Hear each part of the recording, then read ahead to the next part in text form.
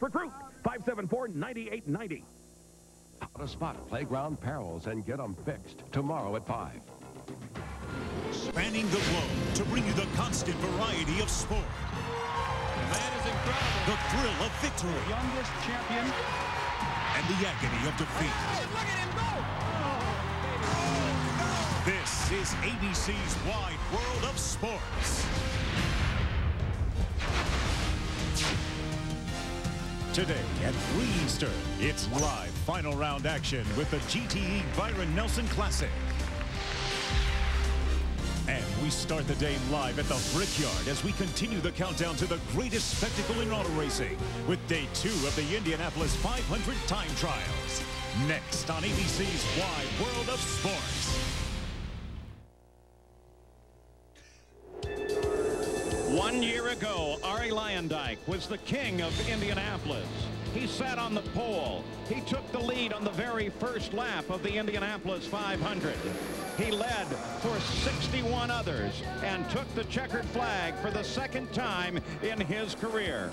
Arie Luyendyk, the champion of the Indy 500. But now, 1 year later, everything changes for Arie Luyendyk. When you look up and down the pylon at the end of pole day, Arie's number 5 cannot be found. He has been forced to try and qualify for the Indy 500 on the final day of time trials. But just minutes ago, he headed out. And this is the way we called it as we watched Arie Luyendyk head for the green flag and the 10-lap run. Arie Luyendyk takes the green flag, starting a qualification run. This is the second attempt charged against this car. He will only have one more if for some reason this run does not go well. 4 laps against the clock, 10 miles. And there is no way that Arie Luyendyk can qualify ahead of any qualifier from yesterday, the day for the pole, regardless of what his speed is. That's the rule at Indianapolis. Well, Arie's not having as much fun so far this month as he did last month, Paul. They've struggled tremendously. They just have had a very difficult time.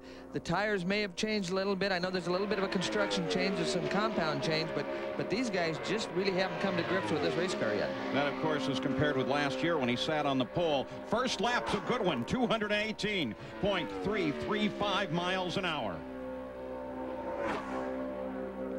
He ran 220 earlier in the week. We talked to him Saturday, pole day. In the middle of the afternoon, he was struggling to run 210. So they've been scratching their head a little bit. The 220 was run on Monday, and then it was downhill. They were able to get up to the 218 area right at the end of the day, but still a great deal of trouble for Luyendyk and the Treadway Racing Team. Jack? Well, Paul, there's a tactic as Arie Luyendyk speeds by that Skip Fall and Arie Luyendyk have determined. Luyendyk will make the call as to keep or discard at 218.898. As long as he is above an average of 217, Luyendyk will keep this run. But it will remain Luyendyk's call whether to call it off. The defending pole sitter, the defending Indy 500 and 2-time champion Arie Luyendyk picks the speed up on his second of 4 laps. 218.8 miles an hour, 5/10ths faster than his first lap.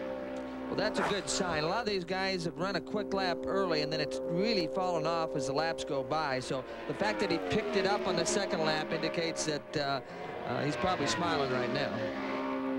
Arie Luyendyk, you see the hand come up as he makes the turn in the corner, very close to the wall. He is averaging 218.616.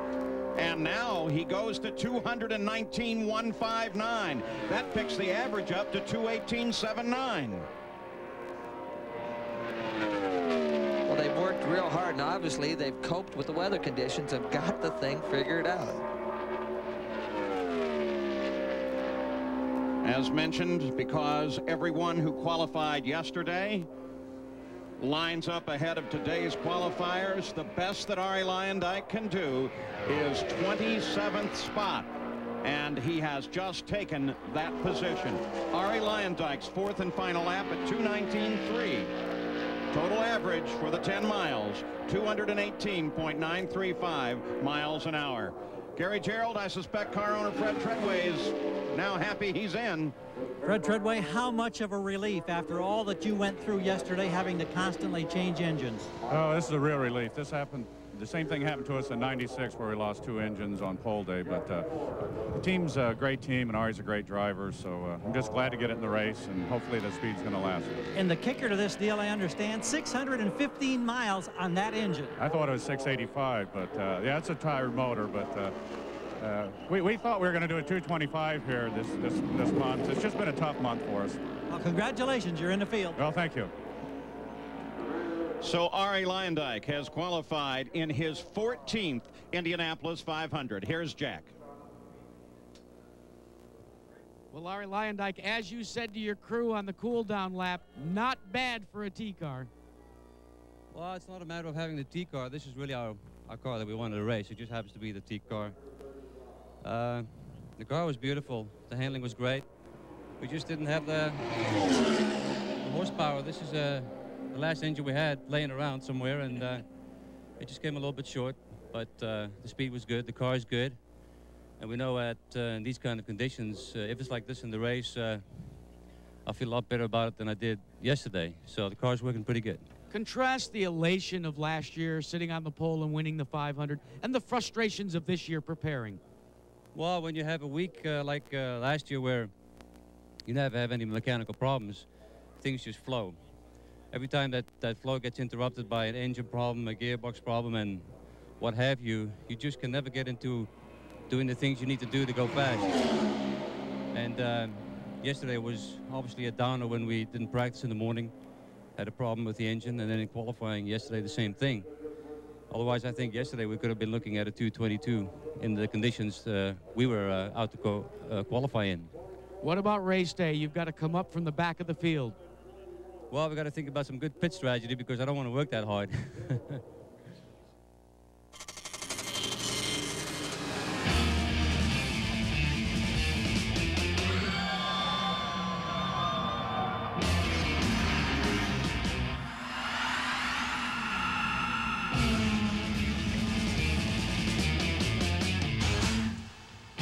The Pep Boys Indy Racing League is at the Indianapolis Motor Speedway for the second and final day of time trials. This is Bubble Day. I'm Paul Page with Tom Sneva, Jack Arute, and Gary Gerald. The sun continues to shine down on Indianapolis. It was a beautiful day yesterday, and it remains so today. We are qualifying, but just a few moments ago, Scott Harrington had completed his first lap of a qualifying run at 217.923 miles an hour, and headed into the first turn. The engine let go big time.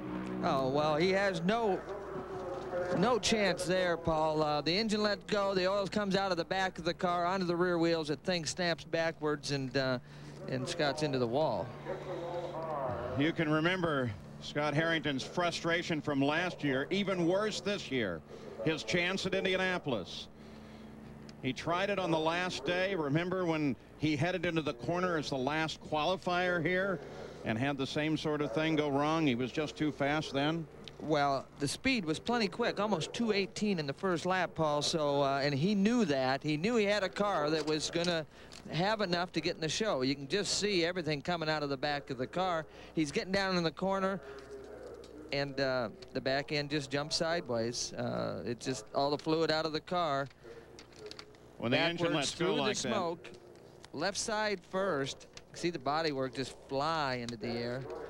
When the engine lets go like that, it just sprays oil on those rear wheels, and even a Tom Sneva can't save it then. No, you're just a passenger, just hanging on, and that's big time. I don't know if they maybe tried a little bit hard with the qualifying motor, if this motor had some laps on it or not, but sometimes to get that little bit extra speed, they'll try to up the horsepower a little bit, up the RPMs, or do something to get a little more speed out of that car. So Scott Harrington, the good news and all of that was that he did climb out of the car and showed some frustration. Well, here's the way they line up at the Indianapolis Motor Speedway as of the moment. First positions can't be touched. Down to the 26th qualifier. Billy Boat, Greg Ray with a spectacular run late in the day yesterday, and Kenny Breck. Inside the second row is Tony Stewart, who had so many high hopes. His teammate, Robbie Buell, in the middle, and Sam Schmidt with a great run outside, too. In row 3, Scott Sharp, Davey Hamilton, and the longtime veteran, Roberto Guerrero. Scott Goodyear, Buddy Lazier, and Mark Dismore make up the 4th row. There's rookie J.J. Yaley, Marco Greco, and Dr. Jack Miller in row 5. The 6th row, John Paul Jr., who was the first qualifier yesterday. Eddie Cheever made it in yesterday afternoon, and so did Buzz Calkins. In row number 7, rookie Andy Mishner, Jim Guthrie, who won a year ago at the Phoenix race, and rookie Robbie Unser, son of Bobby. In row number 8, 3 rookies. Jack Hewitt made it in at the end of the day in an emotional qualification. Steve Knapp and Donnie Beechler. The 9th row, Johnny Unser and Billy Rowe. And then we start qualifiers from today. Just a few minutes ago, Jeff Ward made it in. You saw Ari Leyendijk's run. Stan Waddles, owner-driver, made it in, and so did Raul Boesel. And so Raul Boesel is the last of the qualifiers thus far today. There are 3 positions left to be filled before we start bumping. And the lowest speed is at 215 miles an hour. So Indianapolis time trials are underway. Let's go back to our Wide World of Sports studio in New York and our host, Brent Musburger. All right, Paul, thank you very much. A lot happening on Bubble Day at Indy and in Dallas later today on ABC, because at the GTE Byron Nelson Classic, Fred Couples hopes to win for the 2nd time this year on the PGA Tour. Freddie is competing with a heavy heart this weekend because his girlfriend recently was diagnosed with breast cancer. He's going to be paired in the final round with young Harrison Fraser, a Dallas native. Fraser, who was Justin Leonard's roommate at the University of Texas, hit this superb approach shot on the 18th hole yesterday. The resulting birdie means that he will be out in the final pairing with Couples.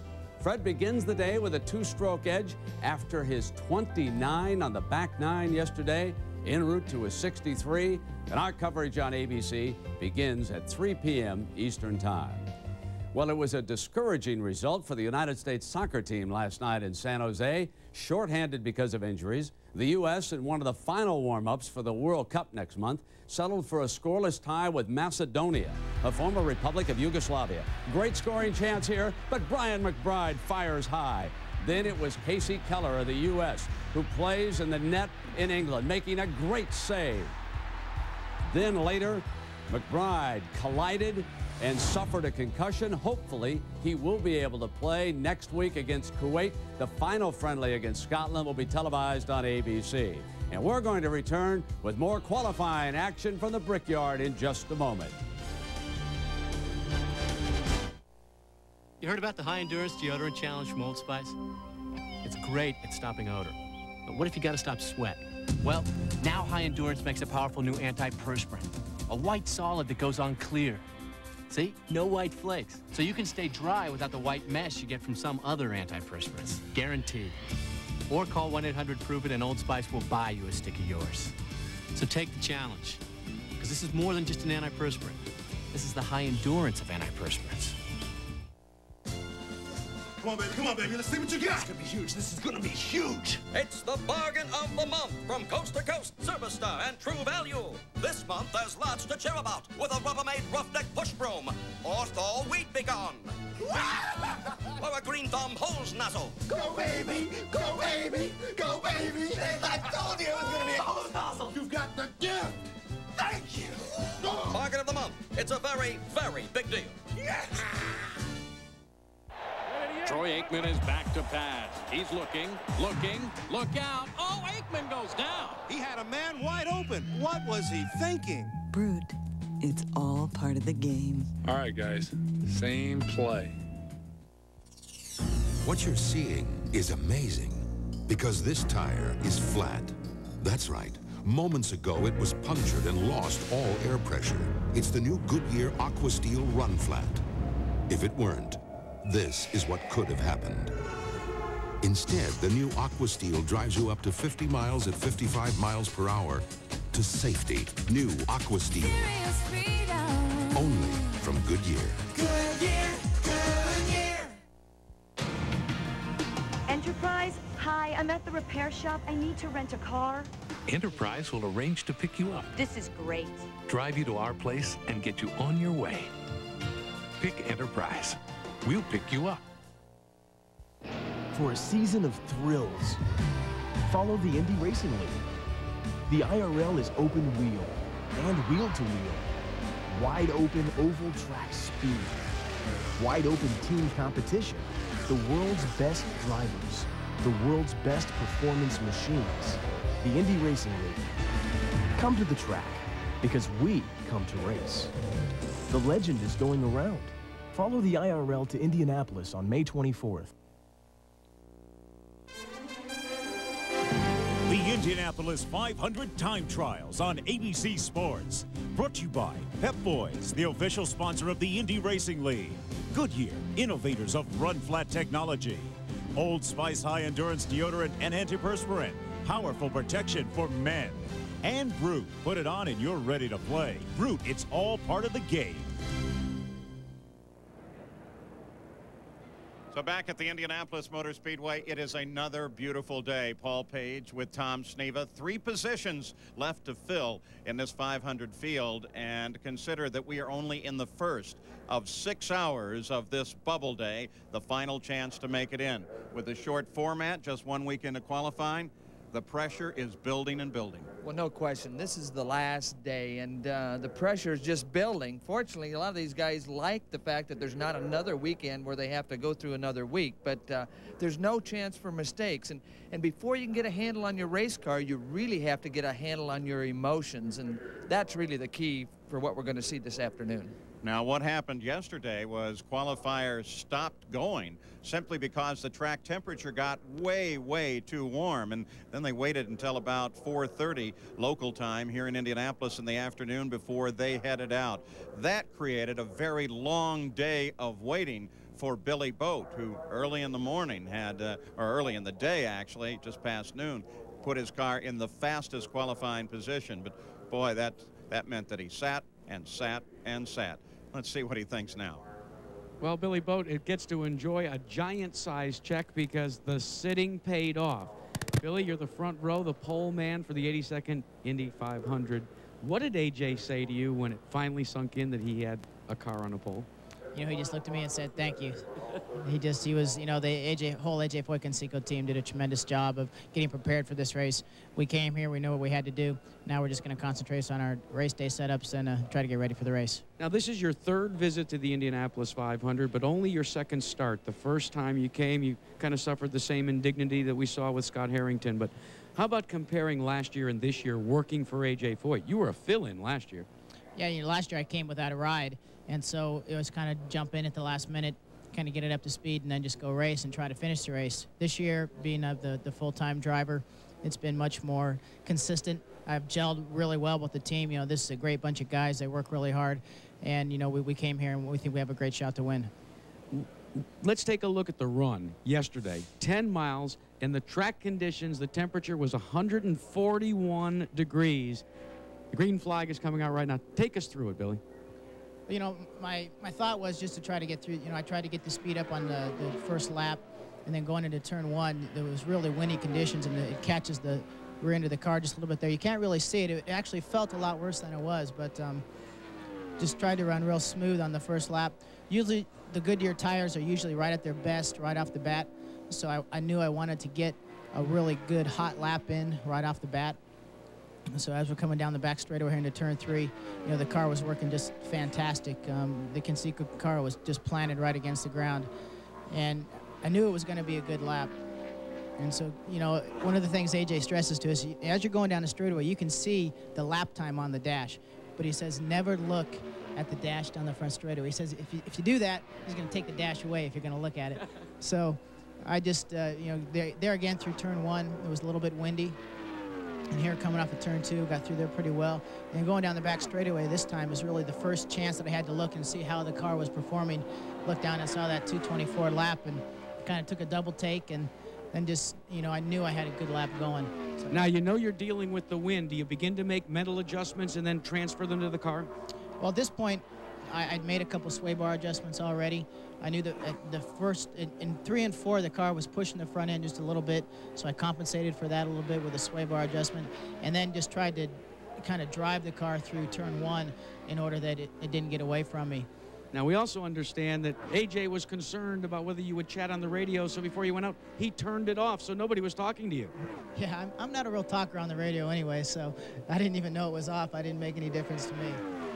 So now you're getting down to the tail end of it, and you know inside you've got a good run going. Absolutely. You know, on that last lap, I just kind of cooled it through turn 1, make sure I got through there nice and safe, and then just, you know, kind of played it conservative on the last lap just to bring it home, and I knew we had a good lap and a good shot at the pole. About this time, A.J. Foyt's heart was beating much faster than yours, but as you began to approach the start-finish line and know that you had a very good shot at sitting on the pole, what went through your mind? You know, I think just all the years that it took to get here and the tremendous amount of work that not only myself but this whole team has endured. You know, these guys really suffered a lot of work last year. You know, this wasn't a good year for A.J. last year. His 40th year at Indy this year. You know, we're glad that we give him a pole position. Probably your wife was suffering more than you. She was really on pins and needles during that run. Yeah, she told me she couldn't watch at all because she was so nervous, but, you know, she brought us home. And there's the checkered flag, and then you had to wait and wait and wait. And when you came back here into the garage area, a lot of people wondered if maybe Team Menard, who is your arch rival, might withdraw Tony Stewart and try to take a run at you. But that run in the heat seemed to drive a stake through their heart. Yeah, it is. You know, I think mentally, I think it did help for us to do that right in the heat of the day and run those quick laps because, you know, it makes you wonder if you can really, if it's worth the gamble of trying to pull a car out of line, withdraw a car, and come back with another one when maybe you're not going to have enough speed anyway. So it's a big gamble. You know, we decided before we ever started that we were going to take our lap no matter what, whether it was on the pole or not. So, you know, we'd have taken a 220 if that's what we'd have gotten. But, you know, luckily for the Conseco team, you know, we were able to put it on the pole. Hey, Paul, he's a tough guy, but you know what? He's valedictorian of his high school class, and he's also a graduate of Arizona State University. Don't forget, too, he came from the minor leagues really last year. A.J. saw him and put him in an Indy car, and now he sits on the pole at Indianapolis. Now, don't worry, you haven't missed anything. There's a lengthy cleanup going on the track right now after Scott Harrington's crash. We mentioned the saga of rookie Jimmy Kite. Nice young man. Terrible week of practice. Gary Gerald? Paul, you talk about all the adventures and the teams and the mystique that make Indianapolis what it is. Jimmy Kite has experienced all of that and more in the last 8 days. Actually, you can go back about 2.5 weeks when he had an incident in rookie orientation when he got his first taste of cement at Indianapolis. But then this week, in the space of 7 days through yesterday, 3 separate incidents. The first one last Sunday.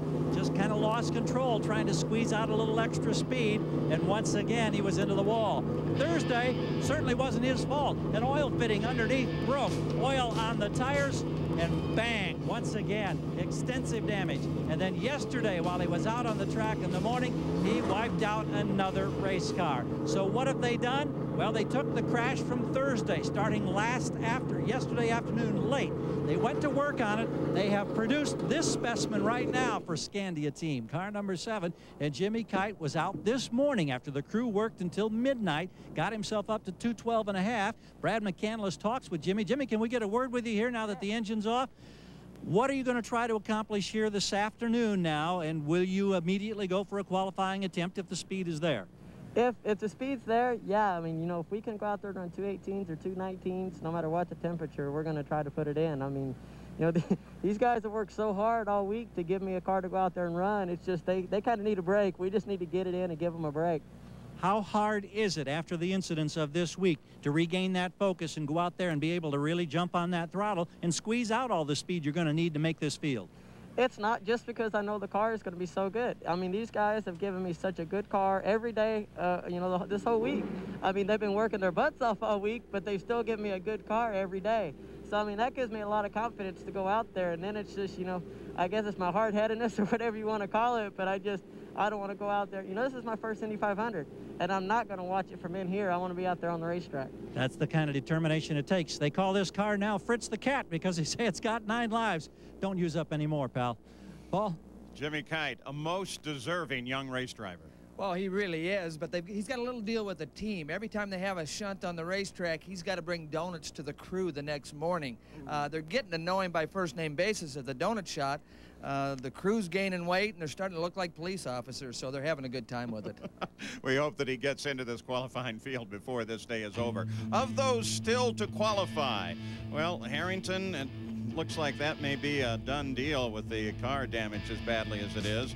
Lynn St. James is not in yet. There is the name of Jimmy Kite. You're looking at their best practice speeds as well. Mike Groff tried it just a few minutes ago, couldn't get it done. Eliseo Salazar crashed yesterday, tried it again today. There's some big names trying to get in the Indianapolis 500-mile race field. Now, don't forget, next Sunday, live at 11 Eastern, 8 a.m. on the Pacific Coast. ABC Sports will bring you coverage of the 82nd running of the Indianapolis 500. Who will make it to the winner's circle at Indy? Come along. Mailman, it's been a long time. Whoa! Mailman, you grew hair. That's right. Couldn't have done it without my Rogaine.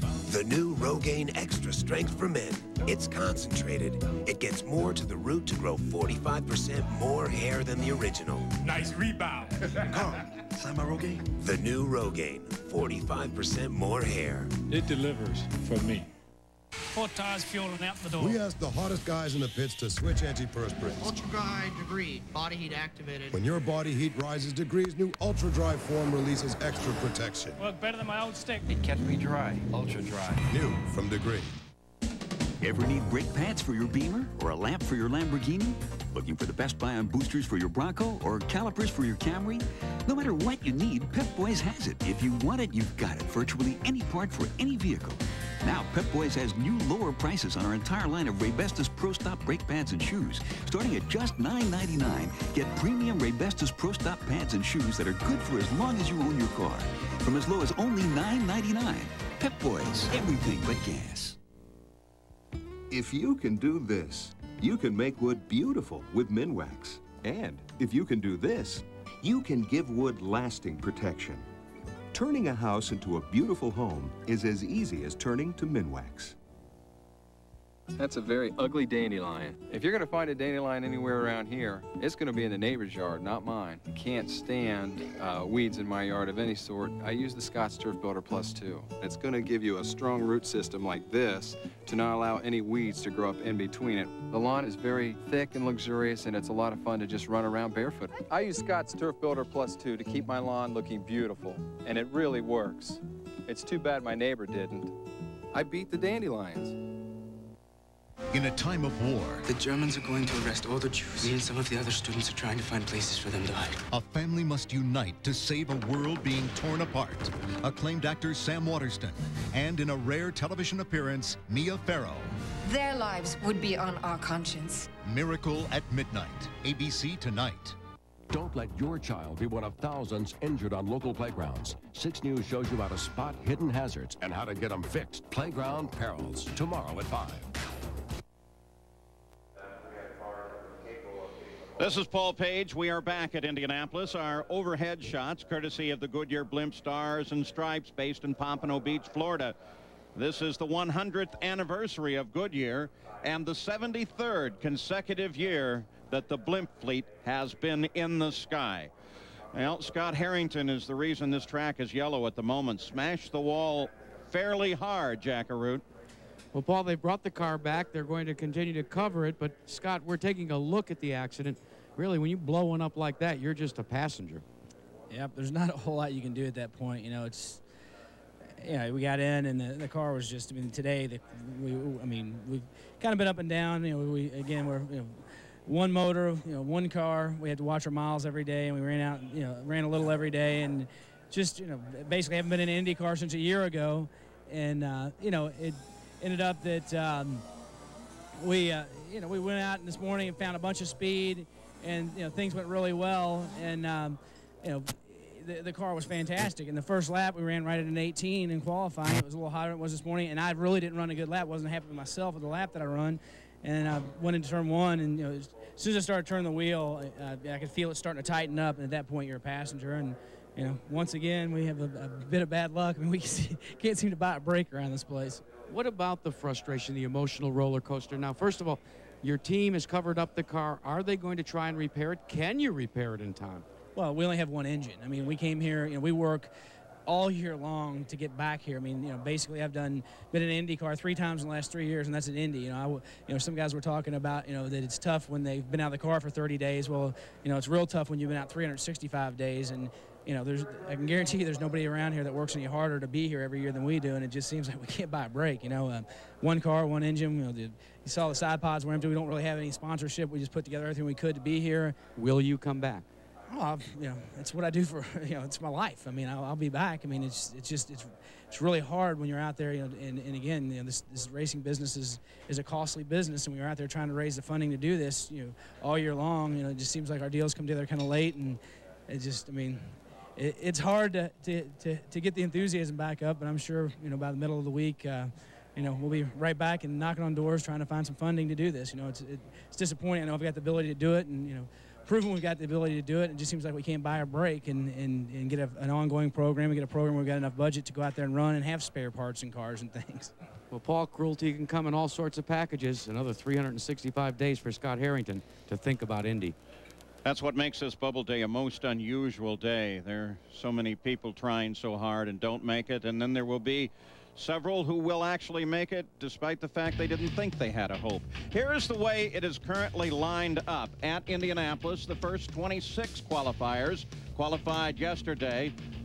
Down to number 30, we had qualifiers who came in today. Now, when Scott Harrington's engine let go, that sprayed the track with oil and parts. It's been a lengthy cleanup. They have not gone to the green flag yet. When they do, they will go back to practice on the track until a qualifier presents. We'll have more from Indianapolis after this message and a word from our ABC stations. What you're seeing is amazing because this tire is flat. That's right. Moments ago, it was punctured and lost all air pressure. It's the new Goodyear Aqua Steel Run Flat. If it weren't, this is what could have happened. Instead, the new Aqua Steel drives you up to 50 miles at 55 miles per hour to safety. New Aqua Steel. Only from Goodyear. Goodyear, Goodyear. You heard about the high endurance deodorant challenge from Old Spice? It's great at stopping odor. But what if you gotta stop sweat? Well, now High Endurance makes a powerful new antiperspirant. A white solid that goes on clear. See? No white flakes. So you can stay dry without the white mess you get from some other antiperspirants. Guaranteed. Or call 1-800-PROVE-IT and Old Spice will buy you a stick of yours. So take the challenge. Because this is more than just an antiperspirant. This is the high endurance of antiperspirants. The author of Jaws, Beast, and the Deep joins forces with the man who created the dinosaurs in Jurassic Park to bring you a terrifying creature you've never seen before. This more than shark you're dealing with. This thing's part human. Don't expect it to stop at the water's edge. You go after that thing. You're insane. Whatever it is, destroy it now! Peter Benchley's Creature. Danger surfaces ABC tonight at 9/8 Central. Hang on to your senses for the new chocolate rock from Dairy Queen. Your ears buzz when you crack through that chocolate shell. Your nose tingles over hot fudge surrounding that DQ soft serve. Your tongue does the tango. It's cold, it's hot, it's crunchy with toasted almonds. Your eyes spin when they see more hot fudge and toasted almonds. And when you scoop up the last of this treat, you realize you want another. The chocolate rock treat. Hurry in and get one only from Dairy Queen. It's what your senses crave. Race on in to Vision Values for the lowest prices on contact lenses. Bring your vision into focus with new contacts from only $29.98. Vision Values gives you the look you want at a price you can afford.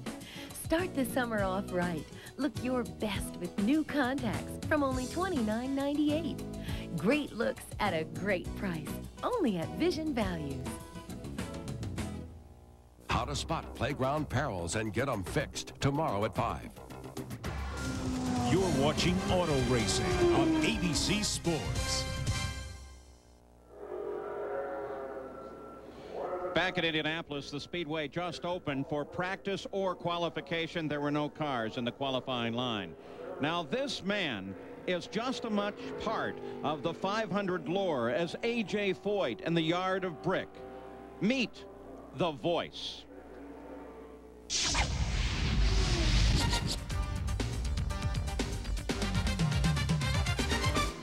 And you won't believe it, over 236 miles an hour, and it's a new track record. Every Indy fan has an impersonation of that voice. It belongs to Tom Carnegie. For 53 years, this award-winning television sportscaster has been the chief announcer on the track public address system. He builds the drama. You've got to create the feeling that this is the most important thing that's happening anywhere in the world, and you in the stands are fortunate to be here today. Now Tom has a crew of helpers and a bank of TV and computer monitors, but those are new. When he started just after World War II, it was primitive. The only help that I had was trying to be able to see around 2.5 miles. Or somebody would call in on the phone maybe later and tell me there was an accident in turn 3. And the only timing and scoring I had was what we kept up here. And also the driver. Remember the old drivers, the top 5 that they put up on the, on the old pagoda?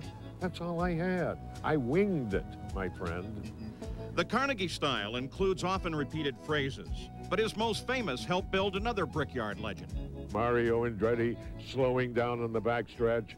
Well, that became a trademark of not only myself, but of Mario. So it could have been in the 3rd turn or the 4th turn, but it was always slowing down on the backstretch. See? You got to have a little fun here, too. 53 years. How many more? As long as I'm strong, I'm going to stay here. And I feel I'm going to stay with it. I have to tell you, in my view, when you decide finally to hang up that microphone, this place will never be the same. You are as much a part of the place as the drivers, control tower, the start-finish line. Thank you, Paul. It's so wonderful at Indianapolis when Tom Carnegie's voice rings out around the Speedway. He sits in a chair right at the start-finish line. Believe it or not, in the pit area is where he keeps track of all the qualifications and practice. And speaking of the practice, we are under a practice situation right now. And we're waiting to see who may come up for a qualification attempt. This is Jack Miller. Of course, he's already qualified that Infinity-powered car into the field. Very nice run late yesterday. Now he has certainly switched over to the race setup so that he can find out what he needs to know for 1 week from today. And that's critical because it's a very short time for everybody. Well, again, with this compact formula, they spend most of the week trying to get in the show, and so it's important to have a little bit of time now to try to get some kind of setup that is going to work for 500 miles. And I'm not sure he wants to be out there and dusting down the oil drive from the accident, but one key that I think we're looking at right now is Danny Drynan. Here's a guy that was in line, ready to go and qualify. I mean, you don't get in that line unless you think you've got the speed it's going to take to get in the show. And when there's an accident right in front of that and a lot of oil on the racetrack, he just backed the car back out of line. But I still see it down in the pit area where he's actually not going on the racetrack with the car, but he's going to wait for this track to get better, for the oil dry to get cleaned up, and let some other guys run through that stuff initially. And I do apologize. That's the 40T car. The helmet tells you that it's rookie J.J. Yaley, who has already qualified in the field. And it is the car that he will qualify if his number 44 is bumped out of the field later in the day. So they're already building up to that possibility. One of the great moments yesterday was a qualification run for the second fastest guy in the field.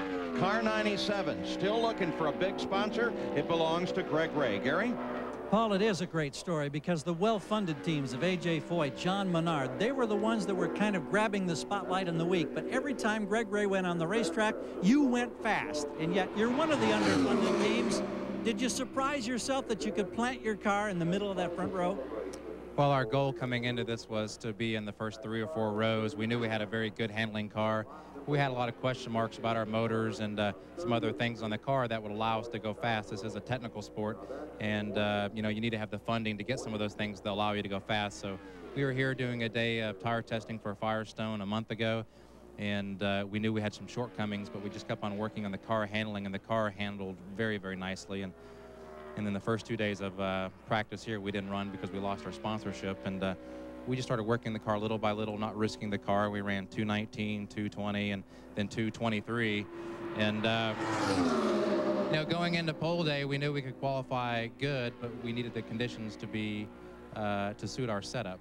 And so we really gambled on the later part of the day, and we got close. We qualified second, and for our small team, that's a huge victory. Well, it's a terrific job, and now I know you look forward to next Sunday, 500 miles. We know it's going to be exciting. Congratulations on a terrific qualifying effort. The first big steps out of the way. Thank you very much, Gary. I do appreciate that. All right, Paul. Oh, woe to be the sponsor that pulled out at the last minute. Well, no kidding.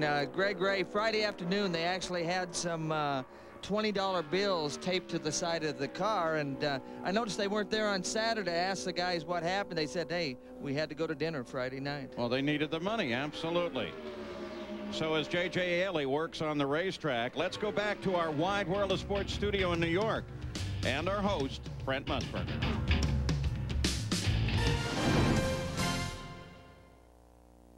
Thank you very much. Let's update the golf story. The final round underway at the GTE Byron Nelson Classic. Fred Couples, who leads by 2 strokes, just parred the first hole. Our coverage here on ABC begins at 3 p.m. Eastern. Now, we've also got a baseball story unfolding in Cincinnati.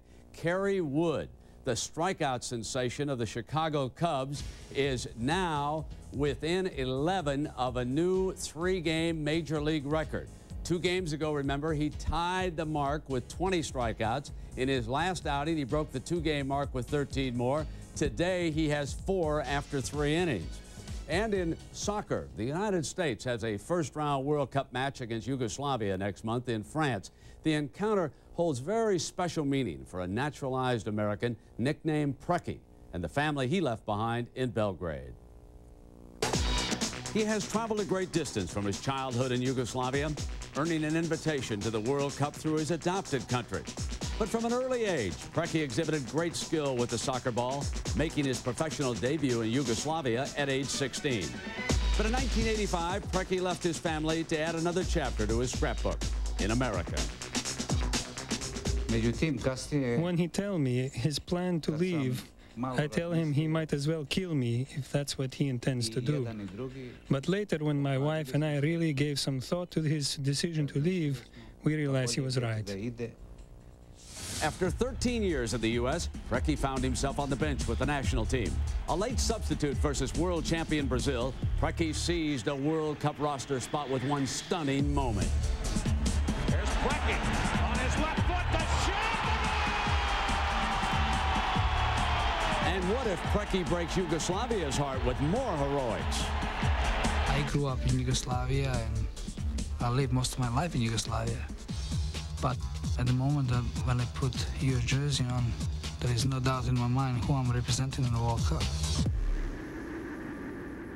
And that special match for Preki against Yugoslavia is June 25th in France. ABC will be there. And we'll return with more from the Brickyard in just a moment. This World Cup 98 update brought to you by Bud Light, Canon, and Nike. Coverage begins June 10th on ESPN, ESPN2, and ABC Sports.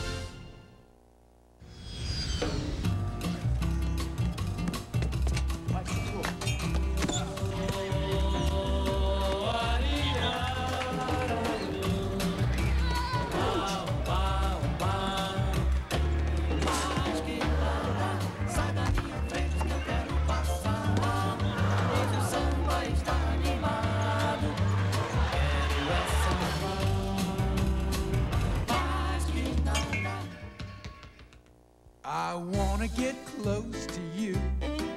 With my sure shot zoom, it's fun to do. From across the room, I just zoom and you come shining through. Get Get your shot with a Sure Shot Zoom, like the 105. There's no way I'll miss a shot like this. What a lovely close-up view. I want to get close to you. Get one of the Sure Shot Zooms from Canon.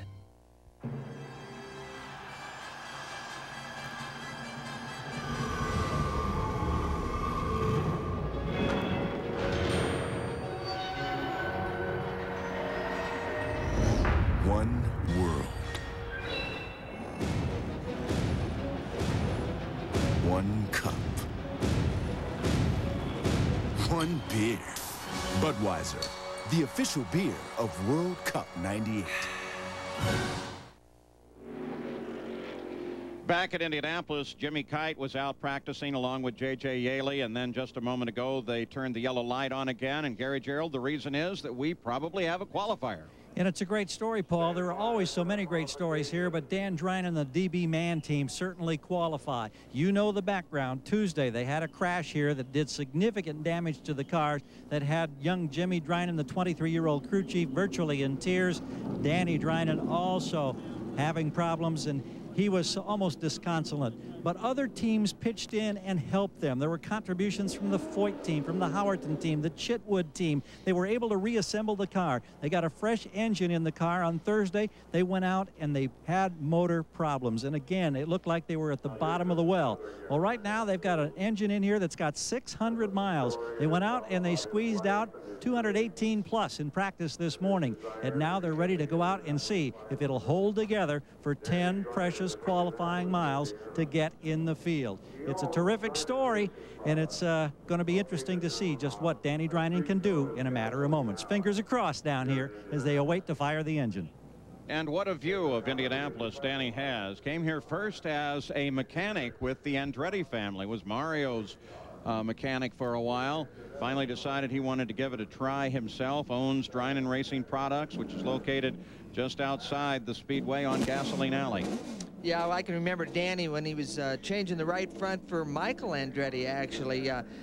Danny's sort of one of the taller guys that you'll see in a race car for sure, especially one of these cars. But I can remember back then, I used to use him as an aiming device coming into the pits. He was always the tallest guy there. He was out doing the right front. You could spot him easy, and because of that, I think he was in a little bit of jeopardy from all the drivers. So Danny Drine rolls out after receiving his instructions from Brian Barnhart, the director of racing for the IRL.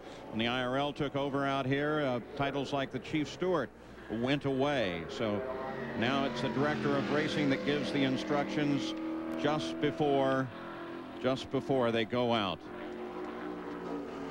Danny Drine trying to make it into this field as a rookie. It has been a long uphill fight for the young man who knows Indianapolis so very well. Now next, live on ABC Sports, except on the West Coast, it's the final round of the GTE Byron Nelson Classic from the Players Club in Texas. Third round leader Fred Couples looks to win the coveted title in Dallas. Danny Drine will keep track of his warm-up speeds as well as his move on the racetrack itself once he takes the green flag. A number of other drivers have been watching. A number of others have been practicing. For example, Robbie Unser has been out in the car that still carries the number 51, which is Eddie Cheever's number. It's in reality the 54 car, and he is doing that just in case he gets bumped out of the field. Also doing that, we showed him to you, J.J. Yaley was in the second of the Crest cars in case he gets bumped out of the field as well. Well, probably JJ is out doing race-type setup stuff. JJ's far enough up the list that I would suspect he's using that car combination to learn some things that might help him for race day. So that's probably not as a backup for qualifying, because JJ is up that list a little bit. The start of the 10 miles. Whoa, he gets high, 141 degrees, the track temperature right now as he starts this run. He went through the trap at the end of the front straight at 222 miles an hour. Dropped off to 214 through the short toot, came off of turn 2 at 211. Now he heads for turn 3. Well, some of that stuff that we saw in turn 1 was, again, the oil dry. Now, he was up a little higher than some of the cars that were out practicing prior to this, but they hadn't got up that high in the middle of the corner to dust her down for him. The car owner, DB Dave Mann, has not had a car in this 500 field since John Paul Jr. finished 10th for Mann Motorsports in 1992. First lap completed, 214.235 miles an hour. What do you think, Tom? I don't think I'd take that, but then again, time could be running out. Yeah, we'll have to see what the next lap is. Again, just right out after the accident. But there's a lot of guys rooting for this guy. I mean, he is a mechanic. They know his midget background. He got hurt very badly in a midget a couple of years ago. So I think everybody up and down the pit lane right now, they're sort of rooting for this guy. Well, the 214 miles an hour would certainly get him into the 31st starting position. But then, well, they've already made the decision on what I was about to tell you, which is I don't think that would be fast enough to keep you in the field, because remember, once the field is full, they then take out the slowest car in the field. He would have been that if he continued a 214 average. Right now, the slowest car in the field is Billy Rowe, who has a 215 mile an hour average. Gary Gerald? Well, let's find out what happened. Was it just not enough speed? Is that why you waved him off, Dave? Yes, that's correct. I don't know what happened. We ran 2:18.4 this morning, and then Scott had his mishap, and we sat there as the track got hotter and hotter. We tried to counteract that by putting a little taller wicker on it, give it a little more downforce through the corner. Apparently, we put too much drag on the car. He slowed down 4 miles an hour. How concerned are you over the mileage on this engine? I'm real concerned. That engine has an excess of 650 miles on it. So that's why we waved it off so quickly. We didn't even want to see if he'd pick up speed. Thank you. Thanks. And so Danny Drynan comes off the track. Again, we'll give you a look at the way the field sets up at the moment. Changeable, not only in the addition of the last 3 positions, but then once those 33 positions are filled, well, then guys like Billy Rowe at 215.7 have to begin worrying about whether or not that speed will hold up, or if there is someone out there who can go faster. Current field average at 218. Troy Aikman is back to pass. He's looking, look out. Oh, Aikman goes down. He had a man wide open. What was he thinking? Brute, it's all part of the game. All right, guys, same play. We decided to get a PC. We? But we didn't want to pay for a lot of fancy extras. Gateway even told us what not to get. When you call 1-800-GATEWAY, we'll build a Gateway computer just for you. We built the Geislers a PC for cruising the net with a powerful Intel Pentium 2 processor and a printer for only $14.99. Let's email the kids our scores. Want us to build a PC to fit your budget? Call us. Let's talk about your Gateway. What you're seeing is amazing, because this tire is flat. That's right. Moments ago, it was punctured and lost all air pressure. It's the new Goodyear Aqua Steel Run Flat. If it weren't, this is what could have happened. Instead, the new Aqua Steel drives you up to 50 miles at 55 miles per hour to safety. New Aqua Steel. Only from Goodyear. Goodyear, Goodyear. This time of year, I need OcuHist. OcuHist Eye Allergy Relief. It's anti-itching, anti-redness, antihistamine relief for your eyes. So it relieves eye allergies fast. My eyes feel great. OcuHist from Visine. It gets the itch out. I'm Ironhead Hayward, and I challenge you to try Zest Deodorant Body Wash. But Ironhead, what's with this thingy? That lather builder works with Zest Body Wash to give you twice the fresh-smelling lather of this bar, and it rinses cleaner. But Ironhead... Oh, quit crying and try it for a week. If Zest Body Wash doesn't give you cleaner, more refreshed skin than these, call 1-888-BEST-LATHER, and they'll buy you a bar of yours. Zest Body Wash. Get cleaner, more refreshed. Get zestfully clean. Robert, will you have Diane to be your lawfully wedded wife, to love, honor, cherish, and keep her for as long as you both shall live? The season finale of NYPD Blue, Tuesday at a special time, 9:30, 8:30 Central. Viewer discretion advised. Don't let your child be one of thousands injured on local playgrounds. 6 News shows you how to spot hidden hazards and how to get them fixed. Playground Perils, tomorrow at 5. This is Paul Page on a beautiful day at Indianapolis. Here are those still with an opportunity to qualify. Most notable is Danny Drynan, who just tried to match that 218. Couldn't get it done, only 214. But some very fast speeds there. Still, they were posted in a very cool time of the day. It's hot out there right now as they're back to practice. Well, there are, but the interesting thing on that graphic, Paul, was there's plenty of them to not only feel the field, but also to do some serious bumping, so it should get fun this afternoon. Well, now, let's head down to the racetrack itself with our Pep Boys track fact. Here is Jack Arute as he's ready to take you to school. You hear drivers talk all the time about a push or a loose or an understeer and an oversteer condition on their race car. We're going to try and show you very briefly what they mean. When a car has understeer, it means that the nose of the car wants to go towards the wall when the driver turns the wheel in the corner. When a car has an oversteer condition, it means when he turns the wheel that the back end of the car wants to go kick out towards the wall. Now, you also hear drivers say that the car pushes or that it's loose. I'll show you a real quick way to remember the two. Push has a U, understeer does. They're one and the same. Loose has an O, as does oversteer. That's one and the same as well. Oh, that was one of the great secrets of racing you just gave away. What? Push is understeered. I always use the U. Well, I think really what Jack was trying to say is push is where you see the crash and loose is when you don't. This is Hideshi Matsuda on the racetrack. Remember, he came first to Indianapolis as a television reporter, and then the next year came back and made it in the field. He is very certainly one of those who is capable of qualifying a car. The whole question now are the external influences of qualifying. That is temperature, time of day. Who else is pushing you in the line? Tony Stewart inside of the second row for the Indy 500, Jack Arute. And Paul, he's inside a beautiful, luxurious motorhome that he calls his house for this month. Is the pain subsided from yesterday?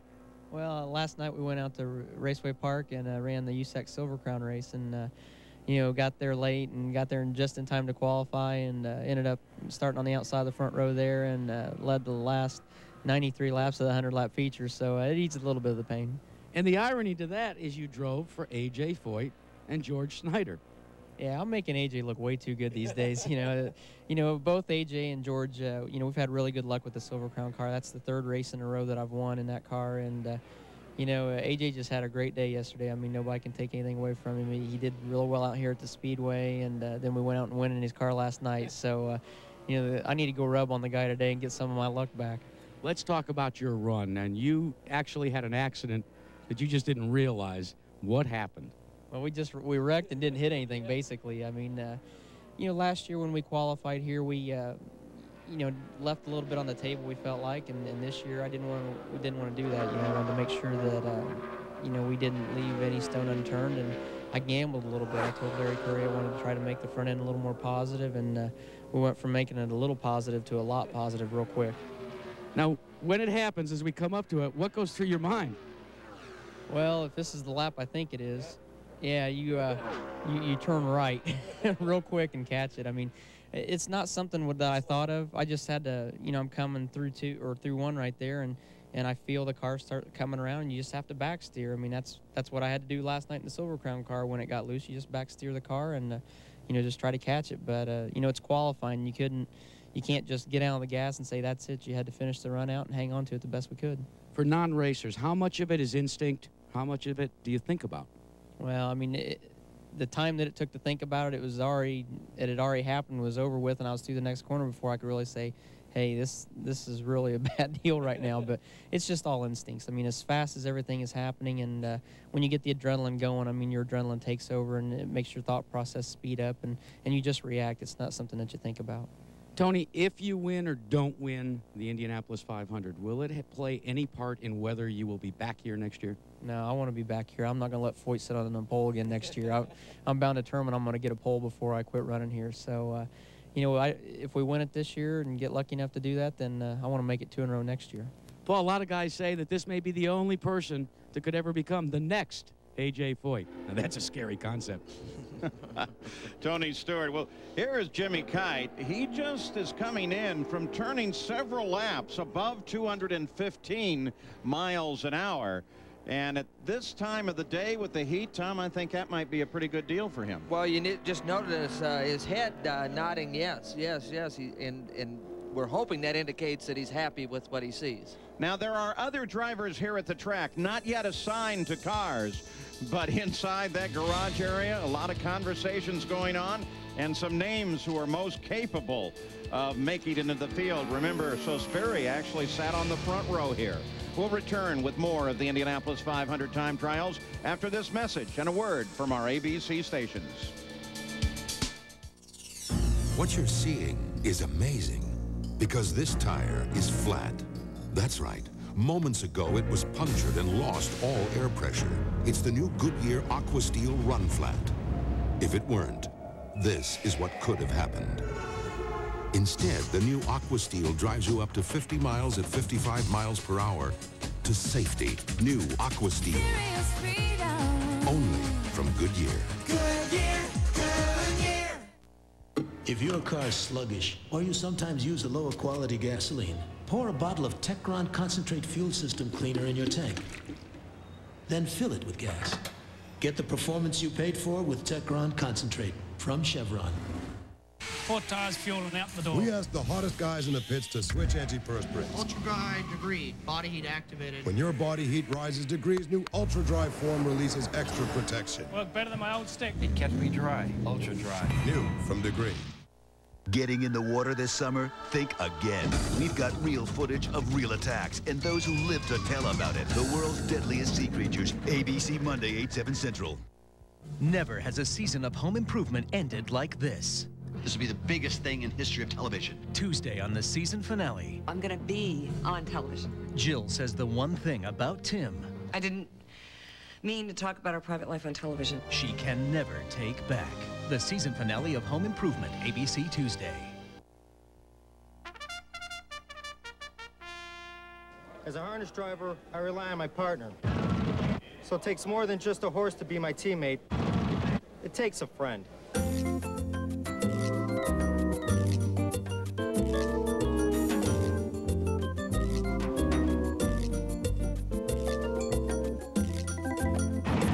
Hey, that's my horse.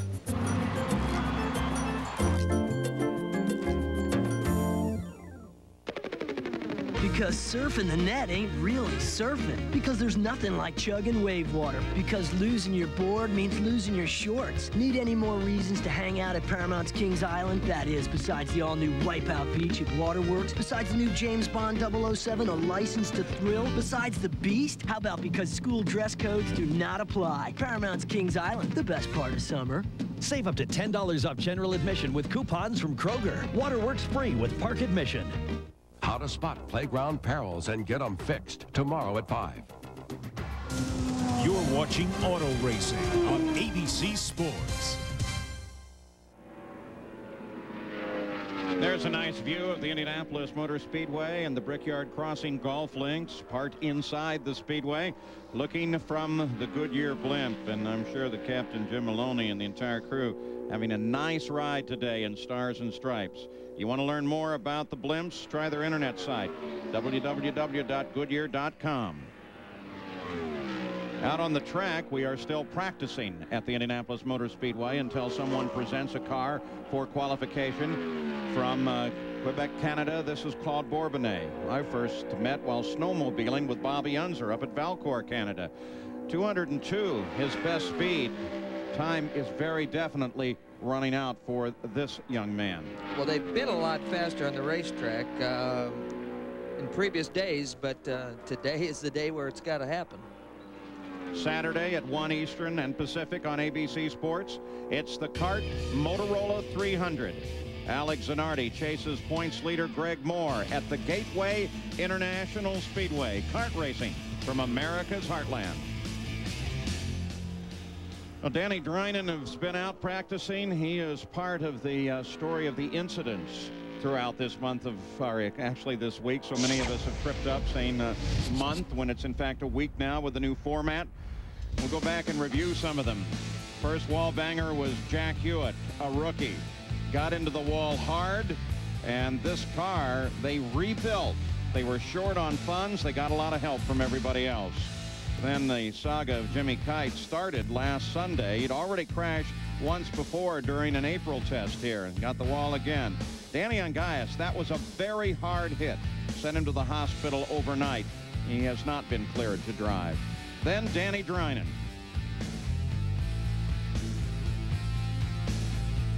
Jimmy Kite, once again, this time backed it almost straight into the wall, destroyed the gearbox, but the car did a nice job saving him. And Billy Boat, right at the last of the final day of practice. And Jack Hewitt on Friday spun it again. Looked like boy, he showed his skill there. Well, he got lucky there. I don't think he was up to speed quite. This was Steve Knapp yesterday morning. Now watch this. It's not going to be a crash, but it is definitely an incident. Well, that's adrenaline flow on qualifying morning, Paul, and sometimes that's what's happened. Here we see it from a different angle. He's actually, all three of these cars aren't quite up to speed. He's actually trying to stay down out of a faster car's way, and it could have cost him dearly. This was Paul Durant yesterday. Heavy damage to that car. Look at the pieces flying on down the racetrack. Thank goodness the barrier system is efficient here. Jimmy Kite, again, yesterday afternoon. There, that was actually during a qualifying attempt there, Paul. Eliseo Salazar caught the wall, had some soft tissue injury to his shoulder, went back, came back to the track a little bit later, and then Tice Carlson the last. Here's Gary. Well, Paul, you're talking about all of these incidents, and I guess we've got a little problem with the camera, so we were going to try to show you some of the improvements in the evolution of these cars, but until we can get a camera, we can't show it to you. So, Paul, we'll run right back upstairs. Well, Gary, we look forward to that, though. And don't forget, America Online will keep you up to date with all the speeds, the times. They have online real timing, and then you can check out Jack at the track, because Jack writes a column for there. I do, too. So does Mike Robb. Keyword ABC Sports.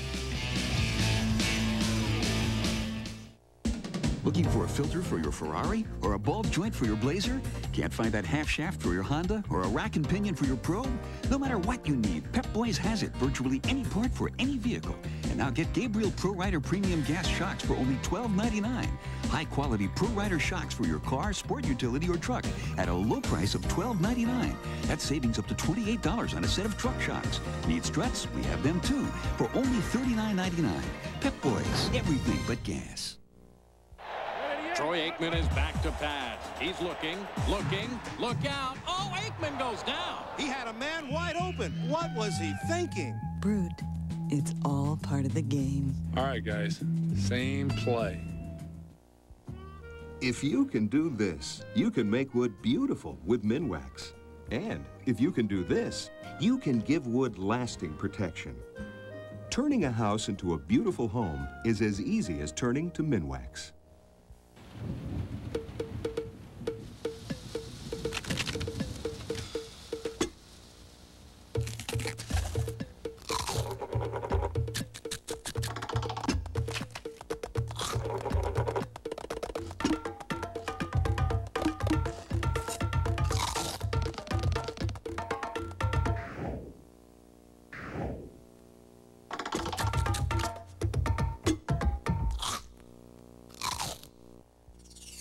What you're seeing is amazing, because this tire is flat. That's right. Moments ago, it was punctured and lost all air pressure. It's the new Goodyear Aqua Steel Run Flat. If it weren't, this is what could have happened. Instead, the new Aqua Steel drives you up to 50 miles at 55 miles per hour to safety. New Aqua Steel. Only from Goodyear. Goodyear, Goodyear. Sally wants to be a surgeon when she grows up. Maybe someday she'll operate on you. Now, would you like this free booklet of simple ways you can help improve her education? Call 1-800-96-PROMISE. Once again, back at Indianapolis on pit road, we were seeing those incidents moments ago. Several drivers experiencing the concrete walls at Indianapolis, but in every instance thus far this month, drivers have been able to walk away relatively unscathed. That's because of the ongoing evolution of the safety process. We want to show you 3 key areas where changes have been updated this year, starting right here behind the driver's head. This is one of Jonathan Byrd's backup cars. Brian Tyler's going to be in this car a little bit later on this afternoon attempting to qualify. The airbox has been boosted up 2 inches. Doesn't seem like much, but if this car happens by any chance to get upside down, it's just a little more room from the top of the driver's helmet to the top of the airbox or the roll bar. Now down inside, you'll see the seams. These are new padded pieces that have been added around the cockpit this year.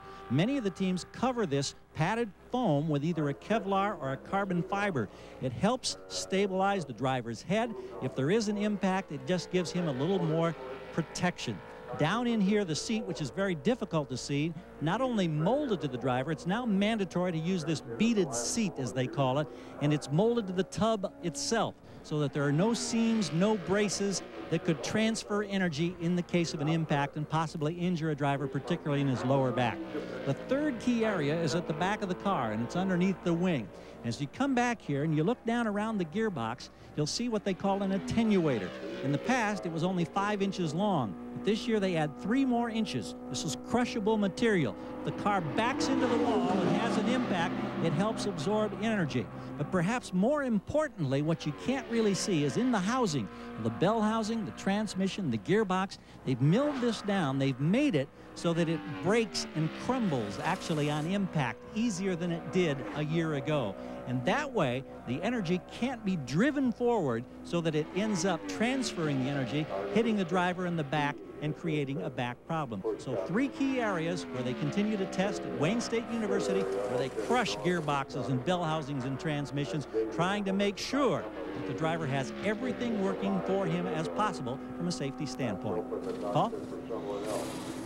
Well, they've done a great deal of work on those machines. As Gary suggested to you, there was some concern because the machines were untested in their new crash-worthy configuration.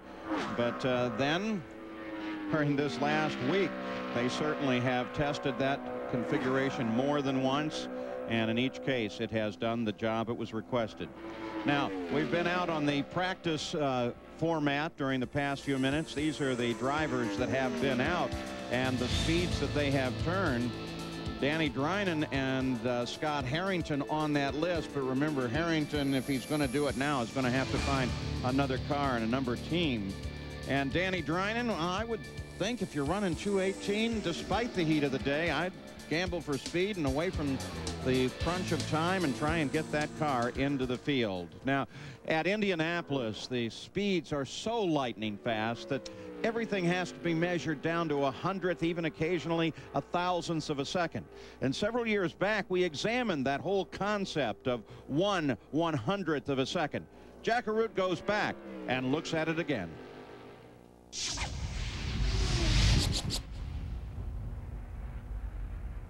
Al Unser's 1991 victory margin over Scott Goodyear remains a 500 record. The difference between winning and second place, a little over 4/100ths of a second. Here at Indy, success is often measured by hundredths. Teams live by their stopwatch, but if you tried to start and stop a watch as quickly as possible, the average reaction time would be 12/100ths of a second. Humans can only see things that happen in 1/10 of a second or more. 1/100th of a second is indistinguishable. Examine this replay. The runner's margin of victory was 1/100th of a second. Your eyes missed it. Her effort, simply too fast for your vision. Dr. Harold Edgerton is used to things that happen fast. He perfected the art of strobe photography, literally stopping time with these fascinating pictures of things unseen by the naked eye. The human eye is a wonderful thing, but it lacks the ability to see anything that happens quick. Charles Miller is an Edgerton-trained expert in high-speed movies, and he will help us understand just how long or short 1/100th of a second really is. We take pictures at thousands of frames per second, play them back at 24 frames a second, and that way we stretch time like an accordion so that that 100th of a second is stretched out to seconds of action. The bail of this rat trap closed in approximately 1/100th of a second. In real time, it looks like this. The snap of your fingers? Well, here's what really happens in that short span of time. Keep in mind that what happens in 1/100th of a second is directly related to the speed of the specific action. A 90-mile-per-hour fastball travels 1.3 feet towards home plate in 100th of a second. An Indy car at 200 miles per hour, 1/100th of a second yields 3 feet. The space shuttle travels towards the heavens at 18,000 miles per hour. That's almost a football field in 1/100th of a second. And of course here they measure it all electronically. Jack Hewitt, I think he's been signing autographs and visiting with race fans ever since he made it into the 500 field. 46 years old and a rookie. There is one very happy man. Quiet at Indianapolis right now. So what are we going to do today, Matt? Shave it off, all of it, just... Okay. It's just this dandruff. It goes away, comes back, goes away, comes back. Well, we can take care of that. Head and Shoulders? With regular shampoo, flakes can keep coming back, but Head & Shoulders helps prevent flakes before they start. You may never see flakes again. And your hair looks great. Glad I didn't do something stupid like shave my head. Head & Shoulders changes dandruff problems into beautiful hair. Let me tell you a little love story. Happened at this wedding. Groom's buddies all sneak out and do the usual number on the groom's car, right? And there it was, the most perfect black Ford Mustang known to man. So right when Mr. Shaving Cream's about to pull the trigger... I can't do it, man. What? Just can't do it. I mean, it's a Mustang. It'd be like defacing a national monument or something. Ford Mustang, built to last.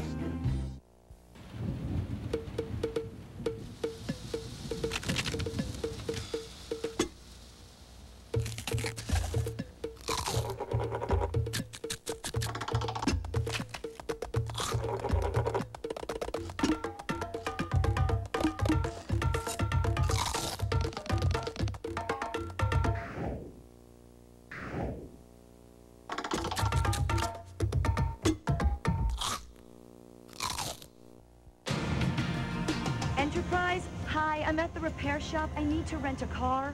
Enterprise will arrange to pick you up, This is great. drive you to our place, and get you on your way. Pick Enterprise. We'll pick you up. Troy Aikman is back to pass. He's looking, look out. Oh, Aikman goes down. He had a man wide open. What was he thinking? Brute, it's all part of the game. All right, guys, same play. Back here at the Indianapolis Motor Speedway, I'm Jack Arute in Gasoline Alley. You saw Jack Hewitt signing autographs, and I'll tell you what, Paul, the line is very, very long, but we want to talk about your qualifying effort yesterday. 47 years old, and you're a rookie. Do you think like a rookie? Give me a break. I'm 46, but I'm still a rookie. You know, you can race forever, but when you come to this speedway, there's a lot to learn. Now, tell us about the first attempt. You were the first car out, and then you waved it off. That was cool, wasn't it? I didn't wave it off. My crew waved it off. You know, I thought, man, we're going to get through this thing. We won't have to worry about a thing. And I come around, and I don't know what to expect because I haven't got to do this before. And I come off the fourth turn for the fourth lap, and I seen the yellow flag, and my heart sunk again. But you also had the wherewithal. It speeds in excess of 200 miles an hour to key the mic and say, Yahoo! I mean, I didn't know anybody was listening. You know, I just thought that was for my crew's ears, but I guess we had some unsuspecting ears listening. But I was just having a ball out there. As you can tell, I'm having it in here, but I was having it out there also. But then you had to wait it out. You had to wait through the heat of the day and watch an awful lot of other guys qualify. And it has been an uphill struggle for you and the PDM team. Did you ever doubt that you would make the Indianapolis 500? Well, when I hit the wall, there came a lot of doubt. And I got back up again, and then I spun out, and there went all the confidence again. But my crew stuck behind me, you know. When you've got guys like, well, my owner too, with Bob Parker being the sponsor coming in, and then I got the crew. To me, the fantastic crewing out here, you know, because it's easy for them to get down just the same as me, you know, because they're out here working all night to get here, and they stuck with me. And right now we're in the show anyways for now. Can you do me a big favor? Absolutely. Could you make it out to Jack and sign it for me? How you spell that? Gary? You guys are having too much fun back there. Buddy Lazier, it's nice to see you smiling. As a former champion, I know this week was kind of difficult leading to qualifying, but you're solidly in the 4th row, and that's got to feel good. Yeah, you know, it does, especially the way we were struggling. We had obviously hopes to being higher for qualifying, but we did spend a lot of time this week working on our race package, and we're going to be good come race day. But we definitely had to really hold our breath for qualifying, because we just haven't been able to get the all-out speed, but we are consistent. Now, you come out here now with the team, and you're getting, looks like, fresh rubber on the car. I'm assuming everything is race setup related. Is there anything specific that you'll chase in the next little while this afternoon? Well, just confirm information that we learned earlier in the week, confirm the full tank loads. It's a whole different race car. You know, when you've got just enough fuel in it and everything's trimmed for qualifying, that's quite a bit different than what you need to win the race. And so we're going to confirm some race setups and call it a day. Last year at this time, we were talking about the great physical courage and all that you had gone through with the broken back, fragmented in so many pieces. How is it a year later, physically? It keeps getting better and better, and there's new technology about 6 months away that I'm hoping will cure everything. So it's looking really good. As you look ahead now with this compressed schedule, has it been bothering you at all that you won't have the normal week after you qualify to fine-tune? I don't know if you're really going to see the downside to that until race day. A lot of guys really focus on their racing, on their qualifying, getting in the race. Again, a qualifying setup is not what you need for the race, so you may not see the full end to everything until race day. Well, it's only a week away. Have fun. Thank you. Buddy Lazier. And you know, a couple of things in terms of concept. The shortened format seems to have just put all the excitement right back into a qualifying weekend. Just 6 days instead of 13 of practice, and then 2 days of qualifying itself, this being the second day, bubble day. And also when you see a guy like Jack Hewitt, that kind of validates Tony George's concept of the IRL to bring those short trackers forward. Well, it really does. It's giving a lot more drivers opportunities to come to Indianapolis. But we just talked to a couple guys that are in the show, so they're pretty much at ease this afternoon. But there's a lot more down in that pit lane right now that are going to have a tough time in the next couple hours. Going to be a very long afternoon. Now, don't forget, it's 1 week from today, live at 11 a.m. Eastern, 8 Pacific on ABC Sports. We'll bring you live race day coverage of the 82nd running of the great Indianapolis 500-mile race. What you're seeing is amazing because this tire is flat. That's right. Moments ago, it was punctured and lost all air pressure. It's the new Goodyear Aqua Steel Run Flat. If it weren't, this is what could have happened. Instead, the new Aqua Steel drives you up to 50 miles at 55 miles per hour to safety. New Aqua Steel. Only from Goodyear. Goodyear, Goodyear. I wanted something that was really fast. I'm talking hyper velocity. I play a lot of games.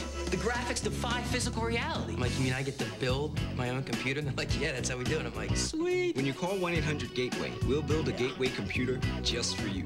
We turbocharged Alex's PC with an Intel 400 megahertz Pentium 2 processor, their fastest one, for $69 a month. Whoa.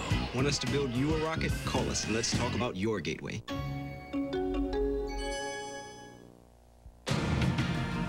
Enterprise? Hi, I'm at the repair shop. I need to rent a car. Enterprise will arrange to pick you up, This is great. drive you to our place, and get you on your way. Pick Enterprise. We'll pick you up. 4 tires, fuel, and out the door. We asked the hottest guys in the pits to switch antiperspirants. Ultra dry degree, body heat activated. When your body heat rises degrees, new Ultra Dry form releases extra protection. Work better than my old stick. It kept me dry. Ultra dry. New from Degree. Genetic testing gone wrong. This thing's part human. Don't expect it to stop at the water's edge. A government cover-up exposed. It was bred by the Navy as some sort of killing machine.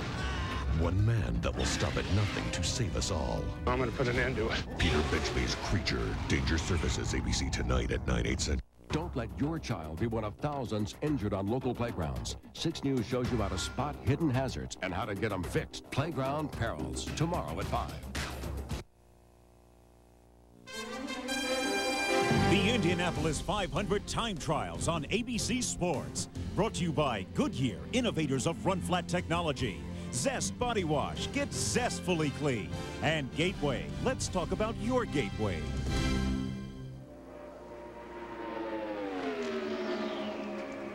Back at Indianapolis, just taking the green flag on a qualification attempt is Eliseo Salazar. A big surprise because the track is extremely hot and really not designed at this point to hold speed. But obviously Salazar would like to get into this field. This car has 2 attempts scored against it. One in which he ran 216.2 miles an hour. The second attempt, he got it up a little bit to 217.1. And I would really think that either one of those times would have been more than adequate. Yeah, I think so, Paul, but this is the last chance for this car. Now, he dropped off on the 3rd lap a little while ago. The temperature was about the same, so they must feel confident that they can run the speed it's going to take to get it done, because this is their last chance. Ooh, puff of smoke at the back, though, as he went into the corner. 218 flat, the speed, Gary Gerald. I think that's exactly what they were looking for, Paul. I talked to Eliseo minutes ago, and I was, like you, I was very surprised that they were going to make the run now. I said, will you wait? And he said, no. As soon as we get a set of tires out here on the car, we'll put it in tech, and we'll make that 3rd attempt to put it in the field. So it was a bit of a surprise, but he obviously and the crew have confidence that despite 141-degree track temperature now, they can put it in the show. Salazar knows exactly where the walls are at Indianapolis. He's been over that line yesterday, but today, look at him. He brings his car right out. Now, that time he works a little bit away from the wall, but the speed drops. 216.16 miles an hour. He's averaging 217.106. That's plenty fast enough to get in. It was interesting, Gary mentioned the fact that as soon as he's got a set of tires out there, as soon as they put a heat cycle on these tires and let them cool down, they've got to go to a new set because the staggers grow and it offsets or upsets the chassis. These things are very precise. Ride heights are very critical on these cars, and so that's why, even though they haven't had very many laps on a set of tires, that they'll go to a new set when they go to qualify. Fastest qualifier of this day, Jeff Ward at 219.086 miles an hour. Now Salazar turns another lap a bit slower at 215.486, averaging 216.5. That would make him the slowest qualifier of the day if they decide to accept this run. Now they can wave it off, but it's the 3rd run for the car. There is no reason really to do so. Yeah, they will not wave this off. They're going to take the checkered flag and sit on that time. Again, we'll see, but the car developed an understeer, and we'll see if he kept the speed up in this last lap. So the checkered flag flies. The 10-mile run is complete. Eliseo Salazar has qualified in to the Indianapolis 500 field. Final lap at 215.3. Slowest qualifier of the day, 216.2 miles an hour, his average speed. Let's go back to our Wide World of Sports studio in New York and our host, Brent Musburger. All right, Paul, thank you very much. We look forward to hearing from you at the Indianapolis 500 next Sunday right here on ABC. Now, for you racing fans, a bonus for you next Saturday. We've got coverage at 1 Eastern of the Motorola 300, Al Unser Jr., Michael Andretti, Alex Zanardi go after Greg Moore now at the Gateway International Raceway, kart racing from America's Heartland Saturday right here on ABC. And, of course, coming up next, we've got golf coverage for you, but let me update quickly for you the Kerry Wood story, the strikeout sensation of the Chicago Cubs, 7 Ks after 5 innings right now, so he needs 8 the rest of the way to break Nolan Ryan's record. It's a long shot. Coming up next, we're going to see if Fred Couples can win for the 2nd time this year. We'll see you later, everybody. Promotional consideration provided by National Car Rental, the official car rental company of ABC Sports. What's happening on the season finale of Drew? We can't tell you, but it's something big. You ain't just whistling Dixie, fat boy! What do you want? my people. The Drew season finale, Wednesday at its regular time on ABC. It certainly takes a year to grow a parade. Floats grandly designed and dozens of hands to make them real. Motion and music tirelessly blending to perfection. And people dedicated to make... And get the help you need from Gina's Credit Management. It's not a loan, it's a way out of debt. I just wish we'd called them sooner.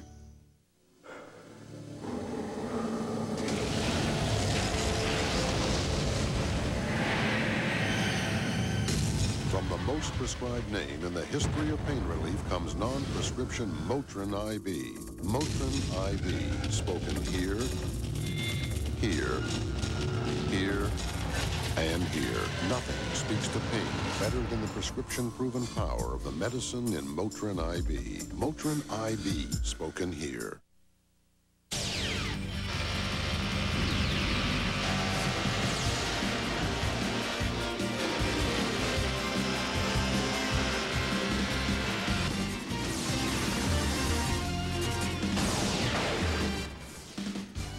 Our Speed World coverage continues today live from the world's greatest race course, the Indianapolis Motor Speedway, as we prepare to fill the field for the 82nd running of the Indianapolis 500.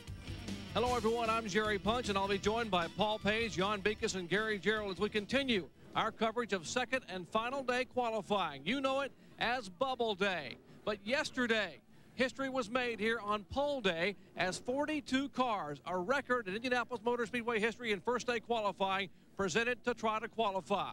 Of those 42, 26 made it into the starting lineup, completed their 4-lap runs. Now, as important as those who qualified, it's really important to know who didn't qualify, including last year's pole sitter and race winner, Arie Luyendyk. But earlier today, the 44-year-old Dutchman who now lives in Scottsdale, Arizona, rolled his team Treadway G-Force machine onto the racetrack. It would be their second qualifying attempt after numerous problems yesterday with engines. And Jan Beekes, most veteran drivers say this time is the longest 2 minutes and 45 seconds of their life. It really is, Jerry, and the main concern for Arie Luyendyk is not just speed, but he has an engine in this car that has 650 miles on it because the qualifying engine they had hoped to use blew up on an earlier practice session. So here he's just hoping that the engine stays together. You can tell by his line, he's pretty happy with the handling of this car.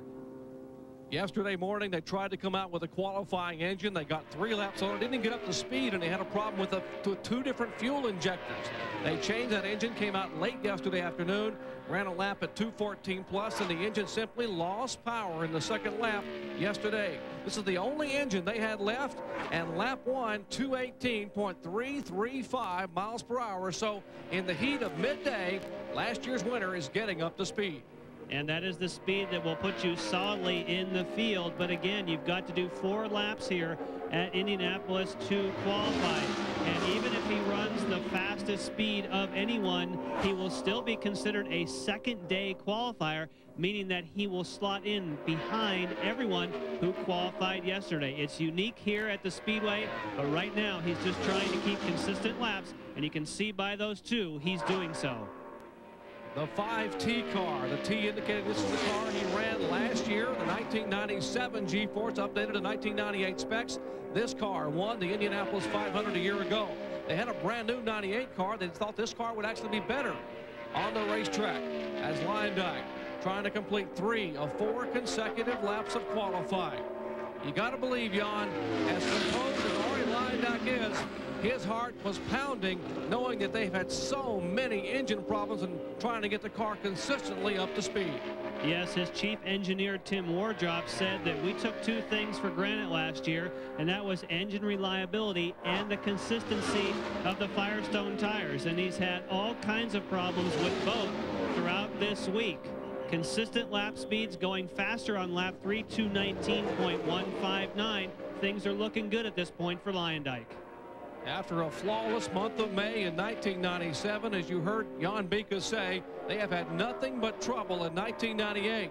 But here on Bubble Day, the final day of qualifying at Indianapolis Motor Speedway, last year's pole sitter will take the checkered flag, and Lyondike will flash by, averaging 218.935 miles per hour.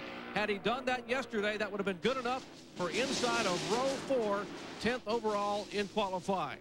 How truly appropriate here on Armed Forces Day at Indianapolis Motor Speedway that we may see incredible displays of courage by drivers attempting to capture their dreams and qualify for the starting field of the Indianapolis 500. More with live coverage of Bubble Day in a moment.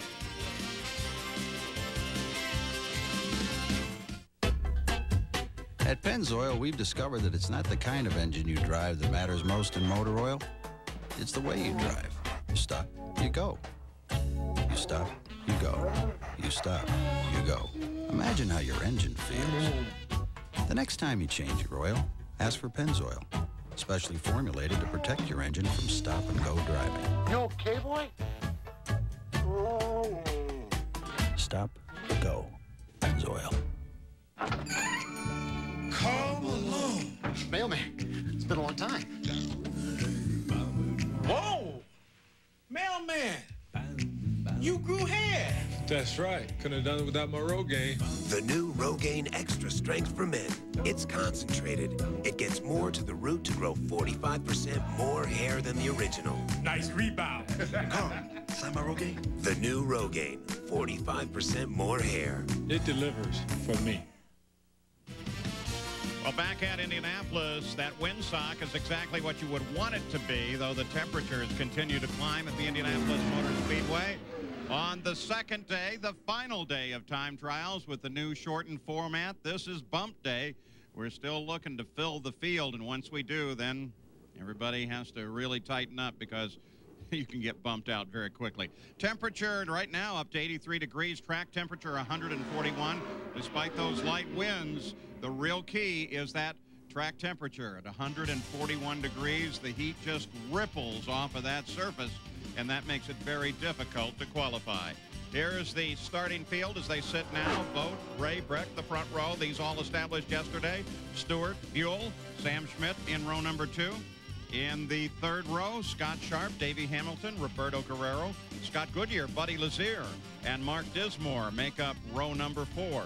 In the fifth row, J.J. Yaley, who's been out practicing in the 40 car in case he gets bumped out, actually the 40T. Marco Greco, Jack Miller, John Paul Jr., Eddie Cheever, and Buzz Calkins make up the sixth row. In row number 7, Andy Mishner, Jim Guthrie, and Robbie Unser. Row 8, the oldest rookie in the field, Jack Hewitt, and Steve Knapp, Donnie Beechler, and all rookie row. The ninth row, Johnny Unser and Billy Rowe. That completes the qualifiers from yesterday. Now, despite what speed you're on, you're going to have to line up behind them until the field is full. So Jeff Ward's 219 puts him outside row 9. Ari Lyondike, you saw him run just a moment ago, into the inside of the 10th row with his 218. Then Stan Waddles at 217 to the center of row 10, and veteran Raul Boisel outside of row number 10. And just a few moments ago, Eliseo Salazar made it into the field at 216 miles an hour. Now, once that field is full, Billy Rowe's slowest speed of 215.7 miles an hour would be the first one to come out if you can run faster. And when he does, then everybody that's lined up behind him, remember he's a first-day qualifier, will move forward, and then you move into the appropriate position in today's lineup. It's a little complex at Indianapolis, but that complexity absolutely adds to the drama here. And the shortened format, Jan Bikas, has added even more. It really has. And a guy like Eliseo Salazar, for example, he went out and just did his third attempt to be the slowest qualifier for today. And you may say, well, why would he take that time? He was on his third and final attempt on that car. He ran at a better time of day, which you would assume would give you higher speeds. Unfortunately, he ran in the heat. He has to take the time, and he is very vulnerable now. We can take a look at the run of Eliseo Salazar, which happened just a few minutes ago. Remember, this is a man that had 2 attempts on the car. As Jan Beek has told you, this is his 3rd, his final qualifying attempt on the car. He crashed yesterday. He went to the hospital. An hour and a half later, he was back in the car. So this is a man from Santiago, Chile, who perseveres. And he is one very brave man. What happened yesterday when I spoke to Mark Scott, one of the team owners of this machine, he said that because they ran right after Billy Boat, LSAO basically said, I'm going to be on pole or I'm going to be in the wall. And unfortunately, he was in the wall. Now, Salazar, running just a few minutes ago, is running with a track temperature over 140 degrees, 141 measured over on the straightaway. A little hot for the grip on this car. And a great first lap. At 2:18, he's probably thinking, great, no problem. I have the speed that I need. But from this point on, Paul, it seems as though he starts to lose the grip, which you would expect on a very hot day. He starts to push the thing through the corners and just starts gradually and more gradually losing speed. Bob Riley, one of the designers on this car, done a beautiful job. Riley and Mark Scott. This is an all-American effort, all-American chassis. And if he could have done spectacular with it, or can do spectacular with it, go back to 1982. The last time an all-American car won at Indianapolis, that of course with Gordon Johncock in his Wildcat. The big question is, if it's this hot and this is the slowest time of the day, why did they run now? Because no one else is even close to presenting their car, and the only answer I can come up with is they were so confident that they had the speed, they wanted to save time for later in the day for full tank running race setup. So he completed the 4-lap run with an average speed up at 216 miles an hour. We'll look for the 4th lap time and speed as he runs to conclusion. And that was good enough for Eliseo Salazar to make it into the 500 field despite very trying conditions in terms of heat. Final turn for the north end of the track and across the short chute. And one of the things the guys are battling today, Paul, is that there is a bit of a tailwind going down the front straightaway, so the engines really sing, and he had a bit of a wiggle coming off of turn 4. You can't say he wasn't trying, but as we said before, this is a borderline speed. Yeah, it would mean that Eliseo Salazar at 2:16.2 would be the second to come out of the field if they start qualifying. There's Ari Luyendyk. Boy, the monkey's off his back, Jerry. Oh, indeed. Ari Luyendyk, after a tumultuous month of May, we just saw your run a moment ago. A great effort by you and the team and everyone here at Treadway to get this car back out, and four very, very consistent laps. Well, that's true. The guys did a great job. Skip Fall, the crew chief, and the mechanics. I mean, they were pretty tired after changing a bunch of engines the last few days. So we were down to an engine that had 580 miles on it when we ran it this morning for the first time. So it was an engine that wasn't very powerful, but it got the job done for us. The car was as good as it's ever been through the turns. And running in those kind of conditions with that kind of heat, I was pretty surprised how good the car stuck. We're talking about the fact when you ran shortly after noon today, the track temperature was 132 degrees. You know, a less experienced team might have panicked considering everything you guys were up against yesterday with 2 different engine problems. Well, that's true, but we had a plan this morning that we would run my my car that I qualified in, and then we had the other car as a backup effort in case this morning something would go wrong mechanically and we couldn't do the run this morning, and then we would use the other car maybe for later in the day. But I'm glad we got it done as soon as we got out, because you don't really want to be sitting around all day and wait for maybe something to happen like happened last night, where you just have no control. You go out of the pits and the engine doesn't run for some reason. I don't think it was an engine problem. It might have been battery voltage, electronics, or whatever. But so you have to calculate in that could happen, and that's what we did today. And I'm glad it just was over this morning. Starting back in the field, that concerned you at all, starting so far back with so many rookies in front of you? Well, rookies or no rookies, it always concerns me in the back anyway, because if you look at past races, the trouble has always been in the back and in the middle of the pack as far as, you know, opening lap incidents. So I might have to be really extra cautious and try to blow off the start completely, just kind of get through turn 1 and 2 and 3 and 4 and hopefully have the fuel spread out and then think about going forward. All right, good luck to you. You got qualified in. Now you can take a deep sigh of relief. All right, thank you. The kind of luck Ari Leindock has had this week, guys, as we've had record temperatures here at Indianapolis Motor Speedway and in the Indianapolis area. He may have the only hotel room in our hotel that doesn't have air conditioning. That's the kind of luck he has had here all month long. But he does make an absolute point in the external aspects of qualifying.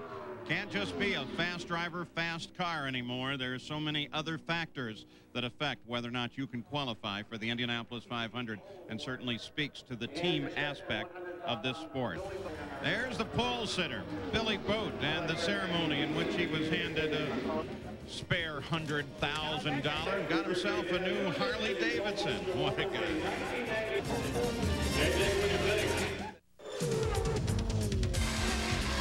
On Track Magazine.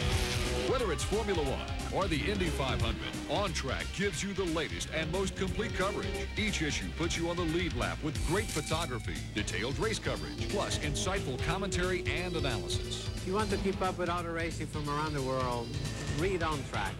I do. Call now to put the world of racing at your fingertips with On Track Magazine, the auto racing magazine of record. Do you have trouble driving in the rain? Is the glare unbearable at night? That's why STP created Vision Blade glass treatment. Vision Blade forms an invisible barrier that repels water and virtually eliminates glare. It applies in minutes and lasts for 6 months, so there's no need to reapply over and over. Look, this muddy water sticks to the glass on the untreated side, but with Vision Blade, the dirt and grime sheets away and your view remains clear. See what you've been missing with Vision Blade.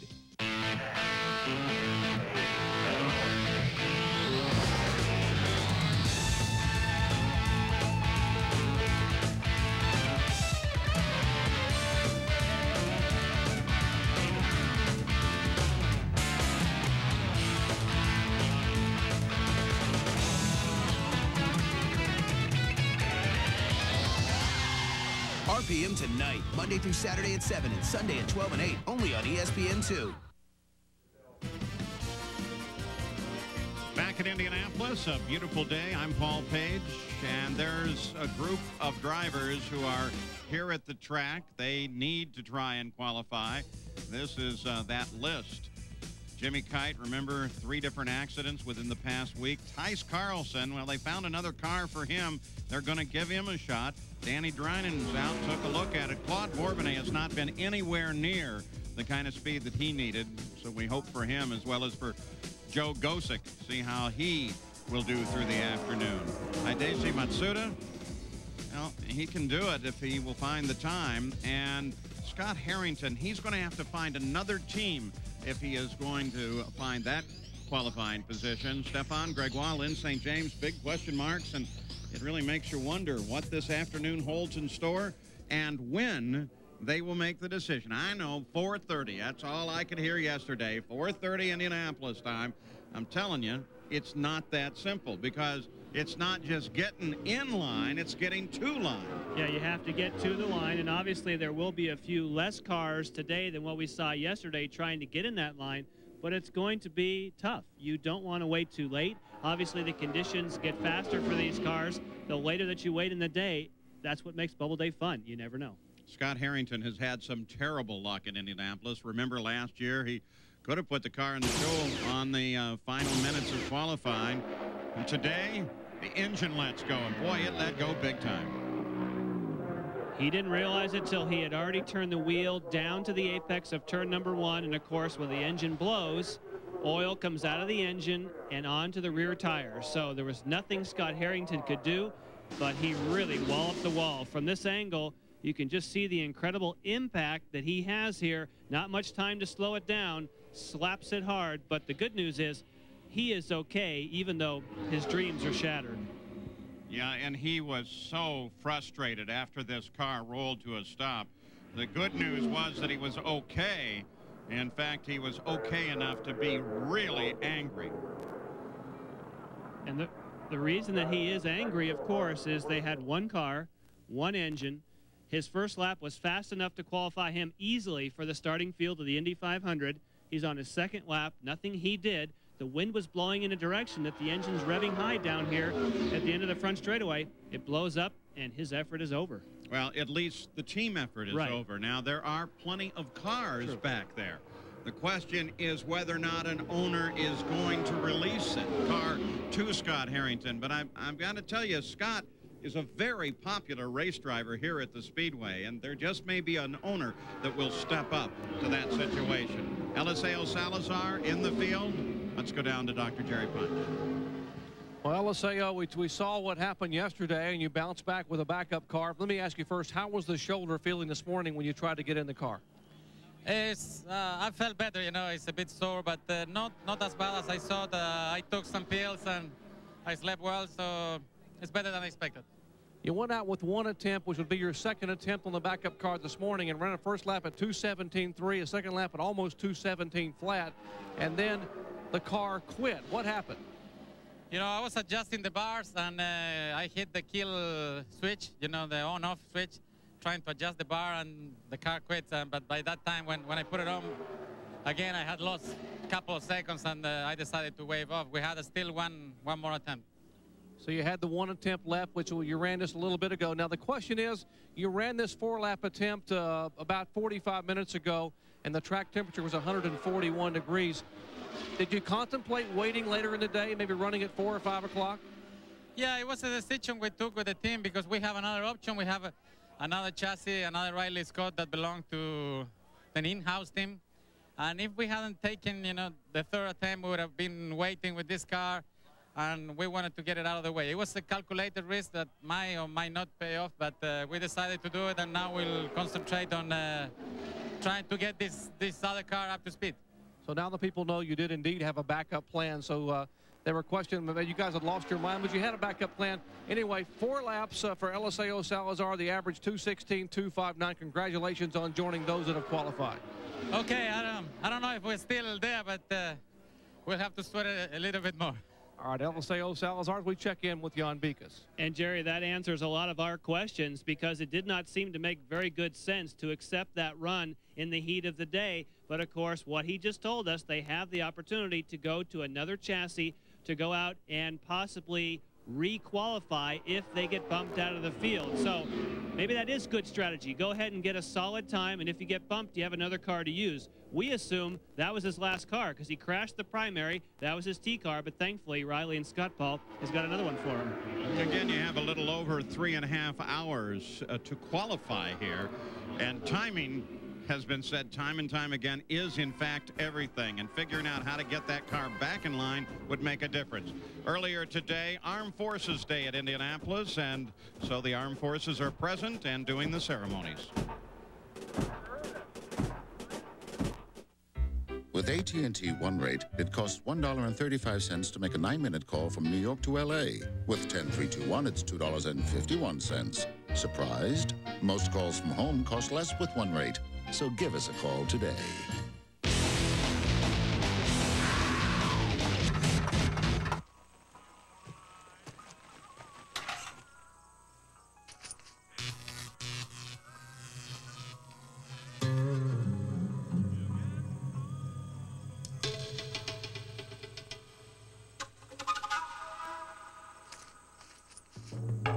There's only one Mile High taste. Coors, the original. In racing, there are no second chances. You blink, you lose. You win. It's a rush. Splitfire, the choice of NHRA Winston Pro Stock champion Jim Yates. Look for the Splitfire Spark Plug $1.50 rebate at auto parts retailers everywhere. Hello, I'm Netboy, live from ESPN Sports Zone via XPG 46 Digital CompuCam. You know, you can check out the big basketball games live with play-by-play graphics on NBA Gamecast. Hey, I do it all the time. Yo, Furman, get out of my cheese puffs. Those are my cheese puffs. Furman! Back at the Indianapolis Motor Speedway, the track is still open for practice and/or qualification. They are practicing at the moment. Remember, keep it here on the Deuce. We'll continue to bring you all of the latest from the Indianapolis Motor Speedway this week. Watch Indy Live Daily Report here on ESPN2 all this week. at 6:30, and you can just get a glimpse of it. The windsock is totally limp. No wind at all. And that means you could qualify, except track temperature 141 degrees. What are you going to do now? You're a team, you're in line, there's still slots open. Got to drive you nuts. What you do is you go out there and you try and get a setup on the car and you try and get it tuned to these conditions, but you know you're not going to qualify now. You know you're going to qualify when it's cooler. So the cars that you hear running behind us really aren't the cars that are going to qualify or try to qualify this afternoon. They're guys who have already qualified that want to get out there and get some running under race conditions, because the only other time they can run from now is just a little bit on Thursday. Now, you remember this situation yesterday? Beautiful blue car, Paul Durant, looking so good until this. Into the corner, lost it even before he hit the apex, put the left side of the car into the wall and put it in hard. Again, the idea of these cars, they're designed for the parts to fly off. We can't say enough times that what you're looking for in these particular circumstances, let the car fly apart. It's designed that way. That helps the driver. It dissipates the energy. But how is Paul Durant? Well, right now, he's with Gary Gerald. You see his helmet here, commonly attired on the wall. That means Paul Durant is back in business, ready to go. How are you feeling physically after yesterday's incident? Well, physically, I'm fine. I bumped my elbow a little bit and banged my knee, but other than that, I'm fine. From a mental standpoint, how are you doing? Well, it's tough, but, you know, these guys busted their fannies all night last night, put the car back together. They just now finished it. We've got a few different things on the setup that we think are going to help it a bunch, and we'll just go out and try it. And if it is, then we're going to get this thing in the show and move on. How much pressure are you feeling as that clock ticks away, and we're down now to, what, about 3.5 hours before it's all over? You know, I mean, obviously there's a fair amount of pressure, but, you know, this has been a real long week of struggle for everybody, and at this point, you know, it's not the time to go crazy. We're just going to go out, and if the car's right, we'll make some adjustments to it and get ready to qualify. That's all we're trying to do right now. Good luck. Hope you find some speed. Thanks. You can hear the engine of Jack Hewitt roaring. He'll go out and do some work, but a yellow flag just coming out now, Paul. Yeah, there are a number of cars that have been out. Hi, Paul. A number of cars have been out on the racetrack in the past few minutes. Roberto Guerrero's just been out there. Kenny Brack has been out in his 14 car. Those are cars, of course, already qualified in the field and using whatever time they can find, and it is very limited to try and test a race setup. Yeah, and the idea there, Paul, is, of course, when you run for the race, you run with some more downforce on the car. You, of course, start the race with a full tank of fuel. The car's much heavier, and who knows, maybe the race will take place in conditions just like this. You can learn a lot, and they're much less nervous than the guys trying to get into this race. Let's take a look at the way the starting field looks right now, and as we go through the rows and you look for your favorite, we'll tell you that the slowest in the field is Billy Rowe at 2:15.7. He would be, at the current situation, the first car to come out. That's assuming no one else goes slower than he. They take the slowest car out of the field, and then everybody behind that position moves forward.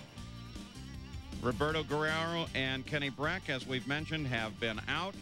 Also out, though, Hideki Masuda, 215 miles an hour the last time that he moved around this course, and he is yet to qualify, so he could be one of those coming up. The only question is when.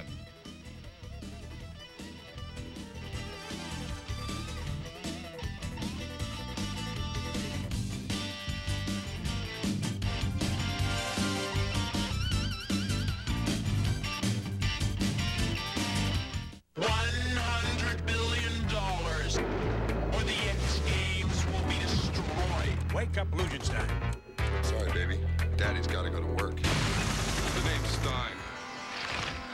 Lugenstein. This summer, Darrell Thompson goes ballistic. You're too late, Luge boy. The X Games are doomed. What a way to go. The X Games, an ESPN Starburst production. God save us. You know, things are bad when cheerleaders are bumming. So you're 0-26, and your star player got beat up by Bobo, the team mascot. I got just the thing to perk up those pom-poms. Starburst fruit juice. Princess Boomba. Come on, girls, sing it. Go, Starburst, go! Go, Starburst, go! Uh-huh. Go, Starburst, go! Go, Starburst fruit juice. The flavor's a bang, a burst. Need a boost? Give it some juice. It starts here. It starts here. It also starts here and here. And it all starts right here at Walmart, home of the EverStart battery. All the cold cranking power your truck, car, boat, or more will ever need. Power you can count on when you need it most. And since it's at Walmart, you can also count on a good price. EverStart. The name says it all.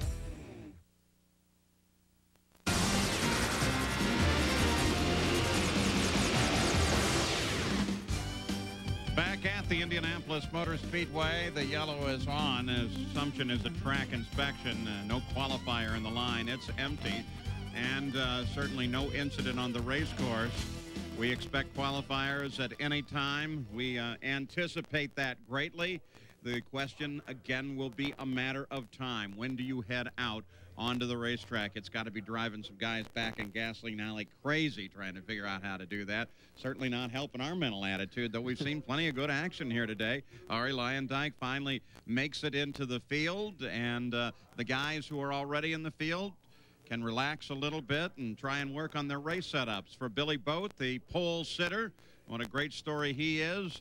This morning meant that he and the rest of the front row came out for the official photograph of the front row with all the literally hundreds of photographers that are here at the Speedway. And then AJ and company, low chew rate for AJ, the GTE Front Runner Award.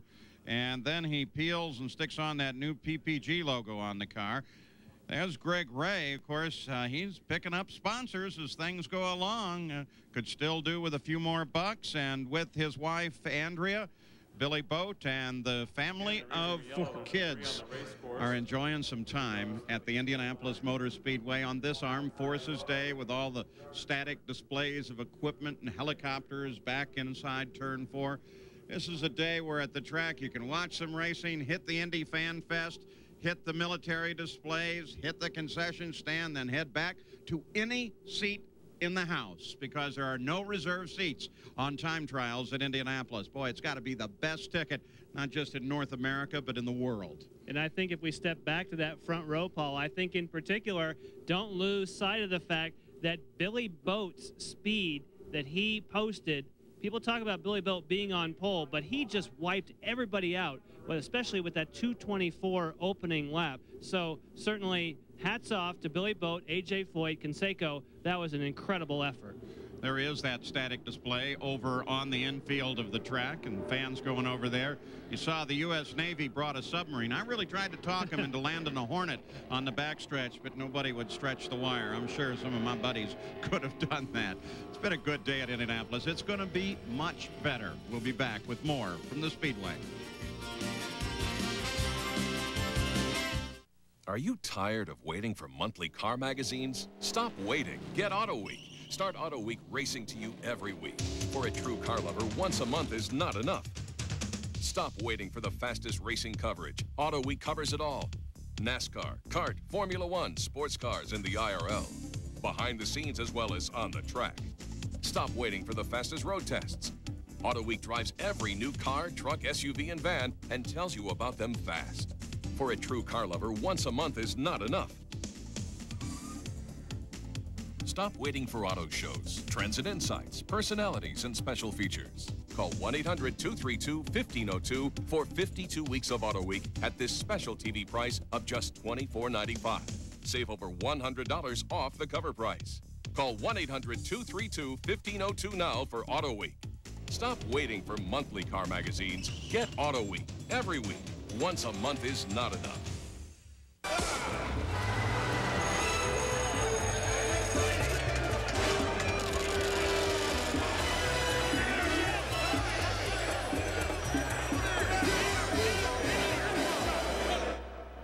How do you separate knowledge from noise? Call Invesco. 38 no-load funds, 65 years experience, a global perspective. You should know what Invesco knows. Back at Indianapolis, we have just gone green once again, and Buddy Lazier already qualified. He answered that call and brought it right back in. Eddie Cheever is out on the track as well, and Kenny Breck continues to practice. One of the stories of the day, and where will it go? Scott Harrington, let's send you down to the garage area again. Well, the canvas you see right here is covering up what's left of what was a very, very good race car, the Delara Aurora Firestone shot machine of Scott Harrington, the Larry Nash crew working on the car. And Scotty, earlier today, you guys went out in a pretty heroic effort to get the car qualified and ran a great first lap. Yeah, you know, we went out and ran I mean, compared to the field right now, a great first lap, but it really, for the way we were running this morning, it wasn't as great as we had hoped. I made a lot of mistakes on that lap, and we certainly, I think the second, third, and fourth laps would have been considerably quicker. And, you know, unfortunately, we went into turn one, and it was a good lap, plenty good enough to be in the show. And like I say, no one who went on quicker thought it was going to be a good one, and we got into one, and the engine let loose, and I was a passenger at that point. You had run 217.923 miles an hour the first time by. As you came across the stripe, but we began to see a little bit of smoke out of the back of the car. Did you have any other warning that the engine was about to let go? No, it was running great until then, and you know, unfortunately, I really didn't feel anything. You're traveling so fast that by the time I felt something, I was in turn one, just turning the wheel. I felt the engine start to tighten up, and again, I just hung on and stood on the brakes. And you know, I mean, once the car came around, I kind of tried to keep the car straight for as long as I could, so we wouldn't hurt the chassis. And unfortunately, it came around. That was all she wrote. The car pretty well used up. Do you have any alternatives, anything working for you, possibly to get in someone else's T car? I know you worked a year long to get here. Well, you know, we certainly have, and you know, right now, I mean, this was the only car. We had one engine, and that's all we had. We don't have any more money. I've talked to a couple other teams, and hopefully there are a couple of teams that might want to do something. You know, I don't know. We've certainly put the word out. We got a lot of people that really want to see us in the show that are trying to help, and we'll just play it by ear. And as the day wears on, we'll see if you never know. Maybe we're going to be the Sunday afternoon show for a third year in a row, but right now it's kind of doubtful. I mean, again, we don't have a dime left, and we're in the hole in this deal as it is. So we'll just have to hope somebody appreciates what we've gone through to be here and like to put us in a car. Well, Gary Gerald is a young man that works an entire year putting together enough money to get here and hoping that they would get the winnings, possibly to be able to pay the bills. That's not going to happen here in 1998.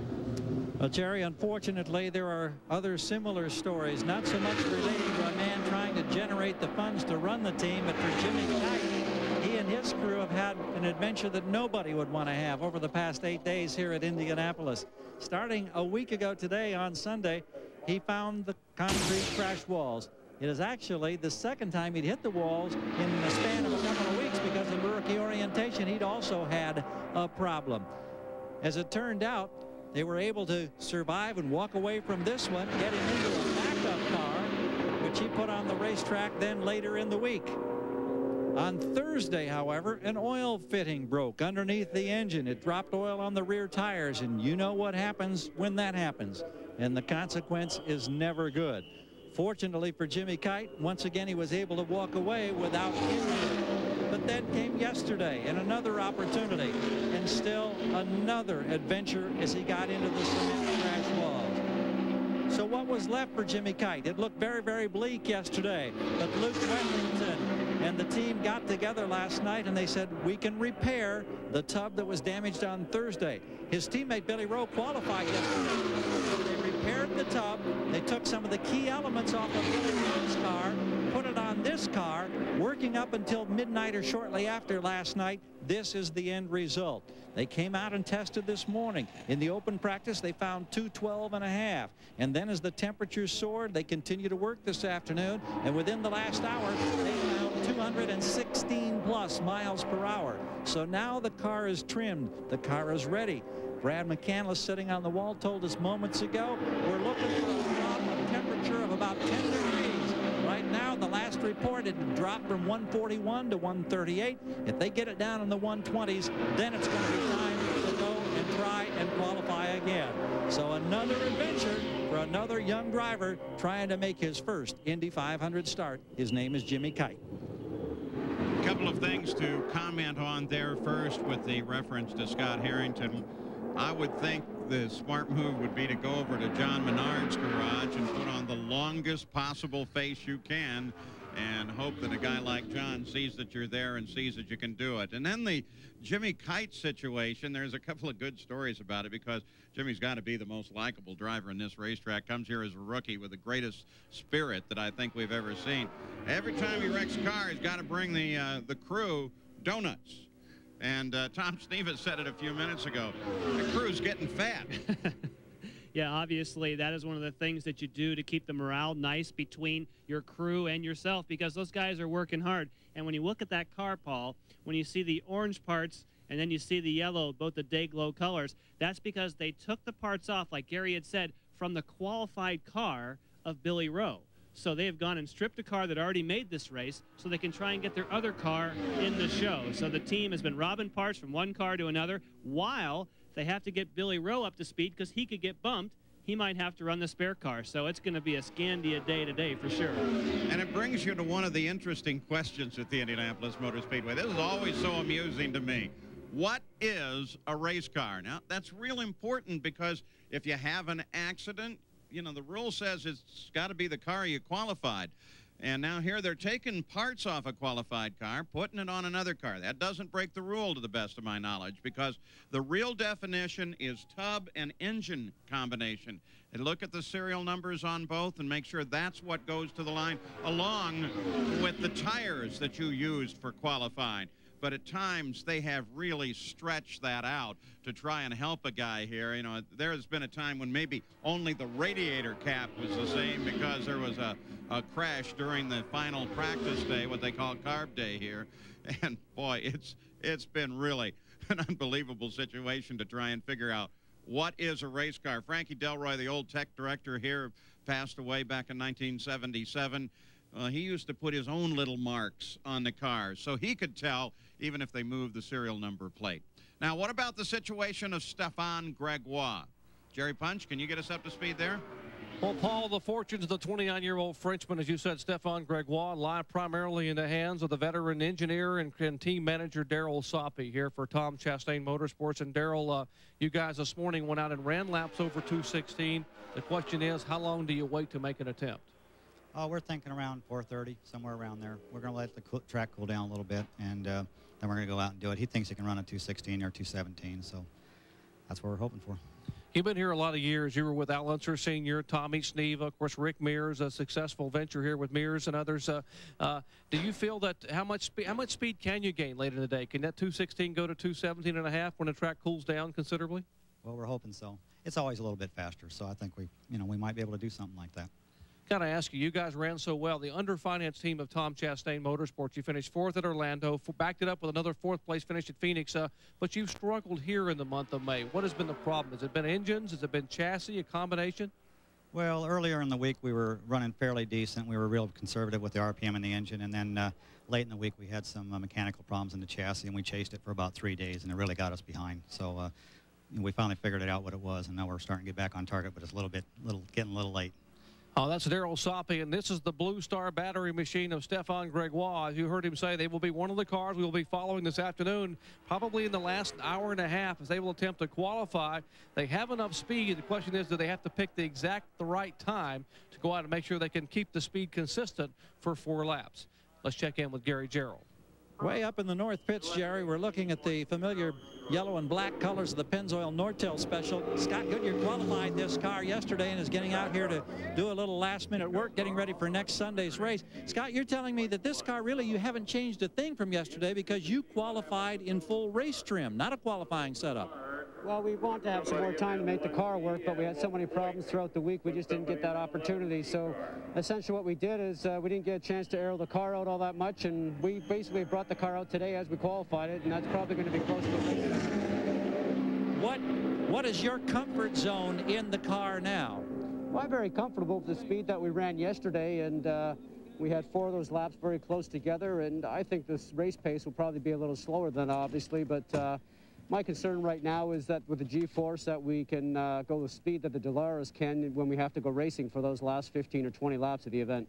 Now, you bring up an interesting point because we've heard you and others who drive the G-Force say it doesn't respond as well in heat. So are you looking for a cool day next Sunday? Well, I think it was a cool day. It would probably benefit us more than maybe necessarily the Dallara guys. But if the heat changes a lot or the humidity changes a lot, these cars are so sensitive it's awful to drive.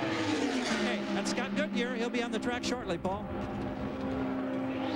Scott Goodyear in his race setup. I don't want to leave you with a bad impression. They can change the engine before the race.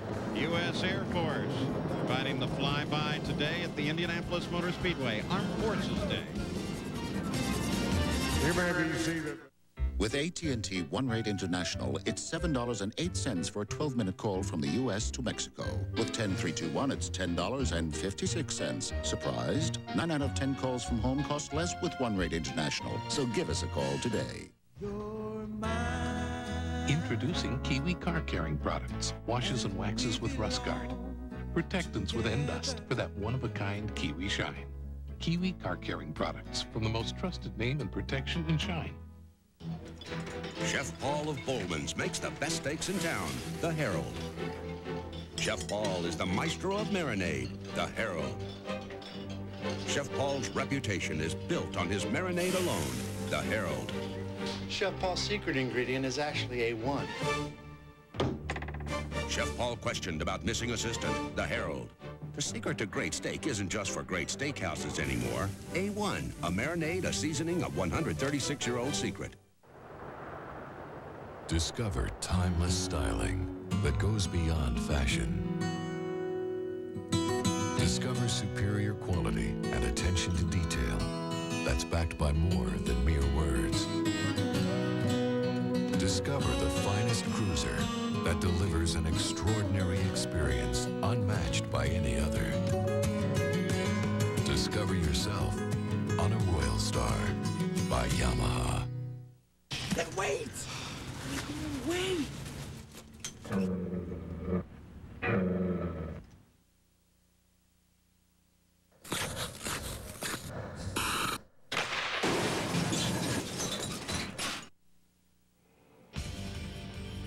This is Paul Page. We're back live at the Indianapolis Motor Speedway, where the flag of the Pep Boys Indy Racing League flies proudly. What a great weekend it's been for the IRL. Thursday is Carb Day here at Indianapolis, and ESPN will bring you all of the action of this drivers take to the track for the last practice session before the big race. And then be sure and tune in for the fun and excitement of the pit stop competition. Don't miss it, Thursday at 3 o'clock right here on ESPN. Now, one of the drivers that has been out working on his race setup, qualified yesterday, is Davey Hamilton. That's a G-Force, the fastest G-Force in the field. And I think that's one of the things, Paul, that may have been overlooked by a lot of the teams and certainly by the media, is the top 7 cars so far that are qualified for the Indianapolis 500 are all the Dallara chassis. So Davey Hamilton effectively is first in class, and that doesn't mean that the Dallaras will necessarily win this race. It just means in qualifying, they had faster cars. So Davey Hamilton, congratulations. That was a nice run, and let's hope the G-Forces are faster come race time. Speaking of G-Forces, let's go back down to Jerry Punch. Well, back down in the Team McCormick garage. What you're looking at right now is the car, the G-Force Aurora Goodyear machine. That 40-year-old Raul Boesel, the Brazilian, qualified. He was the first car to roll off the line today. And Raul, I know you were very, very glad to finally get the car up to speed and get those 4 laps in. You got that right, yes.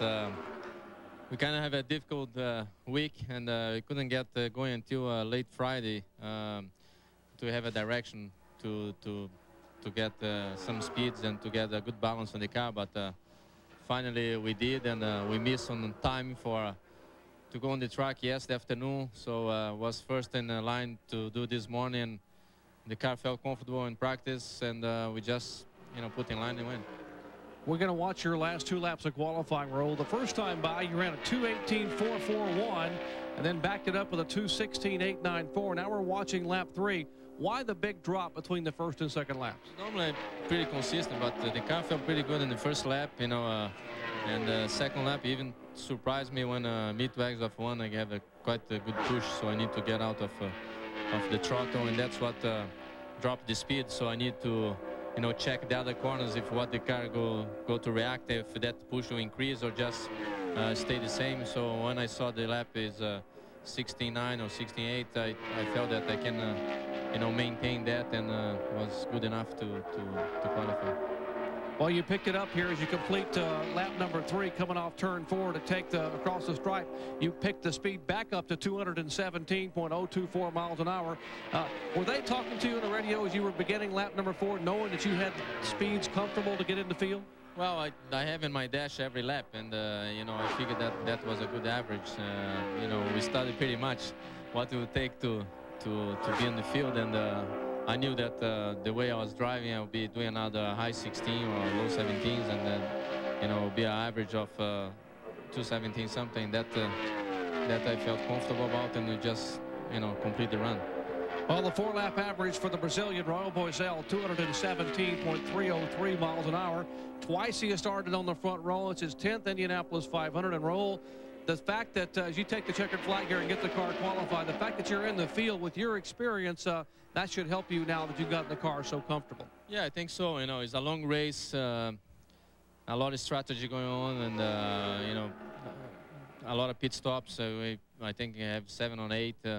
I think I've been in this position before, and at the end of the race, if you're running consistently, you'll be there on the top. So, and that's what we're looking for. Well, good luck to you next Sunday. Thank you. Raul Boesel, let me show you a little something on him that I think is pretty unique. Every driver has their own signature on the race car. Boesel has basically a thumbprint. He puts right above his name, a little bigger than his thumb, but basically it's a thumbprint with a checkered flag dotted inside. A nice little insignia for the Brazilian Raul Boesel, who has finished 3rd, 4th, and 5th here, but has yet to finish 1st or 2nd, maybe next Sunday. Jan Binkus? Well, Jerry, there's another story that happened to Raul Boesel yesterday.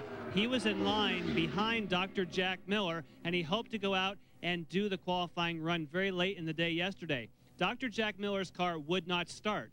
Their starter would not turn it over. You only have 60 seconds. If you can't get it done, you have to pull out of line. Dennis McCormick, who is the team owner for Raul Boesel, took their starter, gave it to Dr. Jack Miller so he could get on the track. Raul did not. It made a full 10 positions difference for them. They're way down the field, but it was great sportsmanship. It is the kind of thing that you see constantly at the Indianapolis Motor Speedway among these great competitors, because they want to make sure that everybody has a chance to make it into the show. Who will make it in today? 4 tires, fuel, and out the door. Feel the heat radiating out of your skin. It's nasty hot. We asked some of the hottest guys in the pits to switch antiperspirants. Ultra dry Degree, body heat activated. Wow, I've never seen this before. When your body heat rises, Degree Ultra Dry's powerful new form releases extra protection when you need it most. This is one of the few products that can keep up with me. It kept me dry, ultra dry. Worked better than my old stick. New Degree Ultra Dry. Now more than ever, your body heat turns it on. The proof is in the pits. Thanks for coming, boys. First, I want you to move the hay over there. Then split and stack that firewood. Then paint that barn. And when you're done, I'll give you the 6-pack of Coors beer. Let me get this straight. The hay, the wood, and the barn, for that? Yep. So what's the catch? There's only one Mile High taste. Coors, the original. It's the Taxi Cab 500, and we're off! When you learn to drive. At Pennzoil, Here we go! we make motor oil that performs under the harshest conditions. Stop and go driving. If Pennzoil can protect these cars at the Taxi Cab 500, maybe you should ask for it next time you change your oil.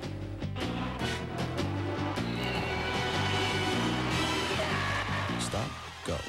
Pennzoil.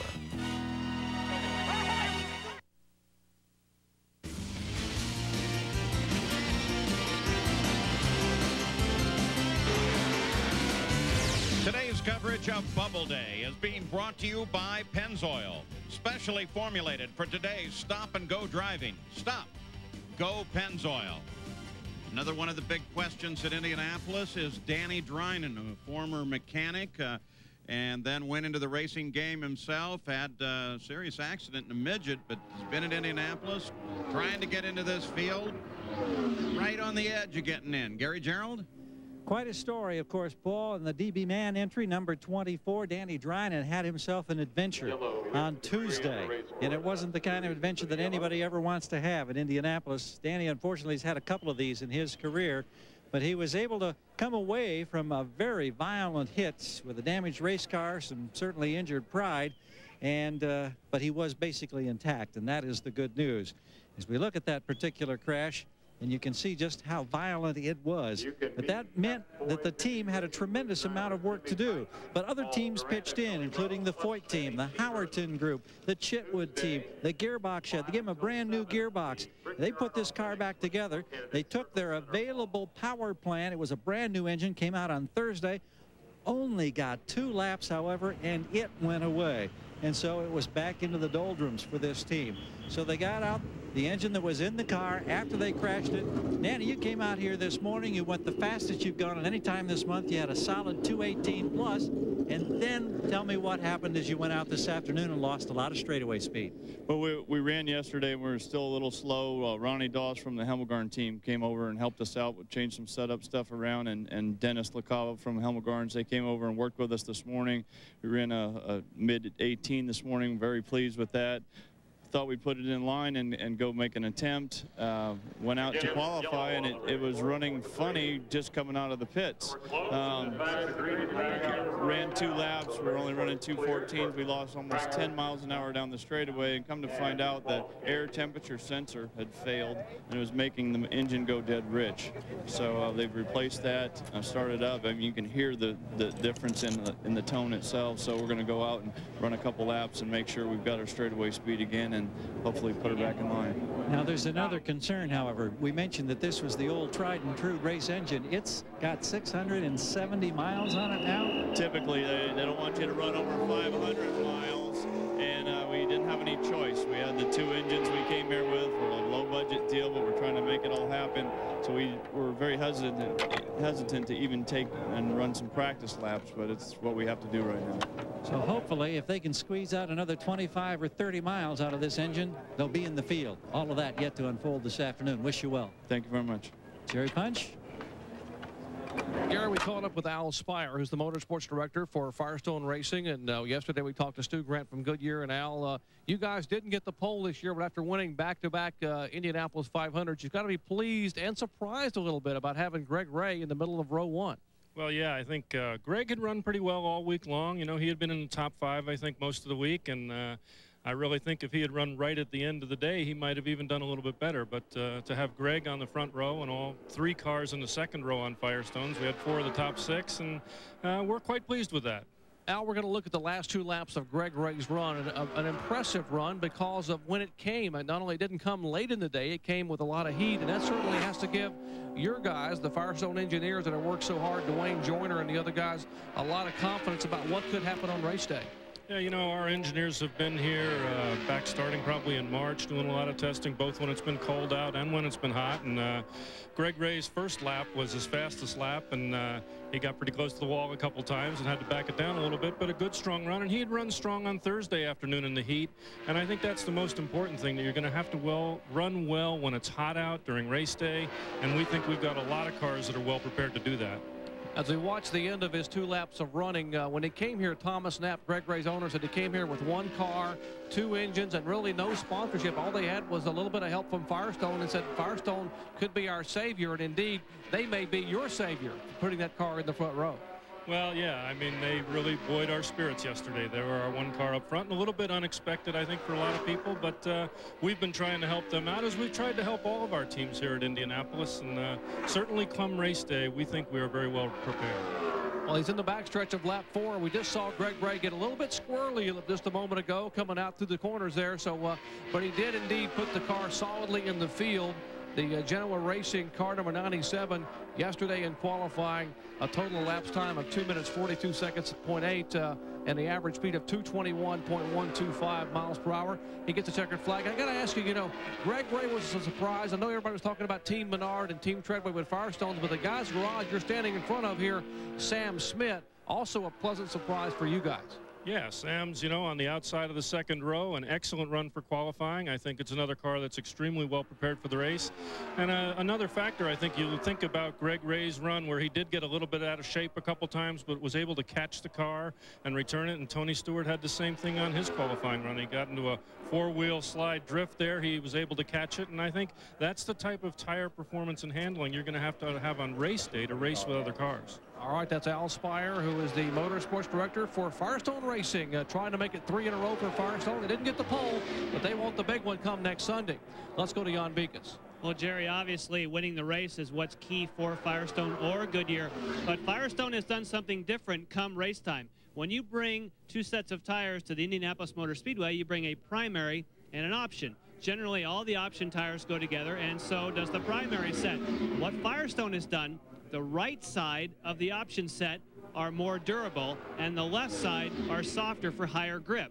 So what that means is you can take your primary set and use just 2 tires of the option, whatever it may be, and then you can go either way. So that's something new, gives you twice as much latitude as to what to do come race day, and you know that could make the difference. Out on the track itself, we're at an open practice session waiting for the presence of a qualifier. Interestingly enough, most of the cars on the track have already made it into the field. You need a muffler. And you need it now. Right now, at participating Midas shops, the famous Economizer Plus muffler is just $29.95 for a limited time only. $29.95, and it's guaranteed. So get into Midas now for a great muffler for just $29.95. Before it's too late. There are now over 8,669 mutual funds. 616 new funds were added last year alone. That's a lot of new gurus. One company has been at this for 65 years in every kind of market and economy. Call Invesco, 38 no-load funds, 65 years of experience, a global perspective. You should know what Invesco knows. This time of year, I need more than an ordinary eye drop. I need Ocuhist. Ocuhist eye allergy relief from Visine. It's anti-itching. It's anti-redness. It's antihistamine relief for your eyes. Ocuhist's special antihistamine formula stops the itching and relieves eye allergies fast. My eyes feel great. Get Ocuhist eye allergy relief from Visine. It gets the itch out.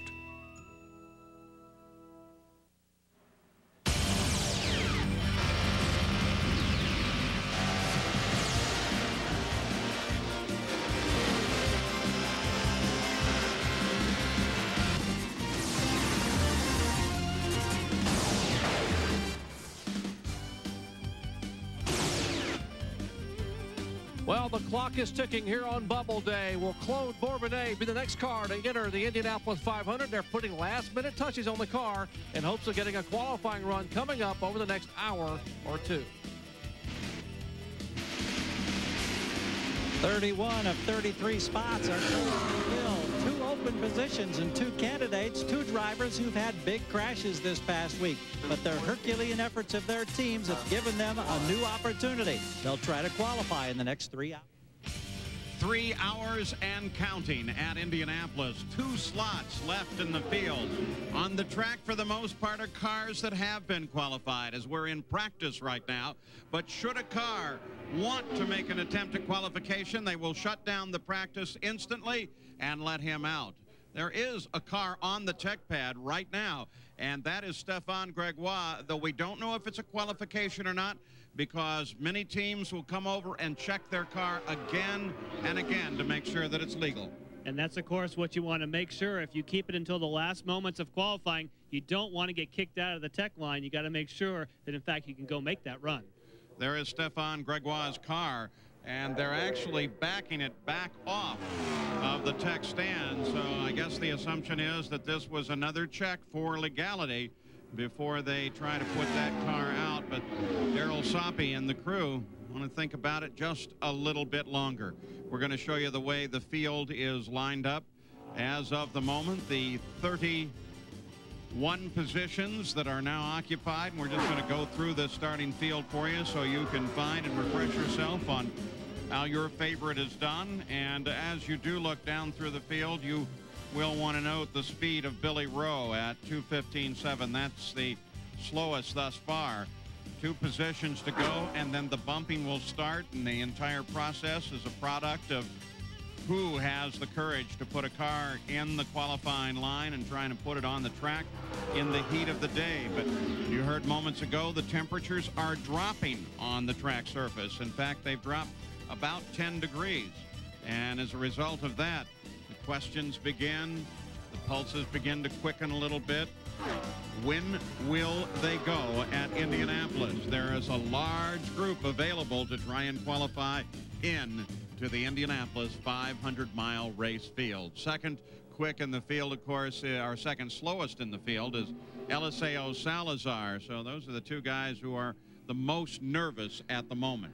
Yes, obviously they hope that the track conditions stay poor, where everyone else hopes the track conditions improve. And of course, every single day here, as the sun starts to go down, the temperature on the track goes down, you get shadows on the front straightaway, it will get faster. Claude Bourbonnais from Quebec, Canada. Well, he's been trying to find the speed. What's his situation now, Jerry? Well, Paul, this is the Dallara for Blueprint Racing that Claude Bourbonnais hopes to be able to qualify in this year's field. Tommy O'Brien is an owner, as is Ed Verchansky. And Ed, I've got to ask you, you guys this morning went out and ran 2:14 plus, but you're still trying to gain a little bit prior to putting it in the field. That's correct, Jerry. We had a 2:16 5:07 Thursday, and we lost it, and we've really been fighting the setup on this thing.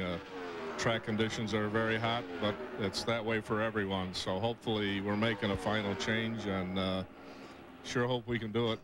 Now, Ed, you had the trap speed. This morning we watched you in practice. You ran a 2:27 through the trap. We're talking about the straightaway traps for you folks watching at home. But the average just 2:14. Obviously there was a problem in the corner. Yes, he had a push going in 1 and 3. And Claude's being very conservative and cautious. You know, we don't want to lose the car, so he backed out, and that's why we had our ET was down. All right, the overall speed was 2:14. I think they made an adjustment, which maybe should take care of the push, and hopefully if the crew completes here on the Ocean Spray Blueprint machine, Claude Bourbonnais, the French-Canadian, may have a shot at qualifying for his second Indianapolis 500. Paul? Well, Jerry, you know, I mentioned this a little bit earlier, and that was that I first met the guy I call Claude Bourbonnais in Valcourt, Canada. We were snowmobiling along with Bobby Unser, and that is certainly the way that he was introduced to me by Bobby Unser. But with the, yeah, that should have been the first clue right there. But with the sophisticated tongue of a young Beakus, you say, as Jerry Punch says, Claude. Claude. He prefers Claude. He's French-Canadian, and I guess when you have a name that's spelled like John, pronounced like Jan, you be more sensitive. Claude it is. Claude Bourbonnais, or Claude if you prefer. There is the helmet of Robbie Buell. Want to hear a great story? You buy into the deal for $250. The money all goes to the Riley Children's Hospital here in Indianapolis. And if you're the one that's drawn, then you will be the proud owner of this helmet, as well as all 33 helmets of the starting field. Oh, what a good deal that is, and what a great charity. He's the Intimidator. He's the 7-time NASCAR Winston Cup champion. And now, for the first time ever, America's favorite race car driver, Dale Earnhardt, is captured in this limited edition 22-karat gold collector's card. In commemoration of NASCAR's 50th anniversary, renowned NASCAR artist Sam Bass has designed this hand-sculpted gold card, authorized by Dale Earnhardt, Inc. Each card is individually numbered and comes with a personalized certificate of registration and protective display case. Now, through this special TV offer, you can own this precious 22-karat gold foil Earnhardt collector card for only $19.95. But that's not all. If you order now, we'll also send you the exclusive NASCAR race ball commemorating 1998 as the official 50th anniversary of NASCAR. So call now to order your Earnhardt collector card and receive the NASCAR race ball absolutely free. Here's how to order. To order the Earnhardt Gold Collector Card, call 1-800-511-3499. And if you order now, we'll also send you the NASCAR race ball absolutely free. So call now. Milestones are how you measure greatness in sports and sportscasting. For Kenny Mayne, I'm Dan Patrick. Good night. All right, folks, it's official. Dan's 2,000th shot.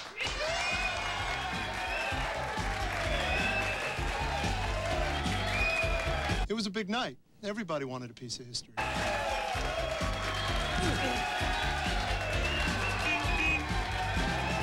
I'll remember where I was when Dan hit 2,000.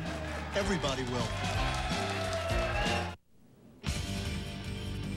Back live at the Indianapolis Motor Speedway, I'm Paul Page. That is the Borg Warner Trophy, the symbol of the Indianapolis 500-mile championship. The likenesses of each of the drivers that have won the race appear there. In fact, they've had to extend it. As you see now, a new base because they didn't have enough positions originally. And another 20 years, we'll have another couple of extensions on the base. Do you want to buy some champagne for the champion for the few moments that he actually holds that?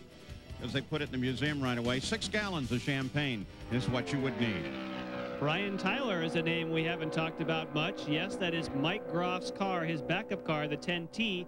But Brian Tyler is going to get an opportunity to qualify today if he can get it up to speed. And he's been 209 on 2 laps ago, 205 as he just came by the previous lap. So he's a few more miles an hour will be where he needs to be. Eddie Cheever has been out there as well, just in fact blistered a lap off at 2:16 in a car that's already qualified.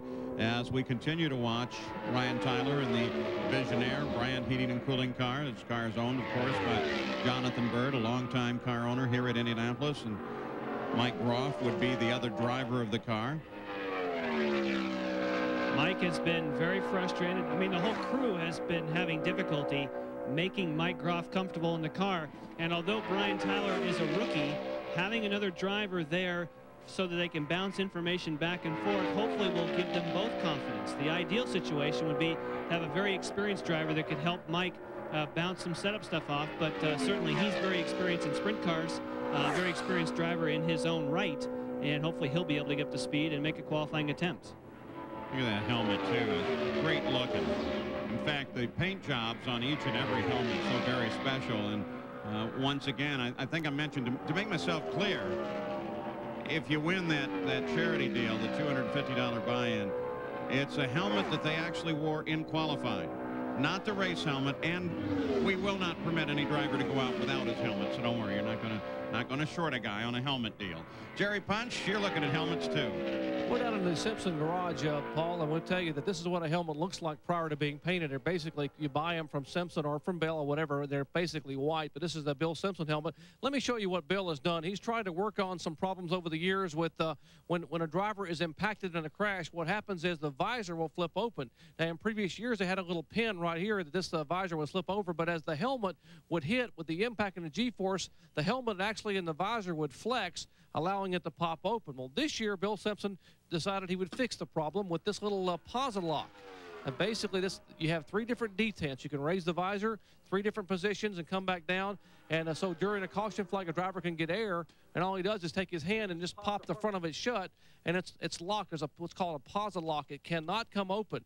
You can pull, push, you can have any kind of impacts. They put it on a sled and tested it. It will not open. So that's what the drivers have been asking for years, is a way to keep this visor down upon impact. And when you simply want to open it, you reach back and just push it forward right there, and then you can raise it during a caution flag and get air. And then when you get ready to go back to green, you simply flip it down, takes his hand, pops the front of it, and it's locked and will not open whatsoever. So certainly a new invention for Bill Simpson to be able to protect the driver's face and facial area upon impact here at a high speed at Indianapolis Motor Speedway. Bill Simpson, a former driver at Indianapolis, so he certainly appreciates the safety aspect of the Speedway. There he is. How you doing, Bill? Caught you, didn't I? I'll tell you what, though, and he'll confirm the story. He was going down the backstretch here one day and suddenly realized he was thinking about things other than racing. And he said, I better get out of this business. And he went into the safety equipment business, now the standard of all safety equipment. I'll tell you another Bill Simpson story as well. He years ago decided he could demonstrate the integrity of his fire suits by setting himself on fire. Exactly what he did. Full fire suit, helmet, and everything. It worked perfect. They put him out. The suit protected him. The only thing he neatly forgot, after he took his gloves off, he picked his helmet off the top of his head, and whoa, did that hurt. The thing had heated up, Jerry Punch.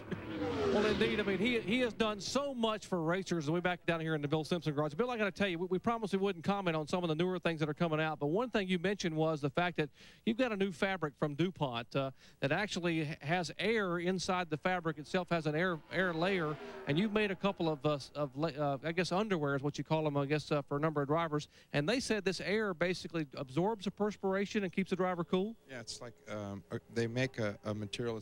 It's called Cool Max, and we're making it in Nomex 3, and we're making a double air underwear, and it actually makes you feel like you're about 20 degrees cooler than you really are.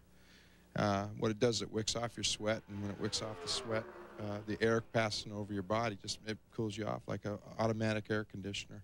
You told me a couple weeks ago you used Jeff Gordon down in NASCAR land as a guinea pig for that, and Jeff absolutely fell in love with it. And then came Jeff Burton and a number of guys who wanted it. I'm sure once the word gets out that you're making this kind of thing that does keep the driver cool and absorbs the perspiration, they're going to want it even more. But it's also safe, I'm told. Yeah, if you have that double air underwear, it's the same as having 3 fire suits on with a regular fire suit. So it's quite a good new innovation, I think. Well, I tell you, racers have got to love you, Bill Simpson, for all you do for them. Thanks for continuing to work and do all the R&D, and thanks for letting us come in here and visit inside the air conditioning in the Simpson garage. Yeah, you're welcome. I don't think they all love you. Okay. Well, we do, Bill, anyway. That's Bill Simpson, Paul, and certainly over the years he has done a lot to keep drivers' careers alive and to keep them alive here in motorsports. You know, I think he also once suggested to me that you could fire a bullet into that Lexan shield on the helmet, but he never would test that for me. Turn 2 Sweets at the Speedway.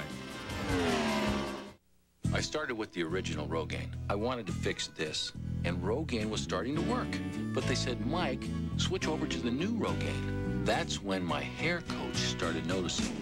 Looks good, Dad. With this new extra strength for men, they say 45% more hair is the average. I think I'm going to beat that. Every Sunday, I got 60,000 friends staring at my head, so more hair is a big win. The new Rogaine, 45% more hair. I mean, consider the alternative. 1, 2, 3, 5. Oh, that's how it's gonna be. Eagle One A to Z all-wheel cleaner. Spray on, hose off, towel dry. Easy as 1, 2, 3. Eagle One A to Z. It's easy as 1, 2, 3. This time of year, I need more than an ordinary eye drop. I need AccuHist. AccuHist Eye Allergy Relief from Visine. It's anti-itching. It's anti-redness. It's antihistamine relief for your eyes. AccuHist's special antihistamine formula stops the itching and relieves eye allergies fast. My eyes feel great. Get AccuHist Eye Allergy Relief from Visine. It gets the itch out.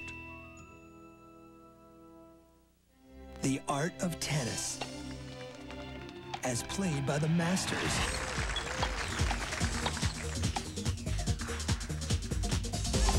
Tennis on ESPN2.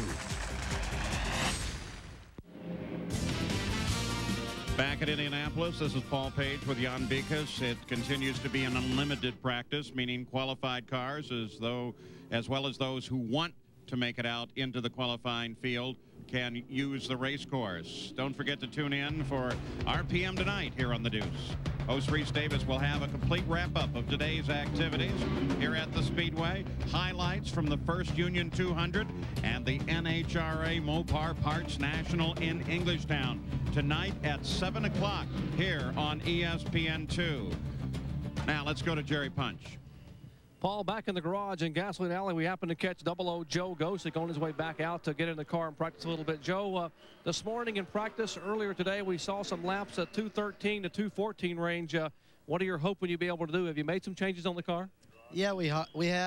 We started out halfway decent, then we kind of got off track a little bit, and we went back to the garage and put it back where it was, and we'll start from there and hopefully creep up two more miles an hour and then take a shot. You're driving the G-Force that Mike Deere owns. Antonio Ferrari there is a consultant as well, being involved with the team. You know, you've been here before on this final day on Bubble Day, so you look very, very composed and relaxed externally, but inside, are you turning a little bit? Well, the wick's getting turned up here now. Time's winding down, and we got to get going, and it's to make it happen now or not. So we got to do it. How much can the driver do? I know we've heard drivers say they can maybe get a few tenths, but can you go 213 to 216 on your own? I'm hoping the car will allow me to do that, and I think that's the way you have to look at it here. If I try to horse the car around here, it's not going to work. I've tried that the last few days, and Steve Melson, my crew chief, said you just got to go with the car, follow your instincts of what it's telling you, and that's what I have to go with right now. So we're going to go out and see if we can creep up a little more and build my confidence and everyone's confidence and take a shot at it. All right, go ahead and begin to creep, and we'll come out and follow you in just a few minutes. Thank you very much. 00 Joe Gosick, one of the most popular drivers here in Gasoline Alley. They get all kinds of calls from the Northeast day after day down to Bill York in the press room wanting to know if 00 Joe had been on the track and what he had run. He has a tremendous following from the short tracks. Yeah, what's happening with Oswego Joe? Now you know. And here is what is happening with Billy Boat, the number 11 Conseco car at the H.A. Foyt stable. You just saw him as he was working in traffic with Dr. Jack Miller. Now, Miller is in that car now. J.J. Yaley is also taking a look at the press car a couple times. And the best bet is that that's just in case he would get pushed out of the field. Doesn't seem likely at this point, but who knows? And they take no chances. Billy Boat, though. Right side pod looks like something new there. Are they? I mean, it's plain, is what I'm saying. It's a brand new piece of carbon fiber, and it as yet unpainted. Well, it may just be that they found a crack or found one of the mounting points needed to be replaced, and so they want to put it on and see how the thing runs. It was interesting. He did not want to run around other cars. You could see him slow down on the racetrack on the previous lap, let Dr. Jack get away from him so he could run in clean air. That's the first thing you want to do. This is the 11T machine, the car that he did qualify, because the 11 car right about there is where he had his big wreck. So he only has one car to work with. He's got to be careful with it. And a long day yesterday for Billy Boat, and finally it's confirmed no one is faster. He is the pole sitter at Indianapolis. They continue to tech cars. That's Claude Bourbonnais.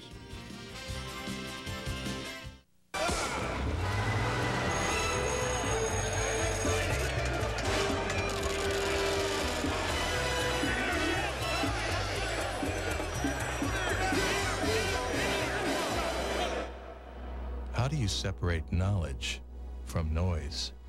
Call Invesco. 38 no-load funds, 65 years experience, a global perspective. You should know what Invesco knows. Hot tires fueling out the door. Feel the heat radiating out of your skin. It's nasty hot. We asked some of the hottest guys in the pits to switch antiperspirants. Ultra dry Degree, body heat activated. Wow, I've never seen this before. When your body heat rises, Degree Ultra Dry's powerful new form releases extra protection when you need it most. This is one of the few products that can keep up with me. It kept me dry, ultra dry. Worked better than my old stick. New Degree Ultra Dry. Now more than ever, your body heat turns it on. The proof is in the pits. In racing, there are no second chances. You blink, you lose. You win. It's a rush. Split Fire, the choice of NHRA Winston Pro Stock champion Jim Yates, because performance is everything. Split Fire spark plugs. What a rush! With AT&T One Rate, it costs $1.35 to make a 9-minute call from New York to L.A. With 10321, it's $2.51. Surprised? Most calls from home cost less with One Rate. So give us a call today. Who will take the checkered flag in the 82nd running of the Indianapolis 500? Next Sunday, ABC Sports will bring you live coverage of the Indy 500. Don't miss it. Next Sunday, live, 11 o'clock on ABC Sports. Let's go down to the garage area again, and Jerry Punch. Well, we're continuing here in the Stan Waddles garage. The 36-year-old driver having some work done on his Riley and Scott chassis. But the good news for Stan Waddles is he is in the starting field and fairly solidly in the starting field for the 82nd run of the Indianapolis 500. Stan, congratulations. You were the second car to go out this morning, and you certainly made it stick. Well, thanks very much. My guys really did a hard job, a very good job at getting everything together and getting the car feeling good. We went out for practice this morning, weren't all that quick. We had a little oversteer, and we came up with a plan for our qualifying run to put a little wing in it and see what would happen and mess with the bars, and it just worked out great. Let's show your last 2 laps of qualifying, Stan. You mentioned you went out this morning in practice. This morning you were running laps at around 2:15, yet when you went out to qualify, your first lap on the racetrack was 2:17.260. Second time by at 2:17.523. And now we're watching a third lap that was very, very consistent.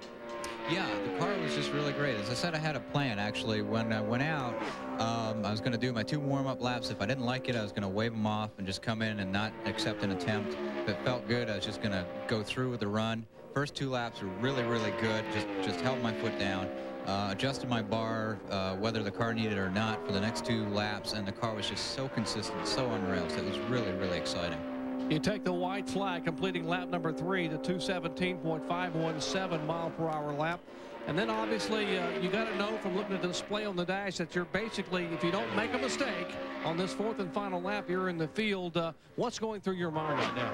Well, it's funny. I came out of turn 2 and I radioed my pits and I said, we're going to take this. We're going to take this. And it's basically like, no kidding, we're going to take this. And our car works really well in 3 and 4. And I knew if I made it on the 4th lap through 1 and 2, the 3 and 4 were really gonna be cookers.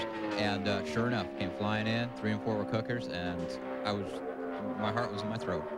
Well, indeed, your heart was in your throat, but boy, what an effort for Stan Waddles. We watch his 4th lap coming out of turn 4, 217.607 miles per hour for a 4-lap average at 217.477, almost 2 miles an hour faster than you practice in the morning. And I've got to ask you, I know you're a black belt in Taekwondo. Did that kind of personal discipline help you with being able to concentrate for that 2.5 minutes or 3 minutes of qualifying? Absolutely. With Taekwondo, we learned a lot of mind control, and part of racing is mind control. And to get out there, and as I said, we debated for 20 minutes before we're going to do the run, whether we're going to take it or not. Really didn't have a whole lot of time to sit down and meditate on the idea, and I had to fall back on my Taekwondo training to just put my mind in the game, in the now, and go make it happen, and it happened. The karate, we're talking about the fact not only is it great for self-discipline, we're going to show some people some film that we have, some video of you actually in the karate training program, that not only for self-discipline but incredible for conditioning. Absolutely. Karate, Taekwondo, the martial arts is a spiritual, physical, and mental practice, and I get all 3 of those out of it. The physical training is fantastic for endurance. I live in Florida. The heat and the karate or Taekwondo training is really terrific. You know, the mental training is incredible. You go start busting boards and concrete and things like that with your hands. It takes a lot of mental discipline to deal with that and to believe that you can do it. And the spiritual aspect is incredible too. That's a real personal thing. So it's given me a lot. I can't go to a gym and lift a lot of weights. I get bored real fast. So I needed something to do that would stick with me and help me in other aspects of my life. And martial arts really did it. Well, the spiritual discipline, the personal discipline, whatever it was, it all worked together for Stan Waddles, who's in the field. Stan, congratulations and good luck next Sunday. Thank you very much. I'm excited.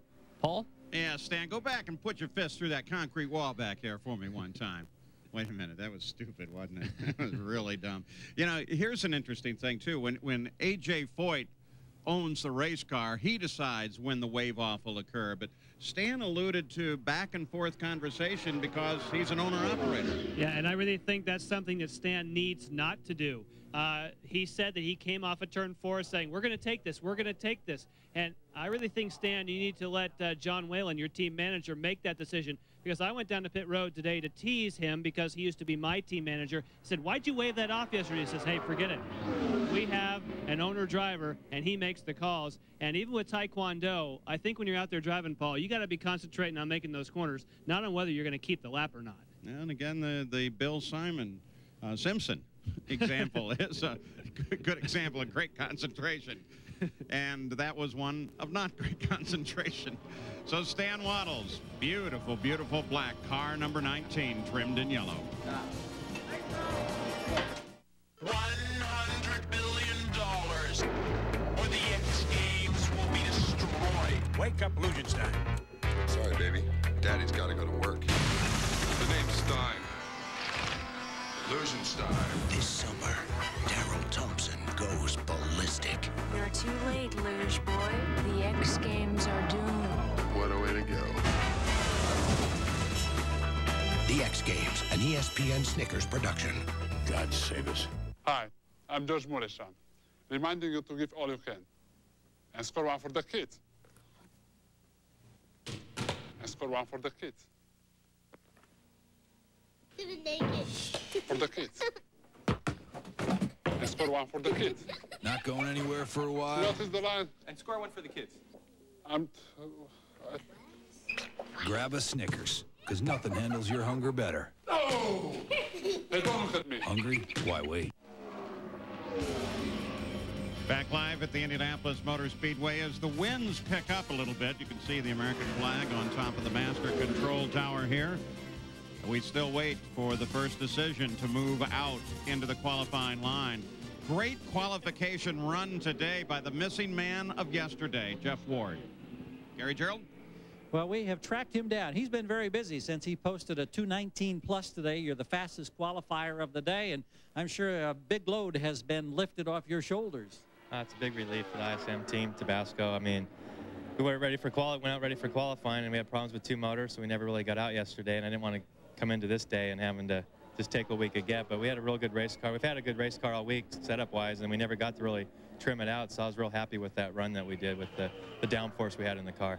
Our hard-working crew is queuing up a couple of laps of your qualifying run. Was everything routine, or is anything ever routine when you qualify at Indianapolis? I don't think it's ever. I mean, anything can pop up, and with the problems we had yesterday, I mean, that's why we went out so early. If something would have happened or I would have made a mistake, we have the backup car, plus we have 2 more attempts with that car. So, but in the morning, as soon as we went out with the motor, I did almost a 2:17 warm-up lap, and right then we knew it was time to get it in the show. And so I'm just happy to be, you know, in the show, and we got a great race car, and I'm sure we'll work up to the front. What was the strategy as you went on the track? What kind of a number did you have in mind that maybe was a target number, and what was the number that, you know, would be the bottom that you would settle for? Well, I think anywhere in the high 216 range would have been acceptable. I think that would have made it comfortable to stay in the show, but I knew we had a better car than that, and it was real easy to do what we did, so I'm real excited about how the car handled. And although we don't have a lot of time to do full tank runs, we did quite a bit earlier on this week. That's why we didn't really get a good qualifying setup and with the problems that we had. So I'm really excited for the ISM team, and hopefully we'll see the Tabasco car in the winner's circle. We've got you on the final lap now. You just took the white flag, and as you come around now, obviously it doesn't make any difference as a second-day qualifier. You could go faster than anybody in the field, but it means you're going to start probably 27th in this field. Is that a big disappointment? I don't think it's a big disappointment. I know what the car could have done. It's just circumstances that took it out, took us out of that. But you know, we were conservative on the qualifying run because of that. It doesn't matter if we did do 21 or 22. We would have been in the same spot, so it's not worth taking that risk. And we could have trimmed it out quite a bit, but we just didn't have the time in the car, and we knew what the car would do. And it was, I mean, the run was real consistent, so that's what we were looking for. And our car works real well in long runs, so I think we're looking real good. Third place finisher last year. A week from today, you got an opportunity to try to improve on that. Thank you.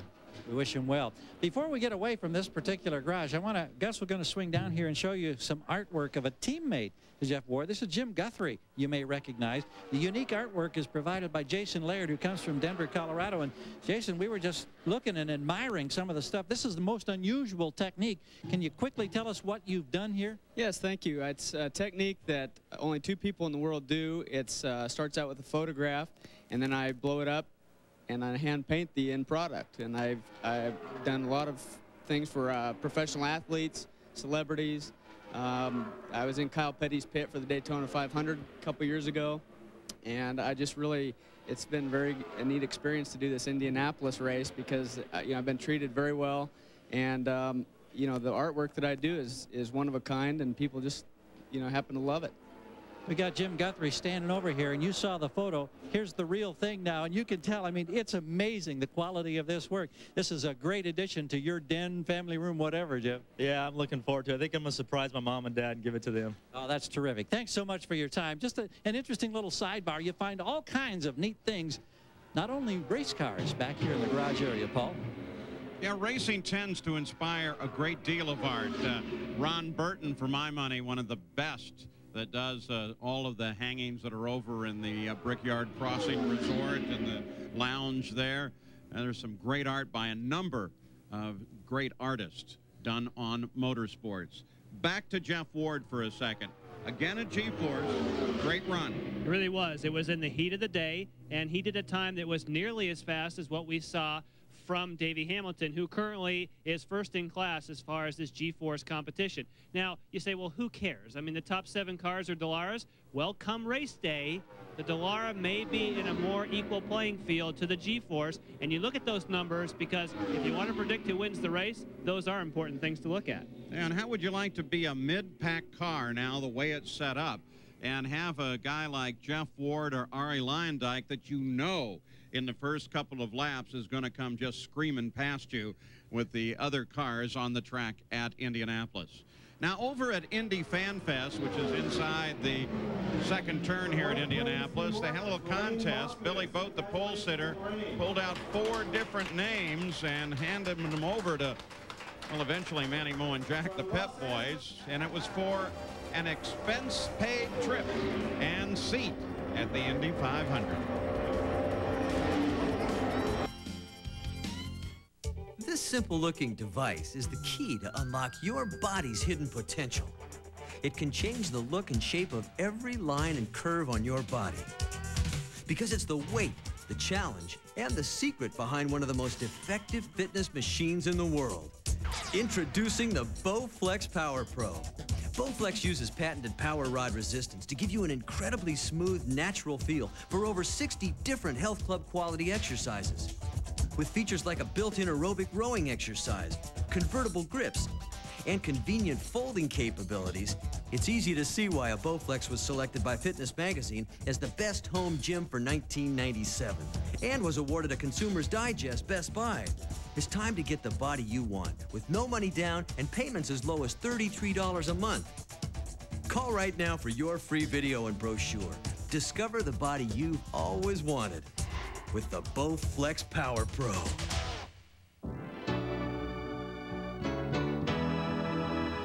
Rescue me, I'm burning hot. Can't you see I'm on fire? To keep cool, call Bryant for the Quantum Plus air conditioner. It's got Puron, Bryant's own environmentally sound coolant, so it'll make you feel comfortable summer after summer. Come on, Bryant, and rescue me, rescue me. A look back in the garage area at the Indianapolis Motor Speedway. There are teams preparing for the race and trying to qualify. Sports Center is celebrating its 20,000th show. Join your hosts, Chris Berman, Dan Patrick, and Bob Lee as they take a look back at breaking news, investigative features, and other award-winning segments. Don't miss this special Sports Center tonight at 11 o'clock on ESPN. Eddie Cheever, already qualified into the field, now working on the race setup. He's been turning in some great laps. We saw him up at 215 on the last lap. This one he just completed, down to 211.9. Eddie certainly had an eventful qualifying run yesterday, and Leo Mel walked by me, of course, in charge of this IRL series, and said that we'd like to give Eddie some extra credit for difficulty during the qualifying run, but there's nothing in the rules to allow that. A lot of people incredibly impressed with the effort that he did not hit the wall and went as fast as he did in qualifying. He picked up a new sponsor this week in Rachel's Gourmet potato chips. And after they spent just a couple of days here at the Speedway with Eddie, a brand new sponsor to the sport, met a couple of the gang earlier in the week. They're so impressed with just the results that they've had so far in a very few days, 4 days, that already they said, well, let's up the ante a little bit. Let's put some money on Robbie Unser's car as well. That's a great reaction for a sponsor here at Indy. One of the things about he working with Robbie's, he says every time that Bobby Unser comes down pit road over towards their team, he starts to get nervous because he starts thinking, Eddie does, what have I done wrong? And of course, what Bobby is doing is coming to try and help Robbie. And Eddie, however, still keeps being nervous about the whole situation. There's the last lap posted for Eddie Cheever. Exactly right, 213.5. Well, while Eddie and those qualified in the field have it fairly easy going now, looking ahead to the race 1 week from today, there are others who are very definitely under pressure. One of those is Lynn St. James. Jerry Punch? Well, thank you, Paul. And you're looking at the car that Lynn St. James hopes to be able to put in the field a little later today. This is the G-Force that she has with Nissan Infiniti Indy Power, and Lynn has been gaining on it ever so much. Your old driver, did I do that right, Lynn? Okay, we don't tell ages of young ladies on the air. Lynn, you guys are gaining on it. I'm told that 215 plus earlier today in the heat, and maybe that's certainly a sign that you may have enough speed to qualify when it cools off in about an hour. Yeah, I think we will. I mean, we just now have gone to some better Goodyear tires. Not that the other ones were bad, but there are some option tires that you can use, and we've been on the prime tire the whole time. So we're just gaining the knowledge that we need to have about the car and the engine, and now we're getting into all of the aspects of the car. So the car was good out there in that heat, but we were losing some grip, and now I think we'll gain it with the tires, and we'll go out, we'll find out, and then we'll put it in line. I mean, it's getting down to the short strokes, and we'll just be ready. You put in a different engine this morning. You went ahead and went with the new Nissan 2.5 or phase 2.5. You got to be encouraged yesterday about what happened with Dr. Jack Miller. They found quite a bit of speed with the Nissan. In fact, you're helping do a little R&D for Nissan Infiniti, and they have come a long way in a short amount of time. They really have, and as I said before, it's the whole package. You know, it's the car, it's the chassis, it's the engine, and it's taking that time to develop that package. But Jack did a great job in qualifying and brought those 218s out. I think caught everybody's attention. And there's really nothing wrong with these engines. It's just that we've got to get them in, I think, more cars and get them developed to the point that they'll be competitive with the old Auroras. A year ago, Nissan came here, Paul, that people aren't familiar, and they were down about 75 horsepower and up about 75 pounds over the Oldsmobile Aurora package. They worked very, very diligently to get it to about 50-50, and now with the new phase 2.5, I'm told they are very, very close, as evidenced by Dr. Jack's run yesterday, and maybe what we're going to see from Lynn St. James a little later on. So, Lynn, good luck to you in qualifying. Thanks very much. Paul? Lynn St. James, another former Rookie of the Year. If she would make it into the field, she would be the oldest in the field by 5 years over the current oldest in the field, 46-year-old Jack Hewitt. Not to tell her age. I would never do such a thing.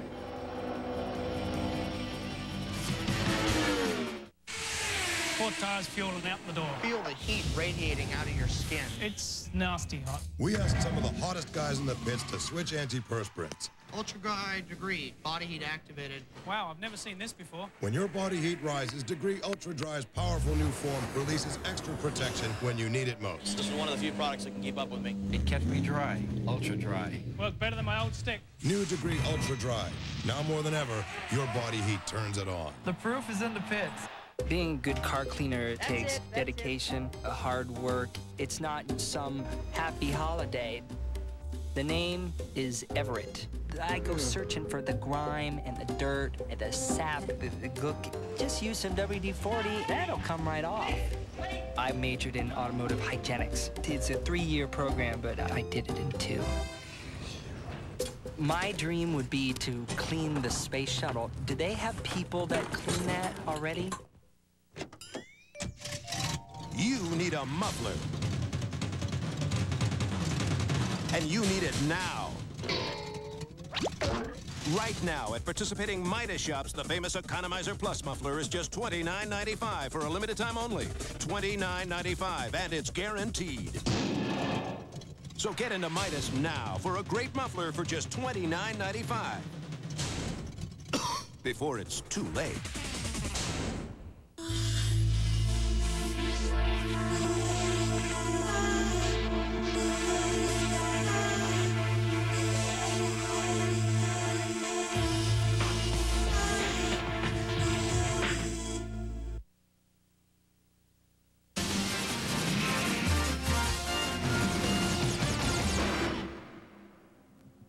Well, back at the Indianapolis Motor Speedway, there's Tony Stewart. He sits on the inside of the second row. He's been out in his backup car working on a race setup, Jerry Punch.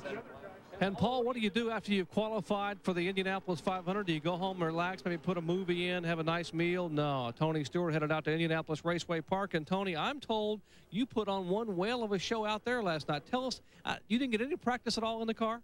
No, actually, we were supposed to have a helicopter come pick us up after qualifying and get us to the racetrack, and somehow all the plans got messed up there, and I drove. It was taking Paul Page home, who couldn't get here in time. You had to get the important people first. Now, tell us what happened to you. So you missed your helicopter ride, then you got out there. Well, we got out there late and missed all of practice, but we got one free lap before qualifying. On the first lap, we were 200ths off the pole and started outside Jason Leffler in the 100-lapper and took the lead on the 7th lap and led all in the last 93 laps to win the 100-lapper last night. So you won a 100-lapper last night. You're back in Indianapolis today. Now, you guys are basically Team Menard today working on race setup. How comfortable are you with the car? Well, I just ran a 219 with a full load of fuel in the car, and we were, I was listening to what Davey Hamilton was saying yesterday about his qualifying run and running 220, and that was his race setup. And I thought, boy, if we can do that, we're going to be all right. And we know that he didn't do it on a full load of fuel, and with a full load of fuel, we ran a 19. So I'm pretty happy with the way the car's feeling. I'm going to put it in the garage for the day. So all those Tony Stewart fans and Team Menard fans that have heard you guys talk about the problems and concerns you had over the engines, basically Butch Meyer solved the problem. You got the race set up. You're comfortable that you guys will be a factor come race day. Oh, yeah. Butch isn't going to lay down. I mean, we got a whole week to get 2 good race motors built for myself and Robbie, and you can bet Butch isn't going to lay down until he knows he's got one that's perfect, and he won't rest till it's exactly the way he wants it. If there's one little thing that he doesn't like, he won't put it together that way. So, Butch is going to make us a couple real good ones by Thursday. Speaking of rest, as a doctor, I'm going to encourage you to maybe get some tonight. You've been basically burning the candle, running racetrack all over, winning races all over, but maybe tonight you can take it easy. I think I'll take the doctor's orders, and I'll go take it easy tonight. All right, Tony Stewart won a 100-lapper last night without even getting there in time to practice. Came close to being on the pole, and now they're going to put the car to bed in the garage. And, take a look at the pink on the helmet there. Yeah, they want to show us how that helmet is painted up so beautiful. That from the Bill Simpson stable. And we'll check in with Gary Gerald. Here we've been talking a lot about helmets. I want to show you a latest wrinkle in technology from a man who's been involved in helmet design for many, many years, Ed Rothrock with Bell. And you've come up with a couple of unique factors here. You see Eliseo Salazar's helmet over on the right side, and over here is Roberto Guerrero's helmet. And Ed, a couple of things that intrigue me. You've got airflow that comes through these very, very small slits right here that impact or create a low pressure that helps settle the helmet. Is that right? Right. We were using an element of Jim Fueling's that has a 7-degree area here, and then we use the wickers to shed the air off and away into the side of the car. The air flows under here and creates, over the top creates a low pressure area, and then it hits a wicker, so we're creating the downforce underneath the shell. And what that allows is for the air to flow undisturbed into the airbox and helps increase the airbox pressure. And of course, not all of the air can get into the airbox. Some of it spills back out. And so it's very subtle here, but you may be able to see these vortex generators. And this helps here, as we'll turn this toward the camera, and this helps stabilize also the helmet. And this is so important because at speeds of over 200 miles per hour, if there's any buffeting at all, the driver, it makes it almost impossible for him to see. Yeah, well, it's really hard to understand that a driver that's going, say, 226 miles an hour down a straightaway, and his helmet is going up and forward. And so we have to do is settle them back a little bit, and then we get a pressure from the back. And these vortex generators, the air grabs the surface, and what these vortex generators do is send them off in a vortice, and as the air comes over the top of it, it pulls it away and towards the airbox. And of course, around on the front side, there's also one other little wrinkle. Air vents we've seen for years in these types of helmets, but in this instance, the air comes in here, exits the bottom, it creates a vacuum inside when the visor is down, and it helps keep the visor clear so it doesn't fog up. So just a couple of the extra little wrinkles in the latest generation of these helmets. Believe me, it looks so simple, but there's so much technology, and also you spend a lot of money on these things, Paul. Ed's been around the Speedway for a long time. When I first came to the Speedway over 25 years ago, he had a little room underneath the Tower Terrace where he serviced all the helmets for the drivers, and that was kind of the hiding place. You'd go back there and spend a little time with Ed. On the track itself, Paul Durant finally back trying to get a car that will make it into the field. Remember his crash here at the track. It was pretty devastating in terms of the car, but Paul Durant hopped right out. Didn't even complain of very much soreness at all. And of course, he at the moment is running a little bit over 200 miles an hour, 206.3. So got a bit to go yet. Paul Durant, the 23 car. We we still wait for that first move toward the qualifying line at Indianapolis. When you buy a set of split-fire spark plugs, you get the same technology that ignites Jim Yates, NHRA Winston Pro Stock champion, through the quarter mile in under 7 seconds. The legendary split-fire Performance V spark plug, because performance is everything. Parachute sold separately. With AT&T One Rate International, it's $7.08 for a 12-minute call from the U.S. to Mexico. With 10321, it's $10.56. Surprised? 9 out of 10 calls from home cost less with One Rate International. So give us a call today. Introducing Kiwi car caring products. Washes and waxes with Rust Guard.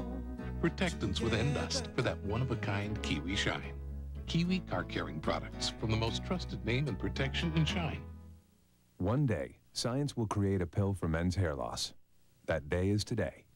Introducing Propecia, the first pill for men with certain types of hair loss. In clinical studies, the vast majority of men, 83%, maintained their hair count, and most, 66%, regrew some hair. You may need to take it daily for 3 months or more to see results. Propecia is for men only. A small number of men experience certain sexual side effects. Each occurred in less than 2% of men. Women who are or may potentially be pregnant must not use it or handle broken tablets because of the risk of a specific kind of birth defect. Talk to your doctor or pharmacist and read the consumer information they can provide. To men who want to treat their hair loss, this could be the most exciting commercial they've seen in years. Propecia, helping make hair loss history. Back at the Indianapolis Motor Speedway, the view of the Master Control Tower on this, the second and final day of time trials. Bubble Day at Indy. This Thursday is Carb Day here at the Speedway. ESPN will bring you all of the action as the drivers take to the track for the last practice session before the big race. And be sure and tune in for the fun and excitement of the pit competition. Don't miss it. Thursday at 3 o'clock on ESPN. Let's go to Jerry Punch. Well, back here in the Team Scandia garage, I just called up with Jimmy Kite. Jimmy, I hear the rumors that you guys are stockpiling donuts back here. Is that true? Yeah, we made a deal when I first came here. They told me, you know, anytime we tear up the car Monday morning, we got to have a thing of donuts there. And you know, I think Dunkin' Donuts ready to put us on retainer. We've torn up enough this week to even get the guys sick of donuts. I heard you gotten 2 parking tickets in the lot from Dunkin' from being there for long in the last couple of weeks. Now, all jokes aside, you got the car back together, the 4 incidents, including going back to what happened during practice. But this car was the one that the oil fitting came apart on Thursday. How close are you to getting back to speed? Oh, we're there. We went out in the heat of the day, like 1:30, 2 o'clock, when the track's at its hottest temperatures, and ran a couple laps like 2:16, just shaking the car down. You know, we could wait till 5:30 and probably go run a 2:20 or something, but you know why? We know we can put it in the show. With as much as this team's went through this past week, we just want to get it in the show and let them rest for a week. So possibly at 4 o'clock, a little after Indianapolis time, which would be 5 o'clock Eastern, you would go and go ahead and make a run for it and try to avoid the stampede? Yeah, you know, we're down to 1 car, and we don't want to, you know, have somebody do something in front of us and us have to sit there and watch the gun go off. We got a car that's close enough. We're going to go out about 4 o'clock, shake it down, see how it goes. If it feels good, we'll put it in line, go qualify it. And we wish you the best of luck. We followed what's happened all month long to you. It's about time maybe you had some good luck for a change. Good luck to you in qualifying. Thank you very much. Jimmy Kite, he's 22 years of age. He may look like he's 15, but he's actually 22. The young man hopes to be able to start his first Indianapolis 500 as they will attempt to qualify. Probably in the next 15 to 20 minutes is when they will roll to be able to make a run. Let's go to Gary. Well, right underneath that famed sign, it says Gasoline Alley. Who do we find but the man who will start this race a week from today on the pole, Billy Boat. You've just been out on the track in A.J. Foyt's machine. Everything routine?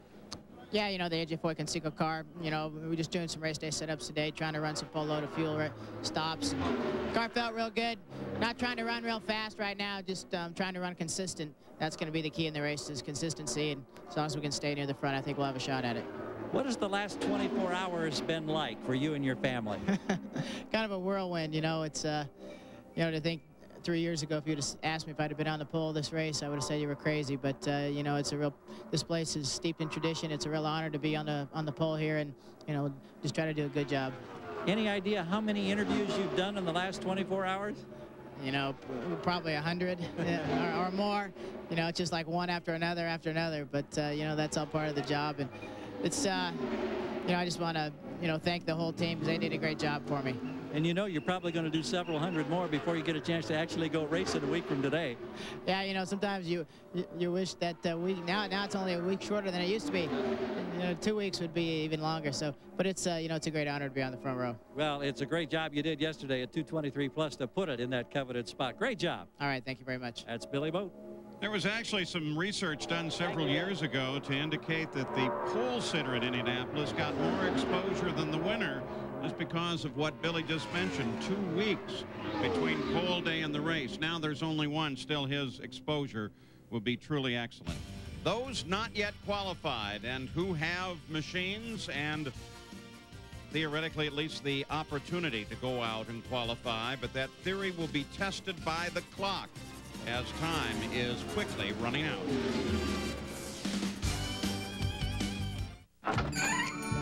Carl Malone.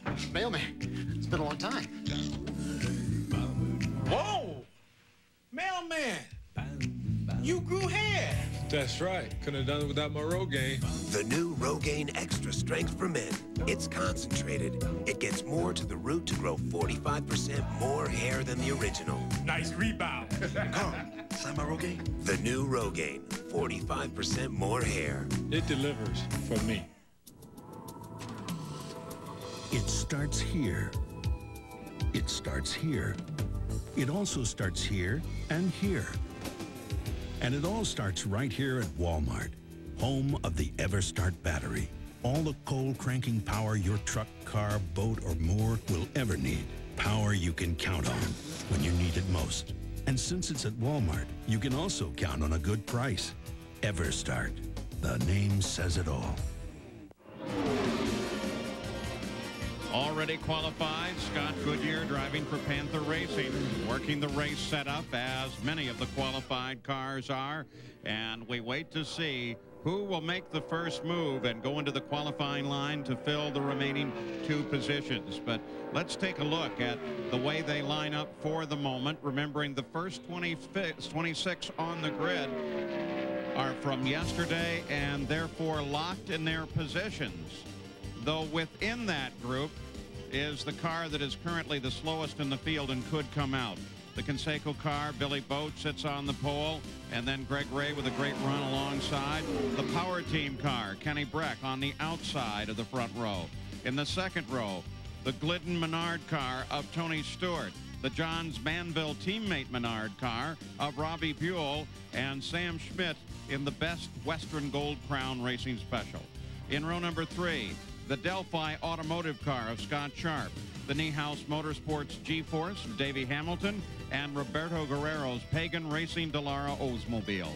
The fourth row, Scott Goodyear, the Pennzoil Panther, and Buddy Lazier in the Delta Fawcett Coors Light Hemmelgarn Racing entry, and the Kelly Automotive car of Mark Dismore. Looking further down in the fifth row, J.J. Yaley, who drives the one-call Communication Quaker State Menard, Marco Greco in the International Sports Limited Phoenix Racing entry, and Dr. Jack Miller in the Crest Racing car. In row number 6, Team Pelfrey's John Paul Jr. in number 18. Eddie Cheever with his new sponsor, Rachel's Potato Chips, and Buzz Calkins with the International Star Registry Bradley Food Mart's machine. The seventh row, Andy Mitchner in the Konica, Cyan Racing, Dallara, Jim Guthrie from ISM Racing, and Robbie Unser in Team Cheever's car with a little help from Rachel's Potato Chips. And then Jack Hewitt in the Parker Machinery car, Steve Knapp of ISM Racing, and Donnie Beechler from Cahill Auto Racing. Johnny Unser, the inside of the ninth row, Hemmelgarn Racing car, Billy Rowe in the Royal Purple machine, and that completes the qualifiers from the first day. Then Jeff Ward in the Tabasco car, the fastest qualifier of this day. The Sprint PCS Radio Shack car of Ari Lyondike on the inside of the 10th row. Stan Waddles in his Metro Racing car, Raul Boisel from Team Beloit, and Alpha Lavelle Team Losi out of Dennis McCormick's stable, the outside of the 10th row. And the Reebok car of Eliseo Salazar is the slowest car of today's qualifiers. Billy Rowe at 2:15 is the slowest car in the field and would be the first to come out if somebody can bump into this 500 field. I personally think that is very likely to happen. I really think so. There's a lot of fast drivers. There's a lot of fast cars. And we know always on the final day of qualifying, and especially with these great weather conditions, we're going to be some big speeds. And how many will be bumped? Only time will tell. I don't think we have had as beautiful weekend as we've had here at Indianapolis this weekend in a number of years.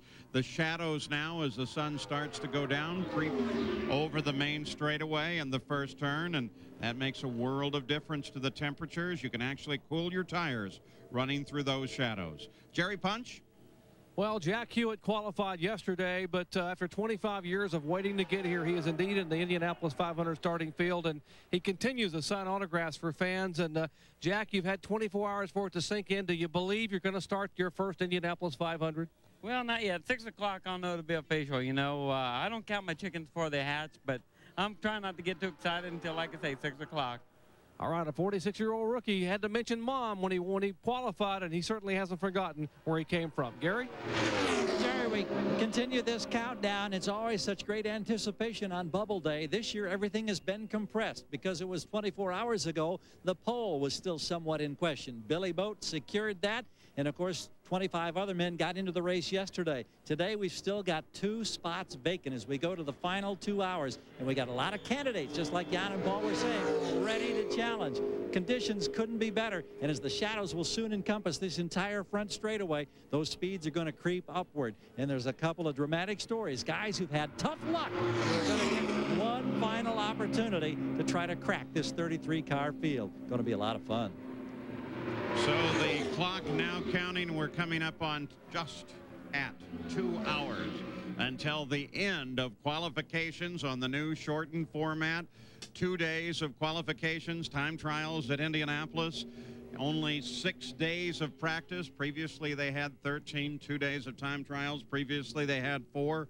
I don't think it's affected anything at all. And one thing that has happened this year is Tony George had that vision of bringing the short track drivers back to Indianapolis. Well, when you see guys like Jack Hewitt, you know he has accomplished that one goal.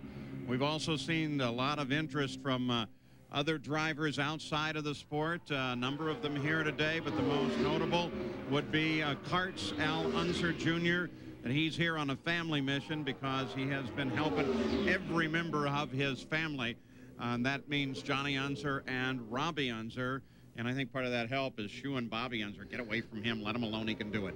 Yeah, and I also think because of the weather that we've had, Paul, I think the schedule has not impacted it as much because you know how many qualifying and practice shows we have done in the rain, and we haven't had to do one yet. They've had the opportunity for every day, even had a great qualifying run to put his car on the outside of the front row. Now, coming up next here on the Deuce will be Women's Pro Billiards, and we're going to run over, though, just a little bit because we've made the switch from ABC to the Deuce. The next switch is over to ESPN, but on ESPN, golf, well, it's in a tie and going to run a little bit long, so in order to satisfy the race fan, we're going to stay here on the Deuce for a few more minutes until we are ready to make that high-speed switch almost as quick as the drivers run the straightaway.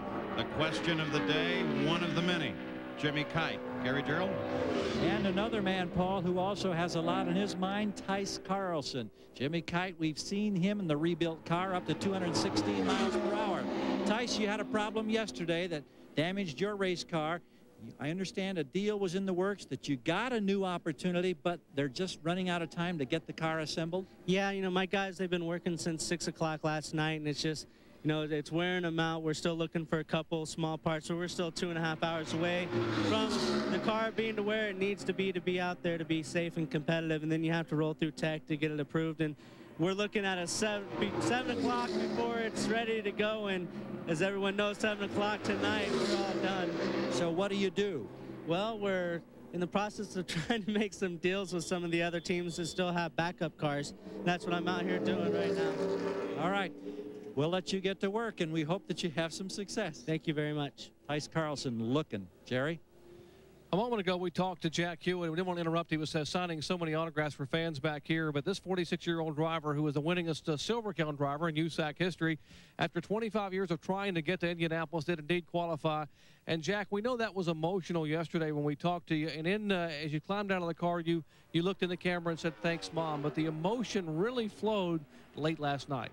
Well, you know, after we broke over to IRP last night, I just had a little mechanical problems. And finally I could get to where I was in a position where I could call my mom, and I still got to crying. You know, she's kind of being there for Dad and her right now, and it just it's hard right now to even talk about it, but I love her to death, and without her and Pop, I wouldn't have been here.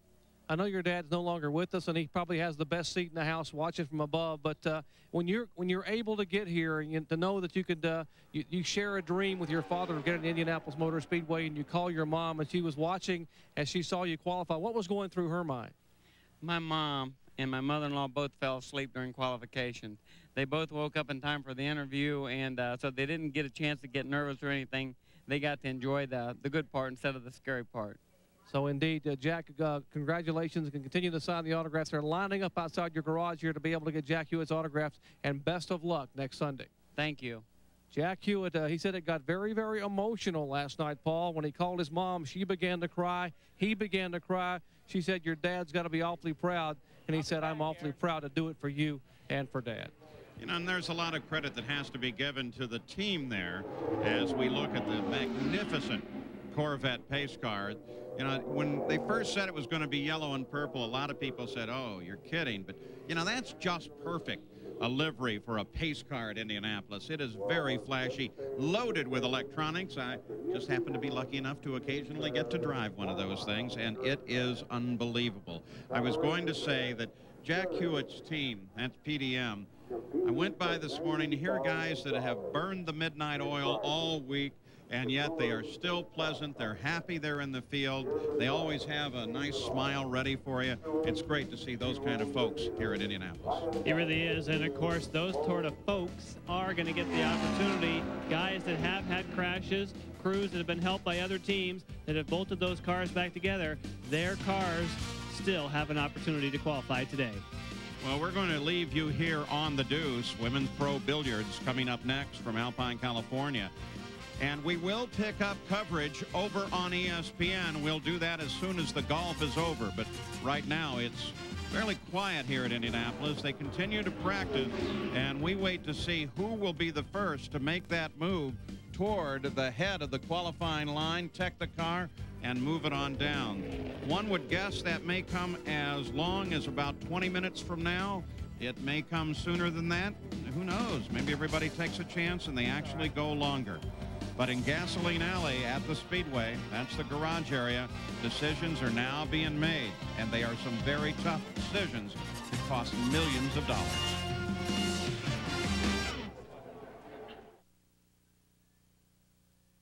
Thirty-three positions will then be filled, and then they will start bumping out.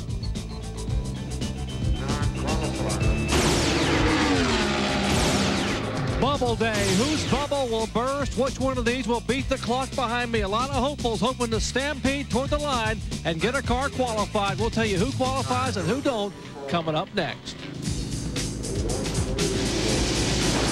At least 10 candidates available. 2 remaining spots before the bumping process begins. 2 of the candidates, Jimmy Kite and Dennis, trying to bounce back from big crashes.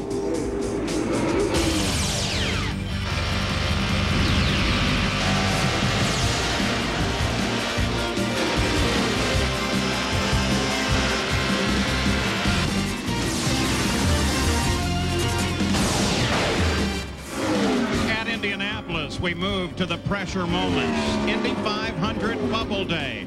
The Indianapolis Motor Speedway, the Indy Racing League promised, and they have delivered during these qualifying sessions.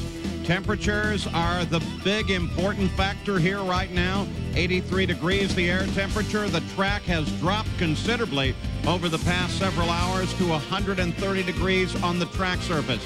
Many of the teams believe the threshold is right there at 130 degrees. For the past several hours, there has been no one out for a qualification attempt. The cars that have been out for the most part have been the cars that have qualified into the Indianapolis 500 field. but any time now we expect movement toward the qualifying line. As Gary Gerald already suggested, there are plenty of cars to fill the 2 positions and then some. And at the same time, there are a good many conversations going on back in Gasoline Alley, the garage area here at the Speedway, on, well, can I make a deal for your backup car that isn't into the field? So here we go. We're ready to run at the Speedway, and the first move may have been made by Claude Bourbonnais. Gary Gerald? Yes, indeed, Paul. We walk alongside the colorful number 27 car as they move toward the tech area. So we'll wait and see. It's still early. You mentioned track temperature, 130 degrees. That's an 11-degree improvement over about an hour and a half ago. But Bourbonnais has been struggling to find speed. But right now, the crew says we're going to tech it out. We'll see if he's ready to go out and make our first qualifying attempt in the late afternoon on Bubble Day. That process takes a few moments to accomplish. They take the car down to a technical inspection area, and they totally survey the car to make sure it meets the legal qualification to head out onto the Speedway for an official run. And it is interesting to note, though it doesn't do anybody any good at all, that when you're just practicing, the car does not have to be legal.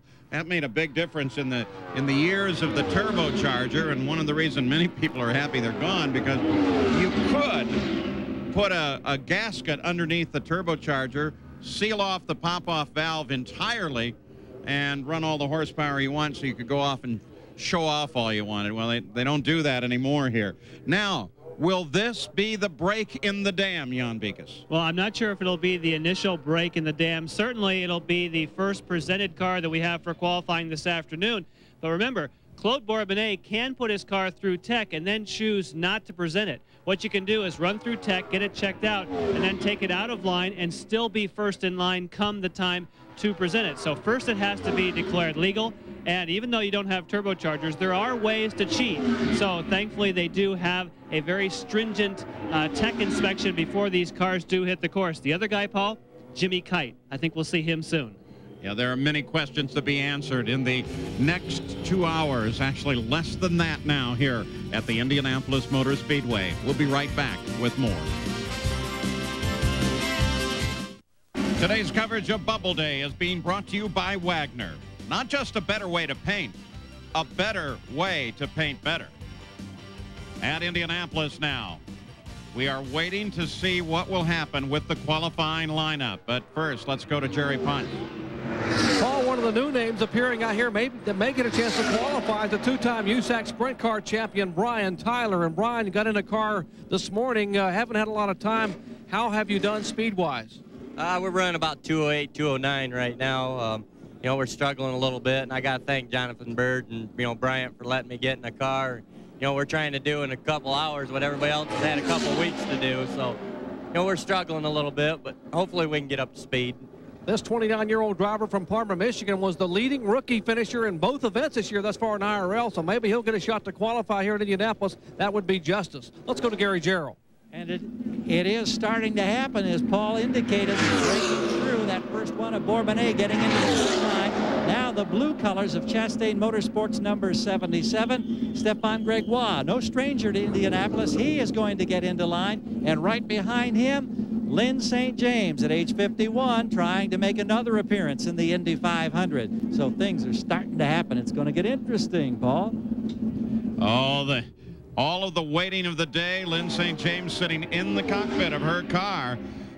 We are getting ready to see some qualifying. Earlier in the day, the Air Force and their F-16s provided the flyby because it is, after all, Armed Forces Day as well.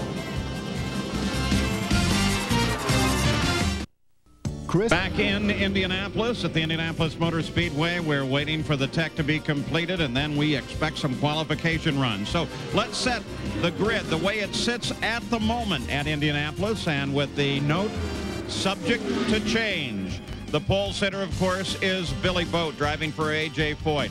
Greg Ray, with that spectacular run at the end of the day yesterday, goes into the center of the front row. Then Kenny Breck. In row 2, Tony Stewart, Robbie Buell, Sam Schmidt. In row number 3, it's Scott Sharp. Davey Hamilton is there, and longtime veteran Roberto Guerrero. The 4th row on the inside, Scott Goodyear, the 96 champion Buddy Lazier and Mark Dismore. J.J. Yaley is on the inside of the 5th row. Alongside is Marco Greco and then Dr. Jack Miller, the Infinity-powered car. Most of the rest are Oldsmobile Auroras. John Paul Jr. on the inside of the 6th row. Then Eddie Cheever and Buzz Calkins. The 7th row, Andy Mishner, Jim Guthrie, and Robbie Unser. Jack Hewitt, the rookie, at age 46 inside row 8. Steve Knapp and Donnie Beechler, all 3 rookies. The 9th row, Johnny Unser and Billy Rowe, the slowest car in the field at 2:15.7, would be the first out. Jeff Ward, who qualified today. Then row 10, Ari Landbike, Stan Waddles, and Raul Boycell. Row 11, Eliseo Salazar.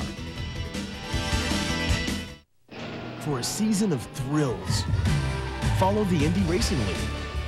The IRL is open wheel and wheel to wheel. Wide open oval track speed. Wide open team competition. The world's best drivers. The world's best performance machines. The Indy Racing League. Come to the track because we come to race. The legend is going around. Follow the IRL to Indianapolis on May 24th. Let's say Spider-Man is like Castrol Syntec motor oil. And this. And go away in the car. So would you go ahead and put it in line thinking it's going to get cooler by the time you would get to run, or are you going to go out and run a little more? I think we'll go ahead and try and run. You know, we've got nothing to lose we've got 3 attempts on our car, and we haven't taken one yet. So I think we'll go ahead and push it in line. All right, Greg Beck makes the call. They're going to put some fresh sticker tires, the fresh Firestone tires going on Matsuda's machine for Greg Beck, and he will get in line and be one of those that will run here in the final moments of the final day of qualifying. Let's go back to Gary. Jerry, we've had a little change here. We're in the couple of designated pits that form the head of the line at Tech, and the IRA officials just told Stefan Gregoire, Daryl Soppy, and that team that either they bring the car up to the head of the line or to go back. They have elected to go back, so they're going to wait a little bit longer. We just talked with Stefan. He sounded like he was ready. Lynn St. James, you can see her car now being pushed back as well. So the ebb and flow of the tide at Indianapolis has taken another little turn. We don't have cars lined up, but we do have Claude Bourbonnais warming his engine. He is about ready for a qualifying attempt. Well, you heard the comments of Greg Beck, and I'm assuming that he knows something, because that seems to be a little distortion of the way things may in fact happen. He may not have a chance to get that car back in. Well, he's talking about presenting the car. He says, we want to go ahead and run it. We thought at first that meant run it in practice, but then he clarified it, saying we're going to go ahead and put it in line. And when you asked me earlier, will this be with Claude Bourbonnais, the opening of the dike or the dam, so to speak, I don't think so. And I think that's why these cars are pulling back in line. It's just a little bit too early right now for the big speeds. Claude Bourbonnais obviously has some confidence. These other guys aren't quite ready just yet. Bourbonnais pulling his helmet on in anticipation of a qualification run at Indianapolis. The only car that is in line at the moment. This was last night as the payout already begins. Millions of dollars available here at Indy, and 100,000 of them now belong to Billy Boat. Also a Harley.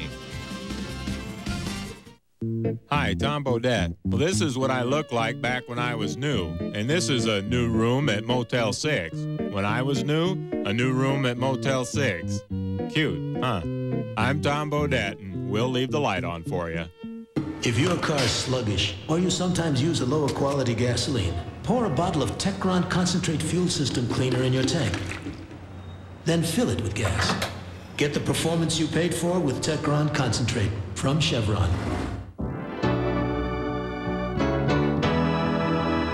Rescue me, I'm burning hot. Can't you see I'm on fire? To keep cool, call Bryant for the Quantum Plus air conditioner. It's got Puron, Bryant's own environmentally sound coolant, so it'll make you feel comfortable summer after summer. Come on, Bryant, and rescue me, rescue me.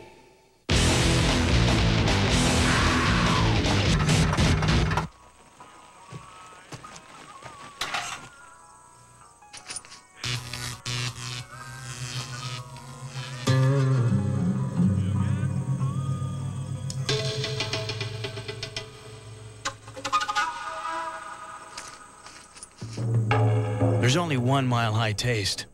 Coors, the original.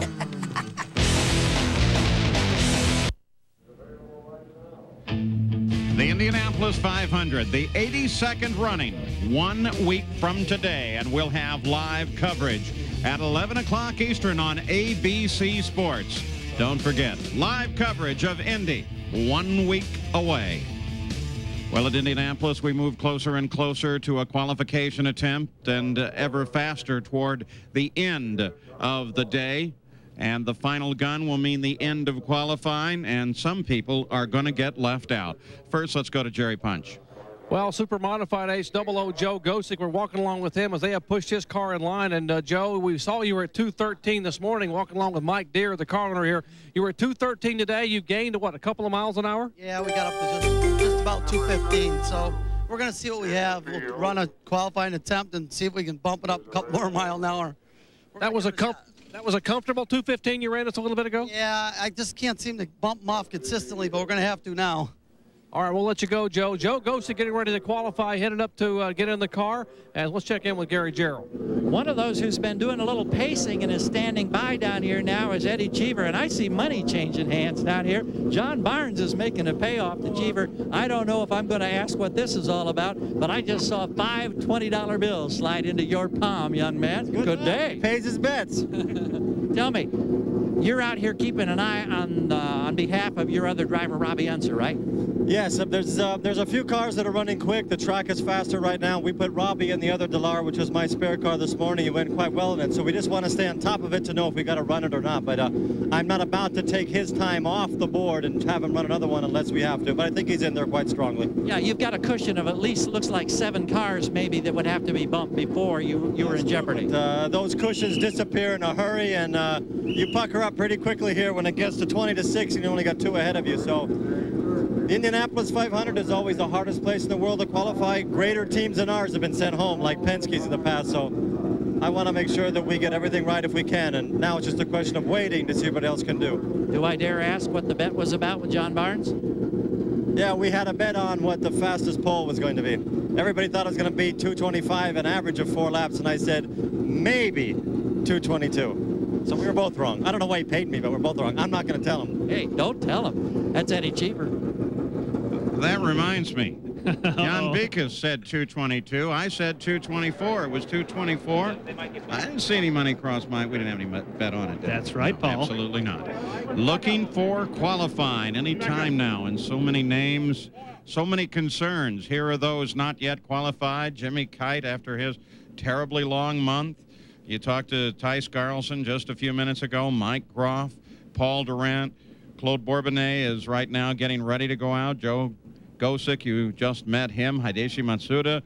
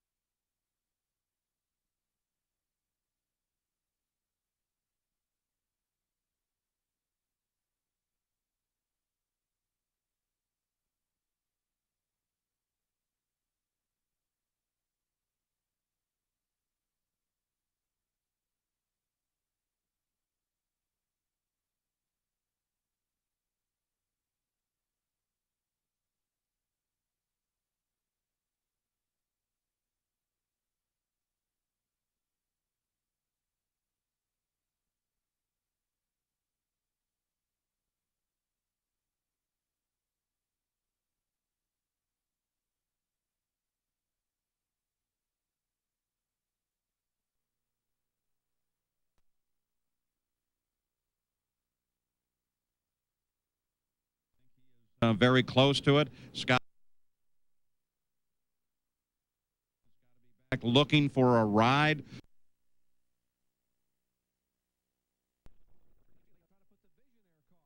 The field for the 82nd.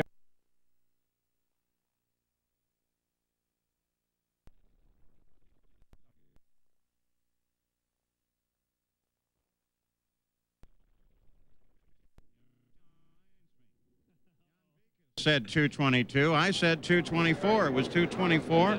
I didn't see any money cross my. We didn't have any bet on it. That's right, No, Paul. Absolutely not. Looking for qualifying any time now, and so many names, so many concerns here.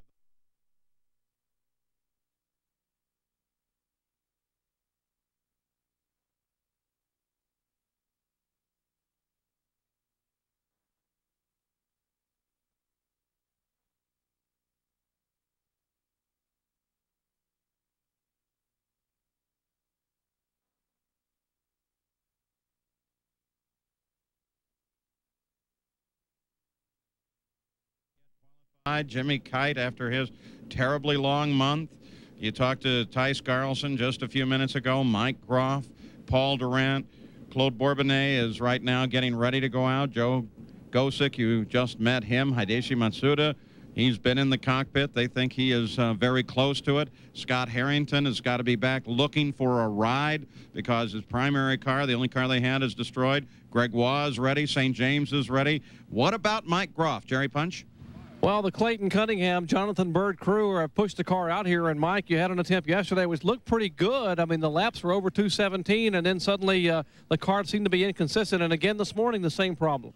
We've had a problem keeping the thing under me for the 4 laps. I mean, if this was Phoenix, we'd be in good shape. You know, we get that one good lap in, but unfortunately here at Indy, we need to do 4. So, you know, the car gets a bit squirmy as the run goes on, but we made a few more changes, and, you know, I think we'll be able to keep the thing under us.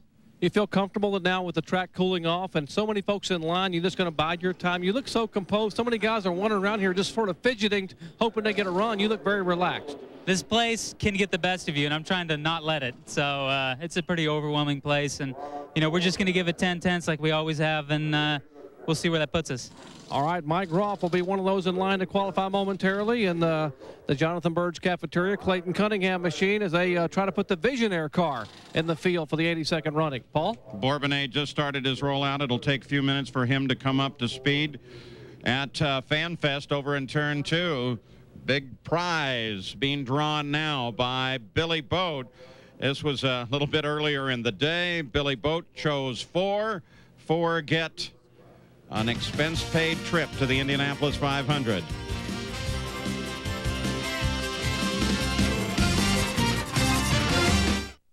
Experience the winner. For my chiropractic health care, racing injuries, or just staying in top shape, I rely on the experience of Dr. L. Richard Wong. When I was involved in an accident, I trusted the experience of Dr. Richard Wong. He designed a program especially for me. Experience really does make the difference. Call for a consultation. And take it from me, Linda Vaughn. Do it today. And do it today. And it's a new track record. The secret to a better way to drive at Bill Estes Chevrolet is that we listen to our customers and provide to them the added values that they simply won't find anywhere else. The values continue to grow. Late night service open till midnight. The Estes Select Preferred Customer Program. And now we've partnered with General Motors for the GM Certified Used Vehicle Program. Is a better way still working?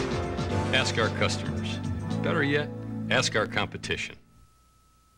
In sports and sportscasting. For Kenny Mayne, I'm Dan Patrick.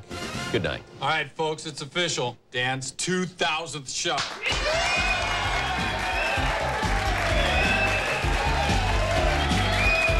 It was a big night. Everybody wanted a piece of history.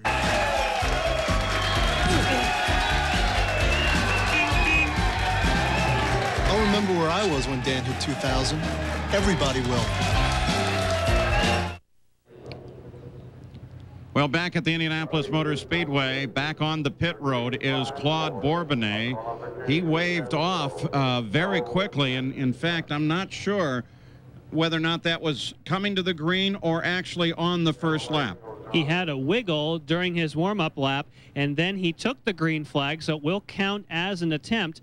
But unfortunately, he was just nowhere near to the sort of speed that he needed to be. The good news is, because he presented this car early, he may still have time to get this car back in line. It's not that late in the day, so maybe this was good strategy by Blueprint Racing.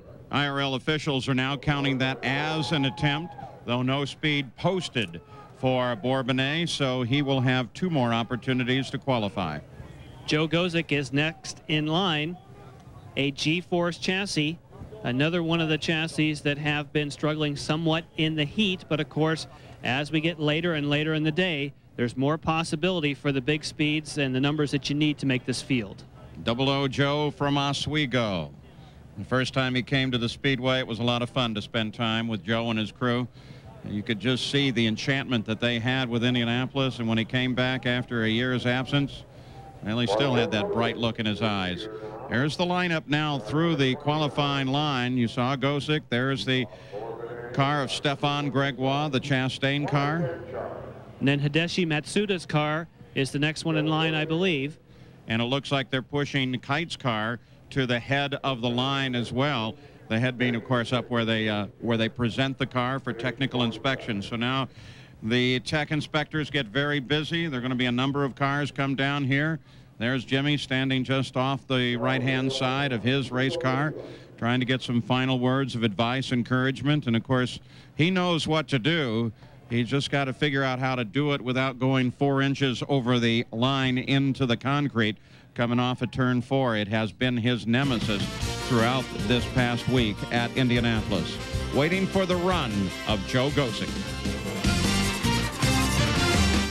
4 tires, fuel, and out the door. We asked the hottest guys in the pits to switch antiperspirants. Ultra Dry Degree, body heat activated. When your body heat rises degrees, new Ultra Dry form releases extra protection. Worked better than my old stick. It kept me dry. Ultra Dry. New from Degree.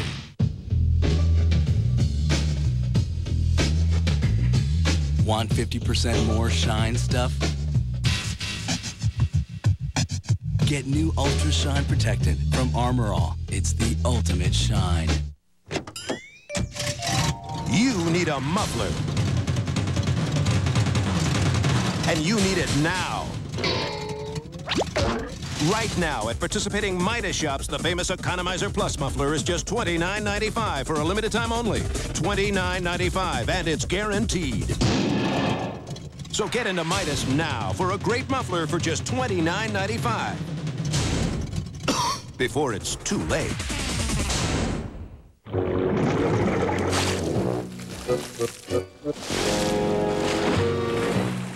Tired of carrying all that heavy water around every time you vacuum the wet basement? Get the new Shop Vac QPV, the quiet vacuum that sucks water from one place and pumps it to another. Because you've got better things to do than lug water around. Shop Vac, the only thing more powerful is our name. You play it like a war. You play to win. Ain't no prize for second place. Junior and the Mariners take on Jose Canseco and the Jays. Tonight at 8 on ESPN. It's a grand game. Back live in Indianapolis, I'm Paul Page. There goes 00 Joe, only in this case the car is 29 as he's ready for a qualification attempt at the Indianapolis Motor Speedway. The one thing that you want to do here is not rush it. You want to build up your momentum and not take any big chances on the first lap. We've seen a couple of big crashes. Eliseo Salazar tried too hard in turn number 1, and it got away from him, so 00 Joe needs to, on these warm-up laps, get the thing built up and then let her rip. Joe seems a little casual about the warm-up here, not using all of the race course. Here we come. He's going to accept the green flag and start his qualification attempt. Down into the first turn, he crosses the stripe running 208 miles an hour. In turn 1, he went up to 221 miles an hour across the short chute. Into turn 2, onto the backstretch.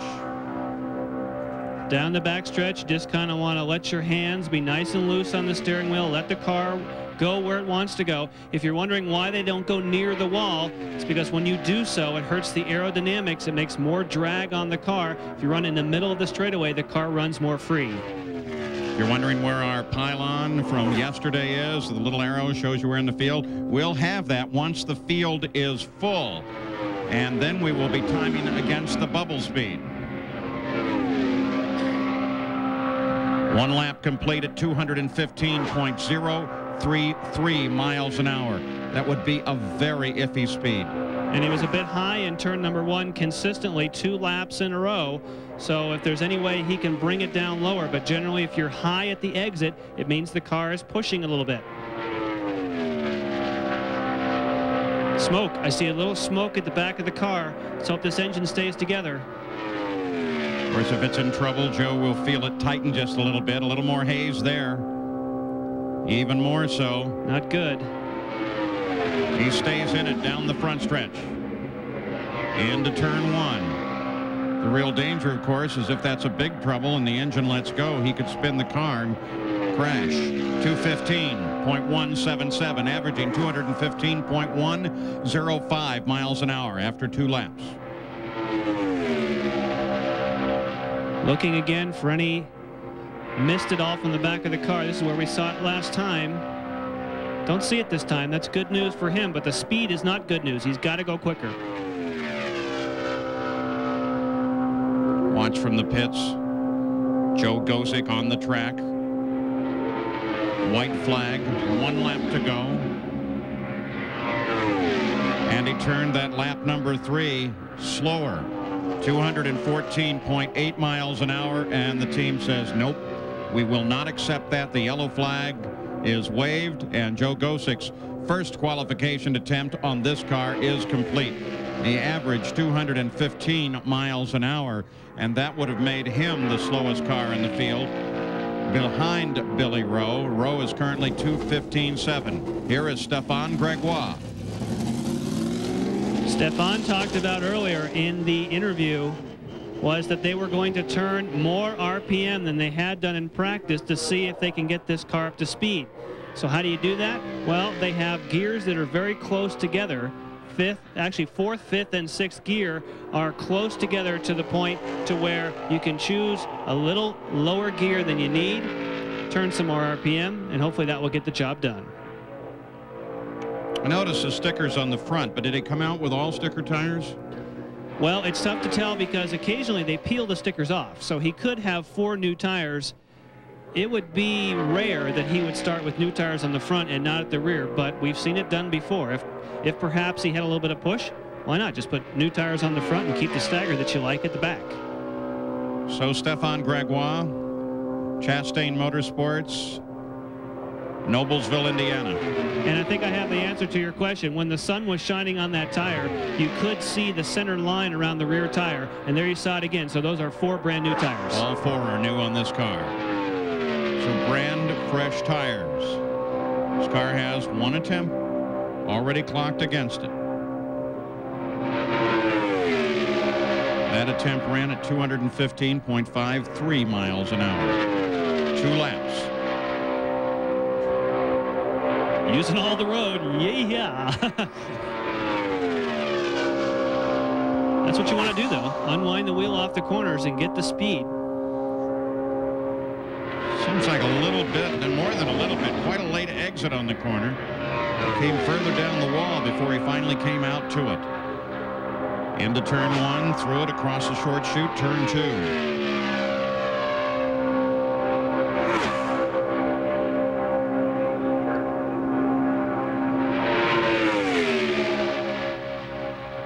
Five-eighths of a mile backstretch. Look out. Yo! He likes to run high there in the short chute. Track temperature is continuing to cool. The winds have been down as well. That's good news for Gregoire and the rest. Across the line, completing the lap. Stefan Gregoire's first lap at 216.9. 216.962. If he can keep that up, that's exactly the speed that he needs. Of course, the field is not full yet, but what they're thinking about, I want a comfortable speed to where I will not be bumped. So if he can maintain this or a little bit quicker, that'll be exactly what they're looking for. I think given the time and the record, I would take this run. You know, Stefan has been a marvelous racer every race he's been in. He's always been up at the front. In the past year of the IRL's new formula. Oh no, this engine sounded like it was heavy into the limiter. I just want to make sure it hasn't gone off. That's okay though, because a lot of times if you're going to hit the rev limiter, it will be going into turn 1. That's a good sign. Fastest point on the track going into turn 1. He got in there at 226 miles an hour last time around. Second lap, quicker yet, 217.3, up 0.4 of a mile an hour. Remember, they said they wanted to turn higher RPM, and if you turn higher RPM, you might hit the rev limiter that is mandated by the Indy Racing League at 10,500 RPM. Stefan's girlfriend hopes him around the track, cheers him on. 3 laps are done, 216.8. This is the slowest of his laps thus far. But he's past turn 1, which has been tricky, and he's past the part where he had the misfire, which is caused by the rev limiter, so he's got 2 corners to go. Watch out for the short chute where he was using all the road previously.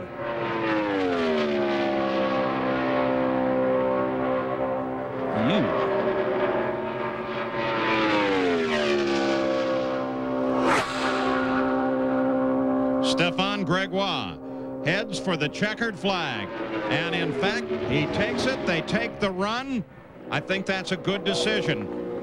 We wait for the official run out on the top speed on the final run, 216.9 for a 4-lap average of 217.036, and that moves him into the field on the inside of the last row and moves him ahead of Eliseo Salazar, who qualified earlier in the day. So Stefan Gregoire, with his wife watching at the edge of the track, makes it into the field.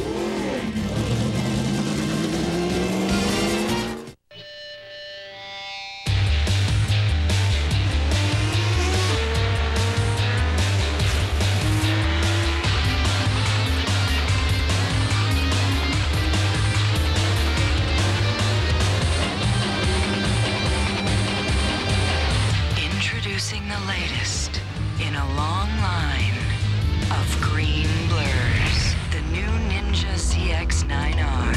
The legend continues. Bobby, What do you want? we've got to talk. These kids you're mixed up with don't know right from wrong. They're my friends. People who don't dial 1-800-COLLECT are nobody's friends. 1-800-COLLECT is 10 cents a minute every evening. Really? This isn't a game, kid. You could be saving your parents money. Bobby, you with us or him? You made the right choice, son. 1-800-COLLECT, 10 cents a minute every evening.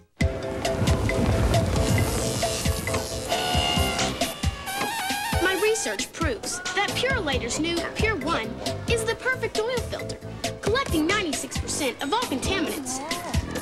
Pure One has more pleats for superior performance and a silicone anti-drainback valve for additional protection at startup. And you don't need to be a rocket scientist to tell the difference. Wow. Back at Indianapolis, qualifying underway. Hideshi Matsuda on a warm-up lap. Don't miss Carb Day on ESPN. We'll bring you all of the action from the Indianapolis Motor Speedway as the drivers take to the track for their absolute last practice session before the big race. And we'll have the fun and excitement of the pit competition coming your way Thursday at 3 o'clock here on ESPN. Well, there he is, Hideshi Matsuda. He is bringing the car up to speed, ready to start on a qualification run. His best lap, as you see it there, 2:15.8. I would think accepting that would be marginal, but remember what they're figuring. They ran that earlier in the day. The track was hotter, and so the car was theoretically slower.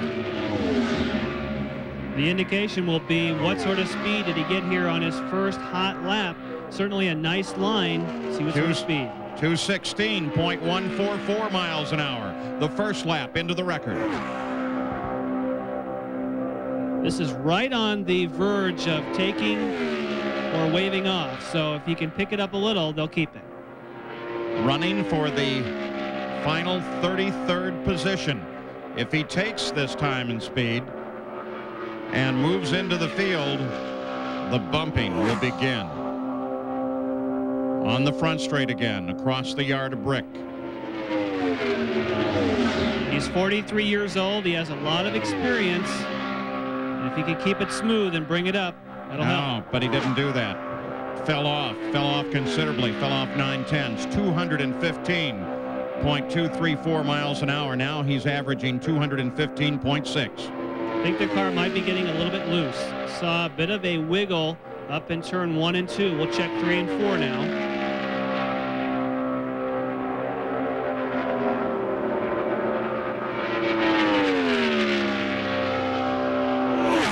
Again onto the front stretch. He went into the third turn at 216 miles an hour. Came off of 4 at 213. Lap number 3 at 215.5. 215.512. He brought it up 0.3, averaging 215.629.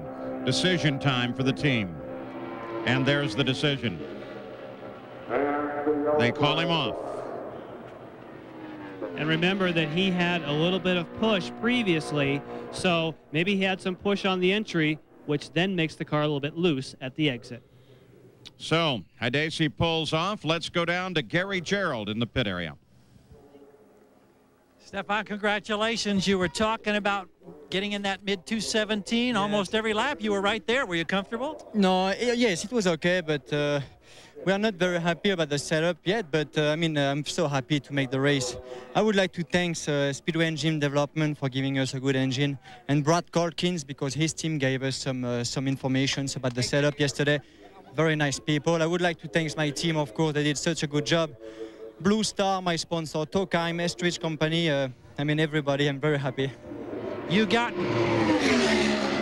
But we need to wait. You got very, very close to the wall on the short chute. Yeah, I know, but that's what it took to do it.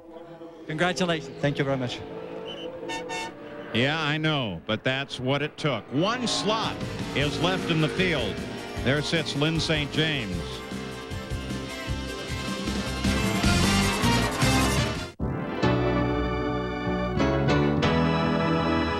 Rescue me, I'm burning hot.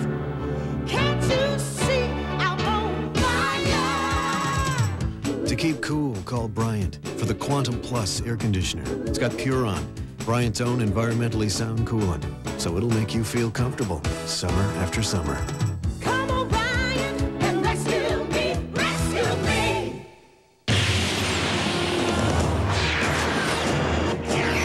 Let's say this is Castrol Syntec motor oil, and this is a harmful particle in your engine.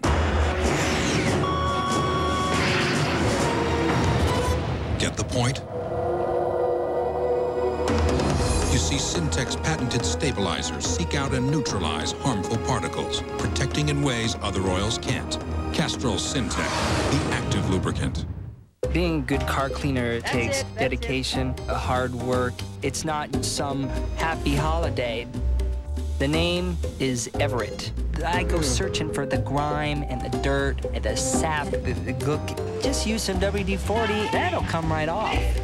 I majored in automotive hygienics. It's a 3-year program, but I did it in 2. My dream would be to clean the space shuttle. Do they have people that clean that already? Jimmy Kite, if he makes it into the field, he is going to have a story to tell his kids about his rookie year at Indianapolis, including the practice in April and this last week, 4 crashes against the wall. Climbed out every time. This car is a mix of several automobiles just to get the parts together. Now he's on a qualification run. And, you know, if Hideshi Matsuda had got in the field, if he gets in as well, he would have been in the position of bumping his teammate out of field. Now you see some orange and you see some yellow on this car. The orange is from Billy Rowe. If he gets in, he'll be the next to be bumped. Wow, what a first lap. 219.635 miles an hour.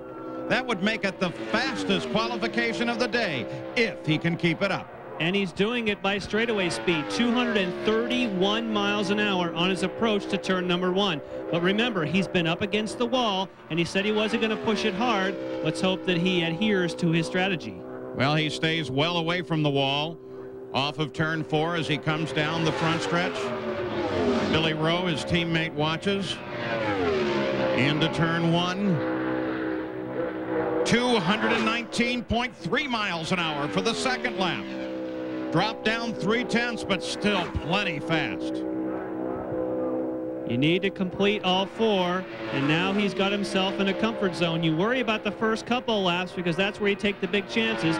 Now he should be getting more comfortable knowing he has plenty of speed. Across the north short chute. This mom, boy, she's like, oh man, get this over. Again, he works it well off the wall, taking very great care of that wall he's seen way too close far too often. Into turn one on the 4th and final lap. 219.5. He picks the speed up again, and this kid is consistent. Past the part of the racetrack where he's had just a slight wiggle, they have this car very neutral. And when it's neutral, occasionally the back will wiggle on you just a little bit. So they wanted to be conservative, but this is a pretty racy setup. Oh! Oh, almost loses it there. My. Come on, Jimmy, just one more to go. Get it off that corner clean, turns it away from the wall, heads it down the front stretch. Jimmy Kite, a rookie, has had a remarkable month. He makes it into the Indianapolis 500 with what is a very respectable speed. He takes it up to 218.6 miles an hour. That's the slowest of his 4 laps, but his 4-lap average, 219.29 miles an hour.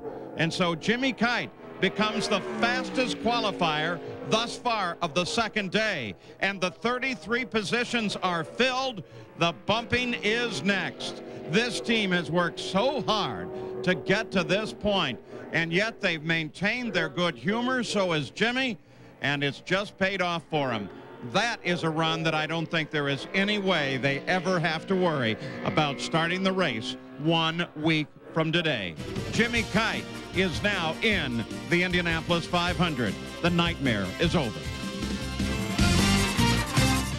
You've heard a lot of talk about where to shop for your next Cadillac, but it takes more than talk to win your loyalty, which is why Tutwiler Cadillac always works harder. We earn your business with a beautiful location, superior selection, and real savings. Tutwiler is your neighborhood Cadillac dealer for Zionsville, Carmel, Fishers, Noblesville, and Geist. Cadillac, creating a higher standard. Tutwiler Cadillac, rolling up our sleeves to earn your loyalty at I-465 in North Meridian. Look into the savings at Menard.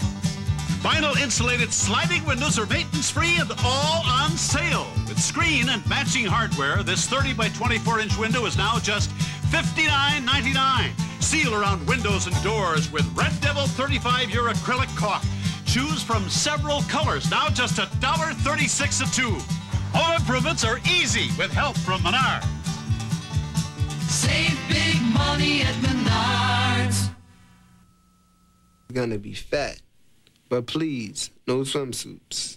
Yeah, no bikinis. No one pieces. No thongs. None of that. All nude. Tastefully done. But definitely all nude. That's important. Very important. Yeah. To be tasteful. Lynn St. James on the course, Infinity Power. She's already given us a big scare up very close to the wall, coming off of 1. Now works turn number 3, heads across the north chute. She came out of turn 1, and I thought for sure she was going to smack the wall. She kicked up dust. She got so high.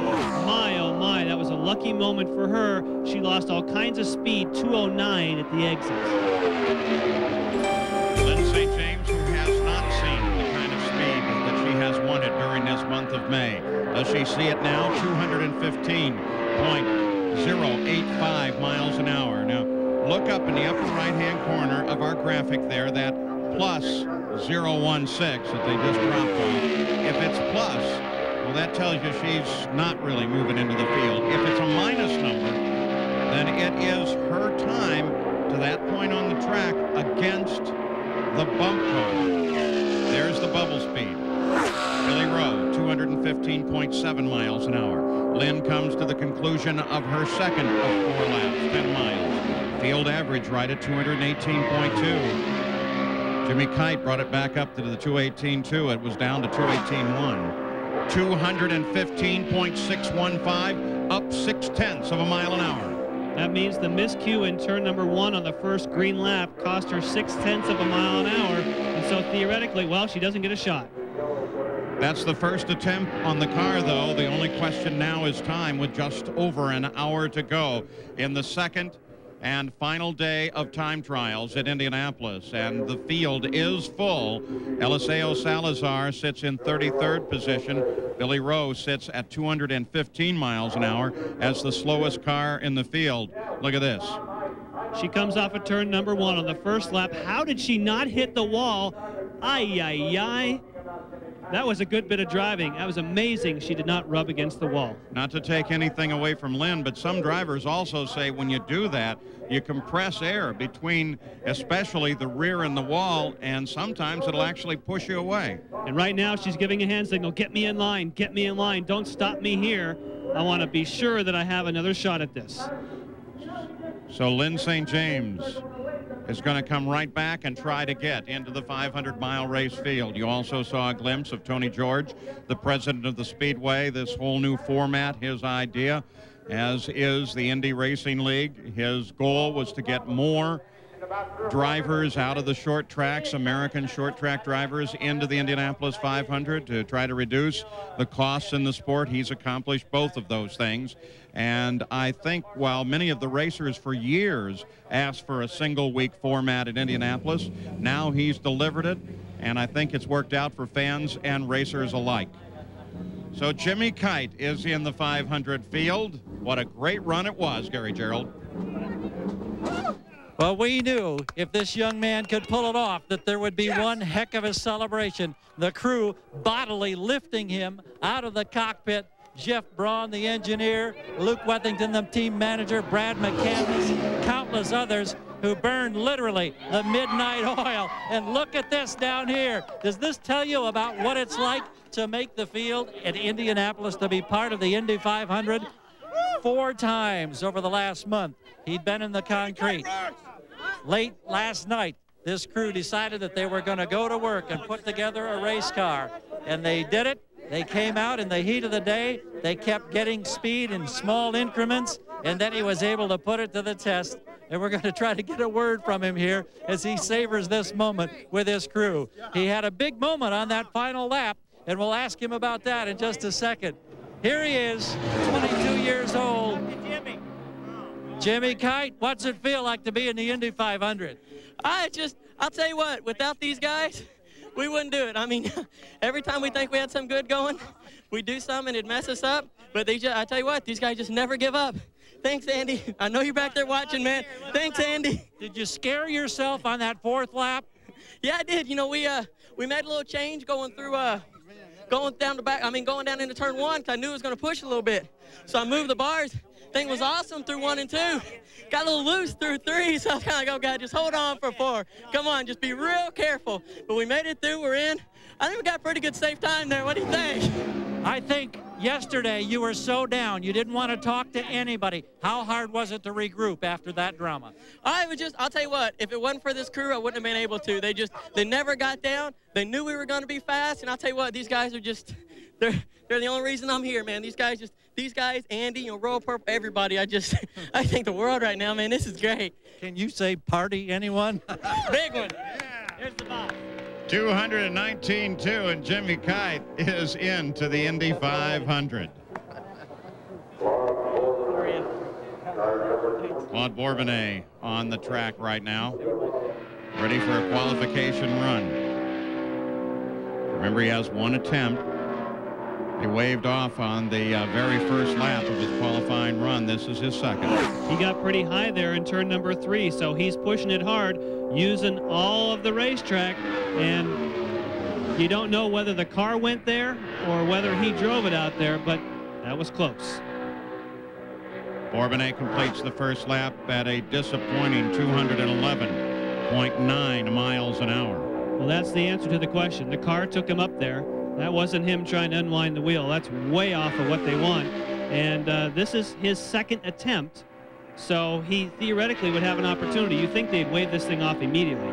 Yeah, when the crew sees that, just under the spirit of great sportsmanship, they properly, at this point in time, ought to give some consideration to waving the car off so that they increase the possibility of other cars going out. But they want to look at the second lap. He's completed that. We'll see if it comes up from 2:11.9. 2:13.6 it comes up, but the average is still 2:12.8, and that's not nearly good enough. No, and they could leave him out so they can get a real read on the chassis to find out exactly what it's going to do. But again, other guys want to run in there. They do the right thing. Nope, they've decided get him off the racetrack, let the rest of the qualifiers out. We will get that car hopefully back in line before the final gun sounds in under an hour here at Indianapolis.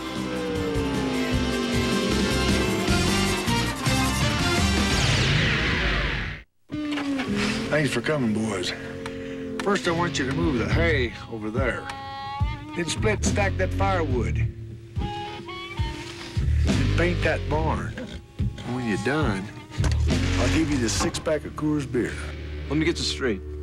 The hay, the wood, and the barn, for that? Yep. So what's the catch? There's only one Mile High taste. Coors, the original. On today's rough roads, if you ever need to stop quickly, consider replacing your worn shock absorbers. It can be like getting an extra 10 feet of road when you need it most. Replace your worn shocks with new Monroe SensaTrack, now with SafeTech. Unlike worn shocks, SensaTrack helps hold your tire to the road. Tests show you can stop an average of 10 feet sooner. Monroe SensaTrack, making the road a safer place. For the Monroe SensaTrack dealer near you, call 1-888-SAFER-RIDE. For everyone who'd rather do it themselves, for these magnificent do-it-yourselfers, we make the new generation of Wagner Power Painters. With power to handle today's thicker one-coat latex paints. An attachment that draws paint right from the can to paint straight up or down. And simple electronic settings to spray as wide or as narrow as this, which makes you more incredible than ever. If it needs painting, staining, or sealing, the choice is easy. Get a Wagner and get it done. The points race heats up as Alex Zanardi, Jimmy Vasser, Greg Moore, and Michael Andretti head to the Gateway International Raceway in America's heartland. It's the Motorola 300, Saturday at 1 Eastern and Pacific on ABC Sports. Back at Indianapolis, Joe Gosick waits. He was out earlier. He got right back in line. He is ready to go once again. In the meantime, up in the line itself, it was empty for a few moments, but Jerry Punch, now it seems like that whole thing's changing. Boy, it is indeed, Paul. In fact, up here in the Dave Mann pits a moment ago, they were actually installing a gearbox in this car number 24 for Danny Dryden as it was being pushed in line. A gentleman had come running out of the garage area with a gearbox wrapped in a towel and a shirt, handed it over the fence to some of the crew here, and they basically were trying to install the gearbox while the car was being pushed up in line. And Danny Dryden, you guys are making a major change here at the very, very last minute. Well, we're actually set up to get another 100 more RPM. When the heat of the day, we were down out of the range we ran this morning, and it was out of the peak range for the motor. So we had to do everything we can to get in the show. The guy from the gear shed actually went back and changed the gear ratios for you and brought it back? Yes, they did. They changed to a different ratio to raise the engine RPM 100.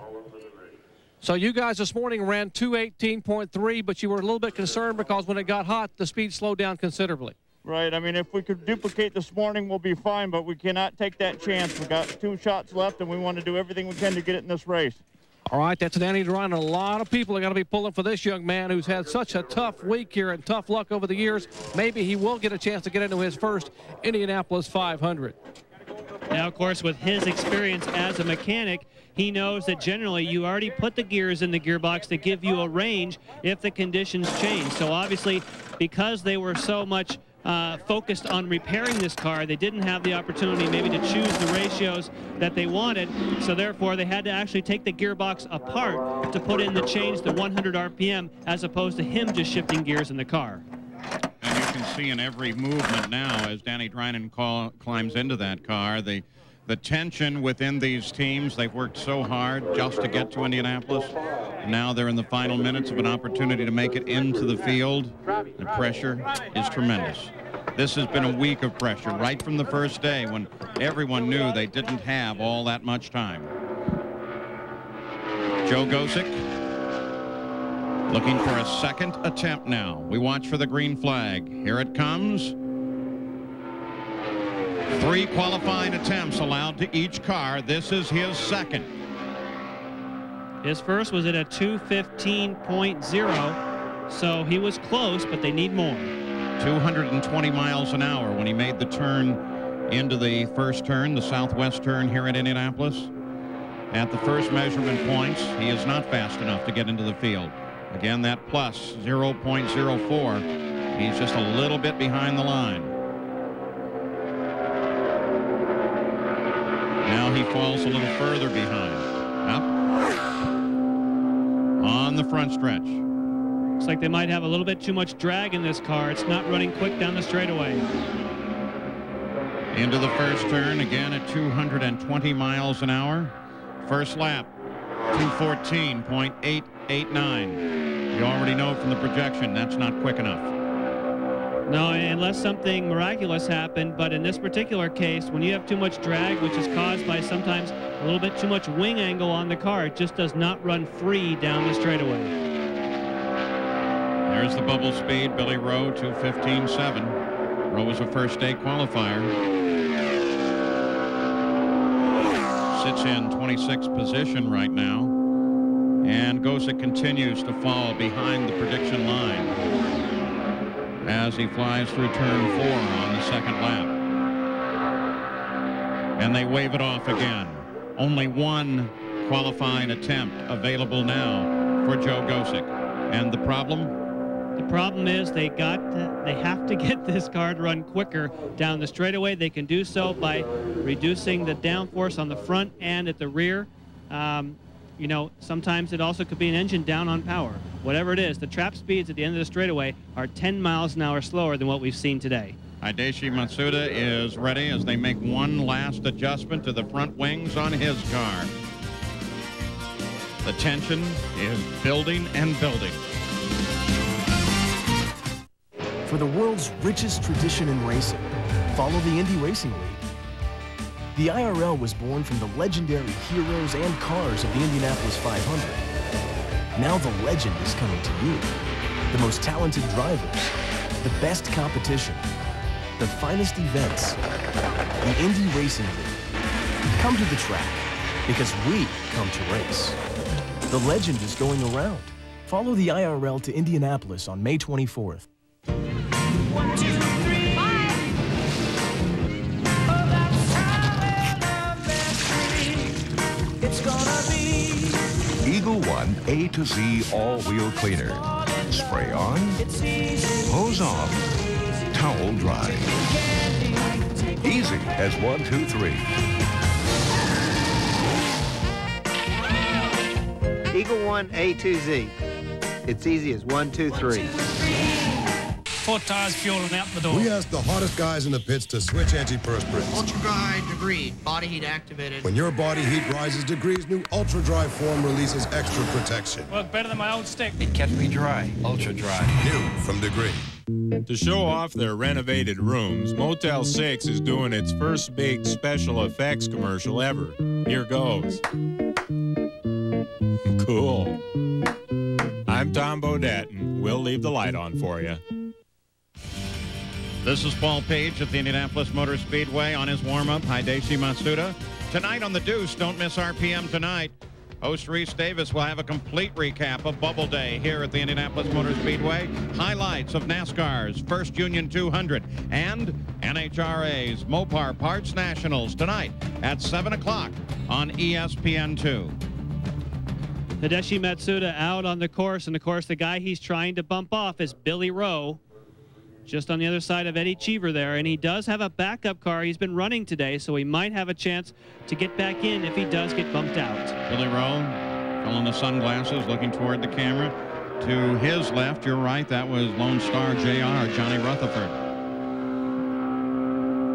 So Hideshi Matsuda. He's close, 006. Jerry Punch. When Matsuda ran a little bit ago, he came in, when they waved it off, he came in and told Greg Beck that he had a big time push in the car. And as Jan said, he was trying to compensate for the push just by jerking the car, which made it loose exiting the corner. They made a ride height adjustment, a very incremental adjustment, and hopefully that will make enough difference to take the push away and give them the speed they need. Oh, Billy Rowe, this could be the end of it, because he is fast enough at the moment to push Rowe out of the field. 216.066 the first lap. Oh, he's slowing down. He had it. Why? He had it done. Hideshi Matsuda pulls off the course. He was running fast enough to make it into the field. Boy, there's a surprise. Billy Rowe is the most surprised person in the track, and pleasantly so. Switched off, rolling to a stop. Wow, that was, I wonder what that was. Well, he either had a mechanical problem or for some reason he didn't like how the car was working, because the crew knew the speed, and I don't believe the crew would call him in on that kind of speed. Well, now they're finding out what the problem might have been for the first time. So Hideshi brings it off the course on a run that could have bumped Billy Rowe out of the field. And this may be costly for him. He may not be able to get it back in the line before the end of the day. At Pennzoil, we've discovered that it's not the kind of engine you drive that matters most in motor oil. It's the way you drive. You stop, you go. You stop, you go. You stop, you go. Imagine how your engine feels. The next time you change your oil, ask for Pennzoil, specially formulated to protect your engine from stop-and-go driving. You okay, boy? Stop, go. Pennzoil. We live in a world where the curbs in the road are not laid down before you. The curbs are wherever you decide they are. And there are no lines painted to tell you where to go. And that which is solid and that which is liquid find a way to live together and play together. Yamaha, solid thinking for a liquid world. Back at the Indianapolis Motor Speedway, Tony George, Johnny Rutherford, and Billy Rowe, who just got a stay. They've pushed back the possibility of him coming out of the field. Don't forget to tune into the Deuce all this week as we continue to bring you the latest from the Speedway. The Indy Live Daily Report all this week at 6:30 on ESPN2. Danny Dryden out on the course now. We know that he has a gear that will allow him to use 100 more RPM than he had before. And of course, with his mechanical background, having worked with both Michael and Mario Andretti as a crew member, hopefully all these gears and setups and so on will work for him. 220 at the trap, the south end of the main straightaway, 218 on the approach to the corner, off of turn 1 at 216, off of turn 2 at 212 miles an hour, into turn 3 at 217. That's the way it lines up on the second warm-up lap. 220 again into the corner. Not a bad line. His warm-up lap was a 215.7. That doesn't count for anything, but it gives you an idea of his speed. The temperature, air temperature at least, has been steadily falling. Gary Gerald, what's that doing to the track temperature? Oh, we were just talking with one of the Goodyear engineers moments ago. In the shade now on the front straightaway, 104 degrees.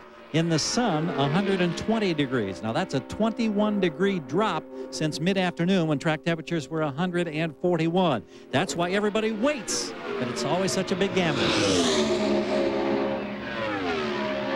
Danny Dryden comes to the completion of the first lap on this, his second attempt, at 216.2 miles an hour. Compared with the first lap of his first attempt, he's boosted it up 2 miles an hour. And he's using all of the racetrack, and he had a bit of a different line down the straightaway. Most of the guys like to run down the middle of the straightaway, and he was up against the wall on the front straightaway, which a lot of times hurts you aerodynamically, but he's pushing the pedal here. He has what he needs at the moment.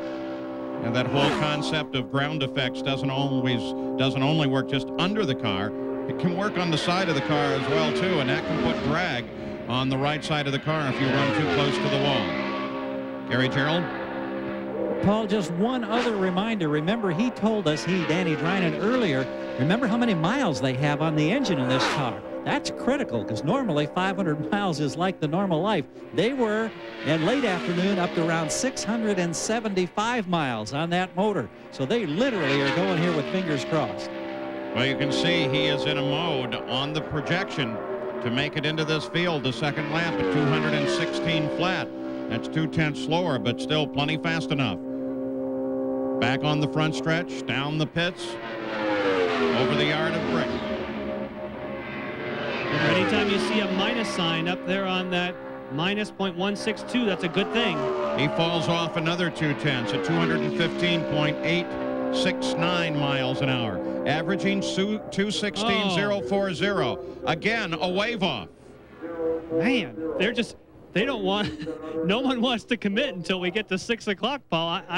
I know he was losing time, but he was awfully close. And a qualified position for Billy Rowe lasts a little bit longer. Will Billy Rowe make it to the end of the day? His crew isn't so sure. They've already pushed another car into the line for him, so it would be ready to go when he gets bumped out of the field. Garage Doors of Indianapolis can install a new residential 8x7-foot steel door for only $369 or a new 16x7-foot steel door for only $469. These are top-quality raised panel steel doors. Save $50 on installed entry door replacements. Great prices and savings on garage doors and entry doors from Garage Doors of Indianapolis. When you need garage doors, entry doors, or service, call Garage Doors of Indianapolis. Call us this morning for service today. Menards is your house painting headquarters. Get great savings on Dirt Fighter exterior paint from Dutch Boy. It resists blistering and peeling. Choose from hundreds of colors, just $10.88 a gallon after rebate. Design House heavy-duty Paramount louvered shutters are maintenance-free with a lifetime warranty in 7 different sizes and colors, starting at just $13.99 a pair. Save on all your home improvement needs at Menards. Save big money at Menards. See, this doesn't have much to do with sports. This was in an aquarium. My dentist had, and first time I got my teeth cleaned, I was waiting out there for like so long. I don't know what it is about some doctors. They just make you wait. That's my first introduction into that. That's why I don't really go to doctors anymore. But anyways, I was waiting, and I was just playing around with the fish. I just sort of clipped it. A little 5-finger discount. Yeah. That's something I'm proud of. Well, we've seen some surprising wave-offs at Indianapolis. I'm Paul Page. Welcome back. Lynn St. James as they inch her car forward toward the line. We were following that story of Hidesi Matsuda. He's right there, and so is Jerry Punch.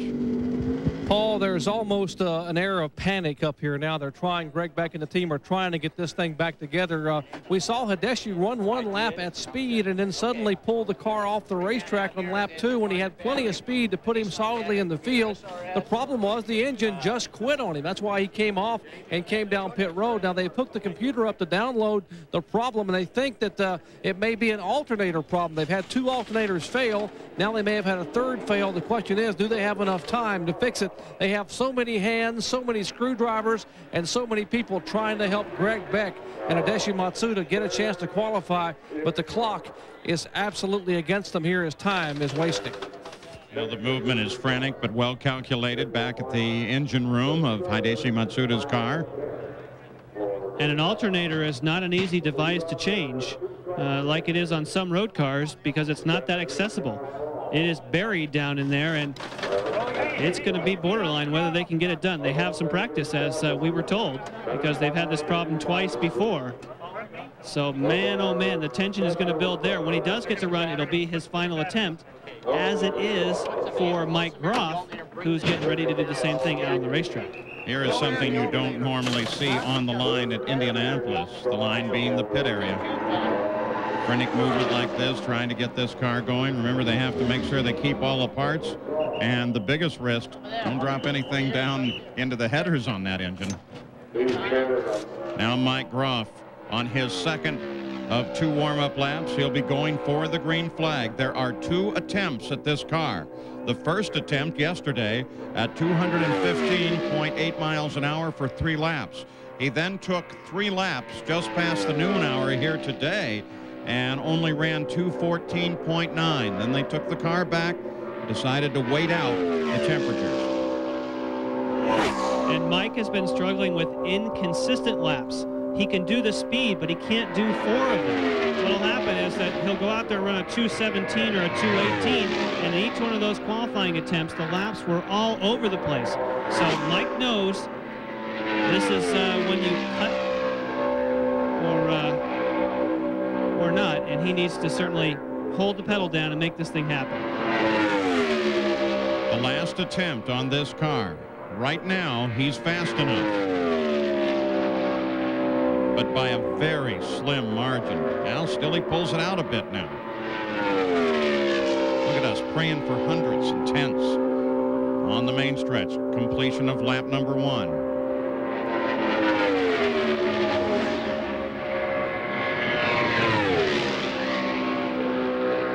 First lap, 217.051 miles an hour, and he is steadily closing even faster on Billy Rowe's time. He's well within the envelope now. If he can keep it here, he's fine. Now, normally you would say if it were anyone other than Mike and this team that's been struggling with the inconsistency, and you can see the difference there on the bubble speed between he and Mike Groff, normally you'd be saying, no problem, just cruise, bring it home. But he's got to string these together. It's not the first time he's had a 2:17 lap in qualifying. Last attempt for this car, the Visionaire Brandon Heating and Cooling car. He's still well within the margin to push Billy Rowe out of the field. Second lap drops down 4/10, 216.6 miles an hour. But in terms of his run to get into the field, he continues to improve. Yes, because of course this is relative to the run that Rowe had. So this is an accumulative time based upon the slowest run that we have seen. And at the moment he's maintaining about that 4/10. So if he can keep consistent, he'll have it. I'll tell you this is what he needs on the last one. Listening to Billy Rowe.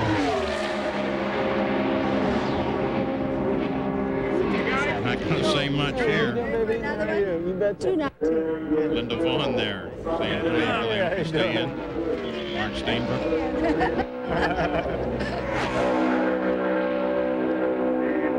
216.606 miles an hour, the third lap for Mike Groff. Still plenty fast enough. As he runs for the flag, there's no sense in waving this off. You're going to take it no matter what because the car cannot attempt to qualify again. Mike Groff, very tight to the wall. And there it is, the completion of 10 miles, 4 laps. Billy Rowe is out. Mike Groff is in this field. Jonathan Bird, the car owner, knows he's in, but I'm not sure he's all that happy about it. Billy Rowe, there he is. He knows he's out, but he also knows he has another car available. The last lap, 216.513. The 4-lap average, 216.704 miles an hour. So Mike Groff is in the middle of the last row at Indianapolis, and Billy Rowe is out. There's nothing like the feeling of a new car.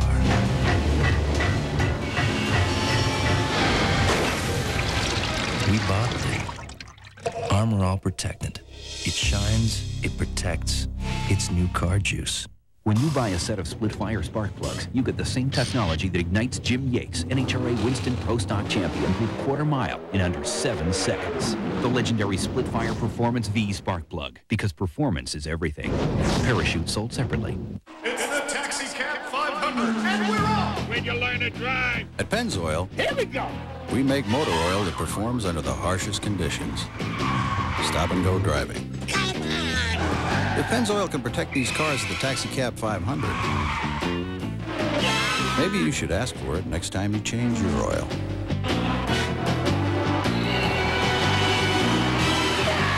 Stop, go. Pennzoil. You need a muffler.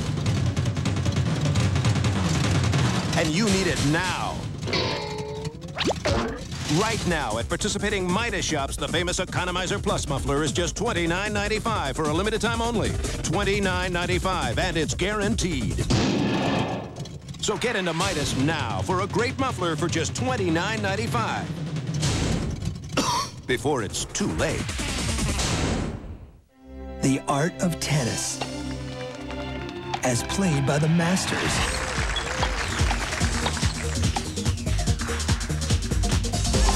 Tennis on ESPN2. They move a number 15 car, Reebok car, into the line. Part of the reason Jerry Punch is because Eliseo Salazar is now the man on the bubble at 2:16.2. Exactly, Paul, the 42-year-old driver from Santiago, Chile. You see him standing there talking to some of the Reebok crew. Yesterday morning, he lost his primary car in a violent impact with the wall as we were coming on the air for our coverage here on ESPN. Today, the backup car was quick enough this morning, but it opted to go early in the afternoon when the track temperature was about 141 degrees, thus the average speed of just a little over 216. Now, you see him talking to Mark Scott.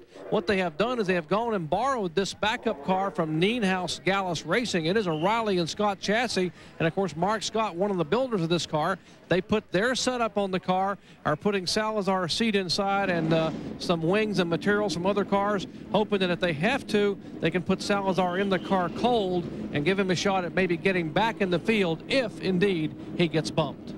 And not to forget, as part of that setup, the Reebok sponsorship on the side of the car. Paul Durant went out, brought the car back in. So Paul Durant still suffering some of his problems. There he is as he came back into the pit area.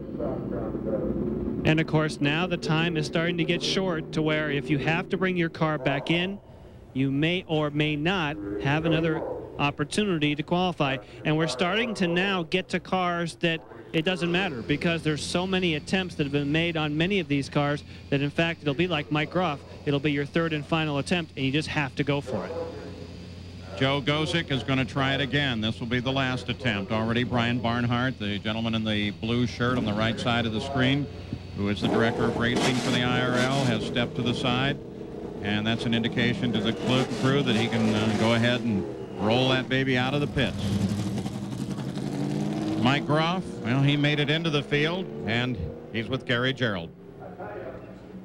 The collar goes away. The helmet starts to come off. And I can only imagine what the sense of relief must feel like.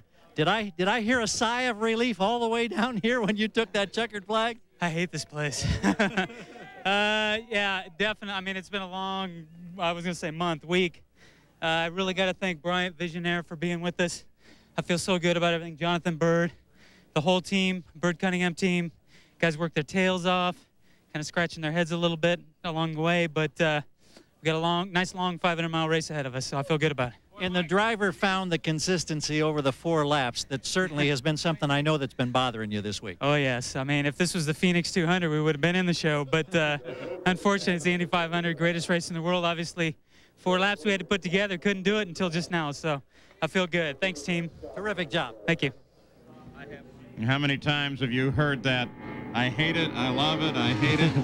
In the older days, the drivers used to call this place the cruel lady. She can reward so very well, but she can also just dash your dreams right into the pavement quickly. Joe Gosick on the track. 2 attempts charged to this car. The first one, 3 laps at 215. The second one, he ran 2 laps at 214.6 miles an hour. And he's had a little bit of a different line exiting both turn 2 and turn 4. It appears as though these corners, in other words, 1 and 3, work okay. But then watch on the exit here, see if he does it again. It looks better now. So maybe they have made a change here that he's happy with. We have filled the 33 positions in Indianapolis. Already the first car has been bumped out. That was Billy Rowe. And as Joe Gosick starts his qualification attempt, it is Eliseo Salazar on the bubble at 216.2 miles an hour. But that plus sign on the upper right of your screen there is not a good sign. He's got to turn that thing into a minus if he wants to get in the field. It has an upward trend as he goes into turn 3. We get another reading here. Oh, a real upward trend. This is not good for Joe Gosick. There's that line that we saw earlier. There's something that's happening in turn number 4 and in turn number 2 that he's not happy with. Salazar clenching his hands, asking what was the time. 213.579 miles an hour. And the trend away from the bubble speed continues upward for 00 Joe. And he knows it. He's brought it down, he's slowed it down, and he knows that for this car anyway, it's over. So 3 attempts for Joe Gosick, and like the great champion he is from Oswego, he knows if he gets the car off the track, others will have an opportunity. And so they take the car off the qualification run. It's third. That car is done. Joe could find another car, but that machine is out.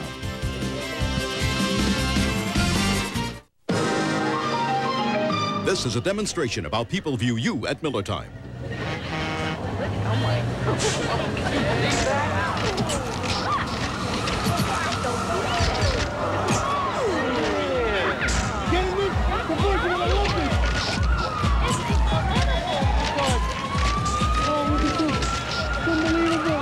Results based on studies using Sports Illustrated swimsuit model Rebecca Romaine. Your results may vary.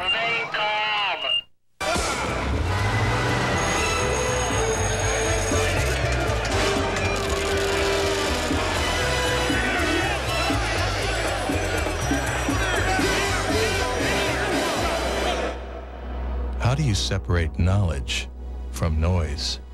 Call Invesco. 38 no-load funds, 65 years experience, a global perspective. You should know what Invesco knows.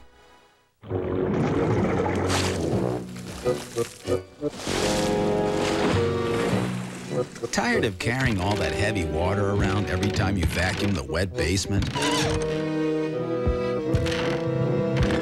Get the new ShopVac QPV, the quiet vacuum that sucks water from one place and pumps it to another. Because you've got better things to do than lug water around. ShopVac, the only thing more powerful is our name. At Indianapolis, Claude Bourbonnais in the line, while Billy Rowe in his second car is going to try to make it back into the 500 field. Sports Center is celebrating its 20,000th show.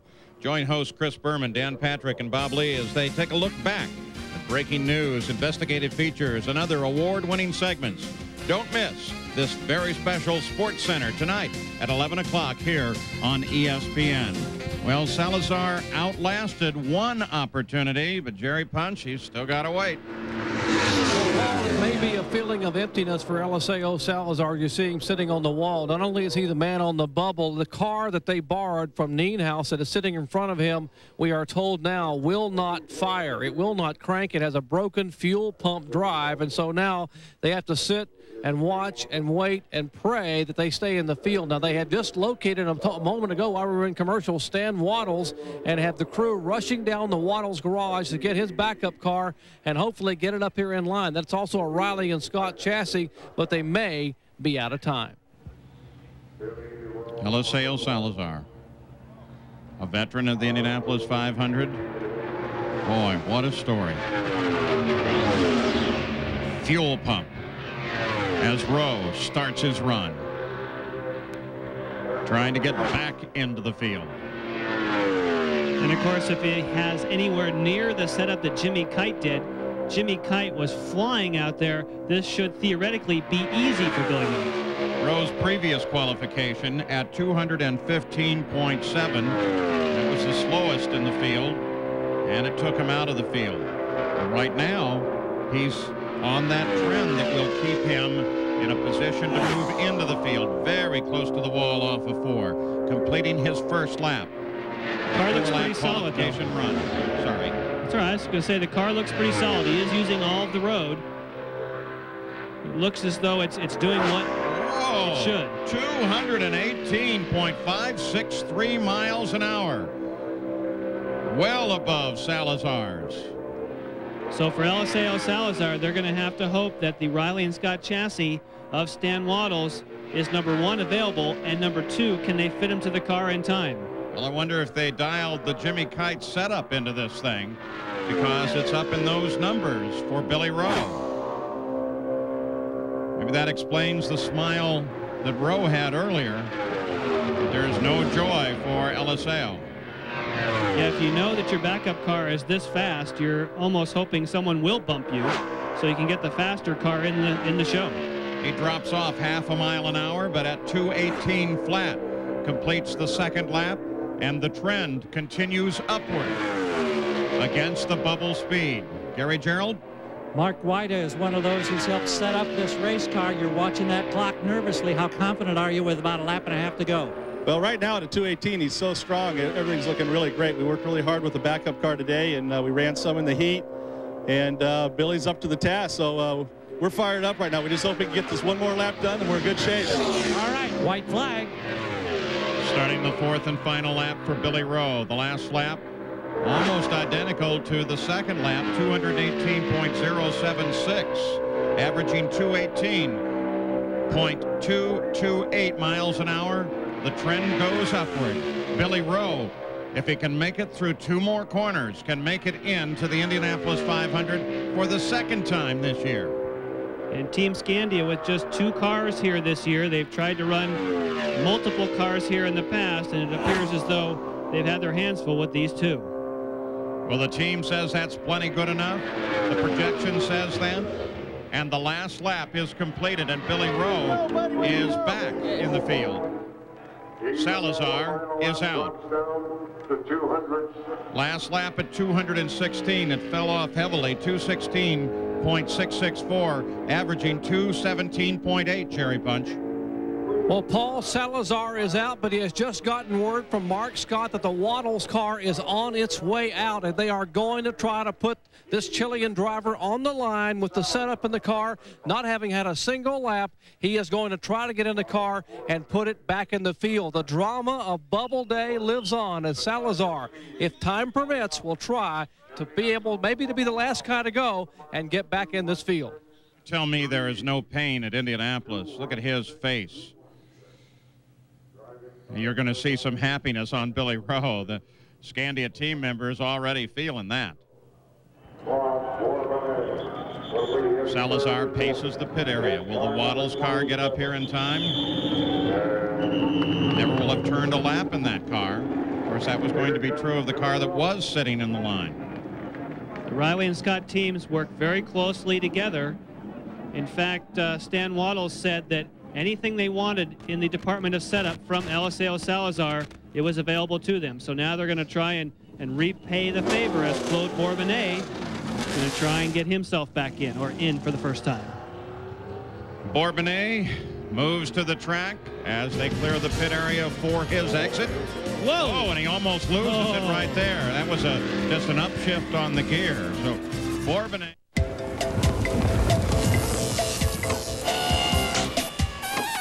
Research proves that Purolator's new Pure One is the perfect oil filter, collecting 96% of all contaminants. Pure One has more pleats for superior performance and a silicone anti-drainback valve for additional protection at startup. And you don't need to be a rocket scientist to tell the difference. Wow. 4 tires fueling out the door. Feel the heat radiating out of your skin. It's nasty hot. We asked some of the hottest guys in the pits to switch antiperspirants. Ultra High Degree, body heat activated. Wow, I've never seen this before. When your body heat rises, Degree Ultra Dry's powerful new form releases extra protection when you need it most. This is one of the few products that can keep up with me. It kept me dry. Ultra Dry. Worked better than my old stick. New Degree Ultra Dry. Now more than ever, your body heat turns it on. The proof is in the pits.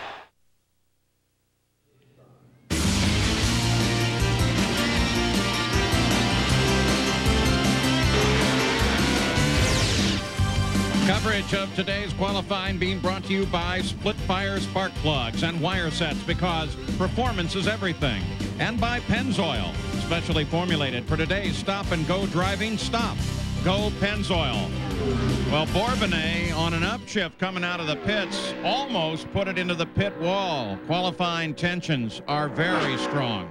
This is his third and final attempt in this car to make it into the field. But Paul, he is way, way off of where he needs to be. This is going to be very sad news for Claude Bourbonnais. Again, the trend upward and away from where he needs to be if he wants to bump Johnny Unser out of the field at 216 miles an hour for Unser's qualifying speed here at Indianapolis. Darting turn into one. 213.55 miles an hour. Now, will they pull it off early? You don't want to think that you're a quitter, but if you do a 2:13.5 on your first lap, it's almost impossible to make it in the field. Keep an eye on that plus sign, upper right-hand corner of the graphic, as it continues to trend upward.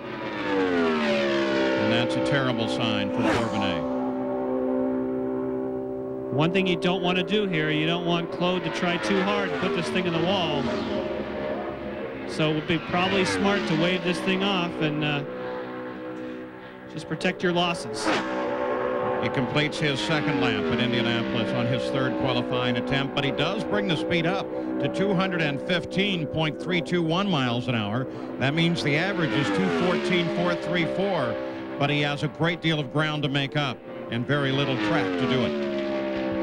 Well, it'd be nice if he made liars out of us. If he could pick up a couple miles per hour each and every time. I said it was nearly impossible, but not impossible. Still, the trend goes the wrong way. Completion of the third lap. Now, remember this, Ron, as we get down to the end of the day, under the possibility that somebody is within seconds of going out, this might have been the run that would make the difference. There's one other thing I just thought of, Paul, is that why not go ahead and take this run in case they need an alternate for the race? It might be worth just taking this because we have seen more than 33 starters before, and you just never know what might happen carburation day. You might as well put a number on it. 215.177 miles an hour, averaging 214.6. They're going to stay out there and take this run. So Bourbonnais on the projection doesn't make it into the field. We'll look for the official final lap, 2:15.967, the fastest of his 4 laps. The average, 2:15.001. And that doesn't do it. So Bourbonnais doesn't make it into the field, but, well, maybe it is an alternate position that they're thinking about. Jerry Punch? Meanwhile, down here at the head of technical inspection, the Stan Waddles backup car has arrived. They have fired the engine, and the crew member basically had his hand down inside the front engine cowl, holding the pedals down to try to be able to get the engine warmed up. The Reebok crew scrambling around this car. Basically, they've been changing the wing setting. They've been changing the front end settings, trying to do as much as they can do as quickly as they can. The driver, Eliseo Salazar, has already put his helmet and gloves and everything on and strolled down to the other end of the technical inspection area. He is very, very anxious to have this car go through tech and get a chance to run the car. Now, I'm told by the Waddles crew that the most this car has run this week was around 2:13, very, very early in the week. Now, that was with their setup on it. Now, Mark Scott and the Bob Riley crew are working on putting their setup, and now Salazar came back and said, guys, we got to go. We got to go. He motions with his hands that I got to get in the car, and now Eliseo Salazar will climb in as the clock ticks away. And Jan Bikas, they are trying to hurry to get him in line, to give him one more shot at getting back in this Indy 500. Jerry, I was going to ask you, is this the very first time he's tried to get in this car? Because he is not the same size as Stan Waddles, so he'll find out momentarily if he even fits in this car. Well, Jan, what they did is they brought the seats, the two-piece seats that are basically poured and form-fit around the driver, and put it inside. So the seat itself is actually Salazar's seat. I'm sure what you're referring to is basically the pedal situation, but Salazar will have to make do. They don't have time to make a pedal adjustment. He will have to be as comfortable as he can and go as fast as he can for 4 laps. This is Danny Drynan on the course on a qualification run, his third and final chance. And we'll watch the trend. 220 as he went into the first turn. Built it up to 221 just before he made the turn in. Off of the first lap. Johnny Unser on the bubble, 2:16.3.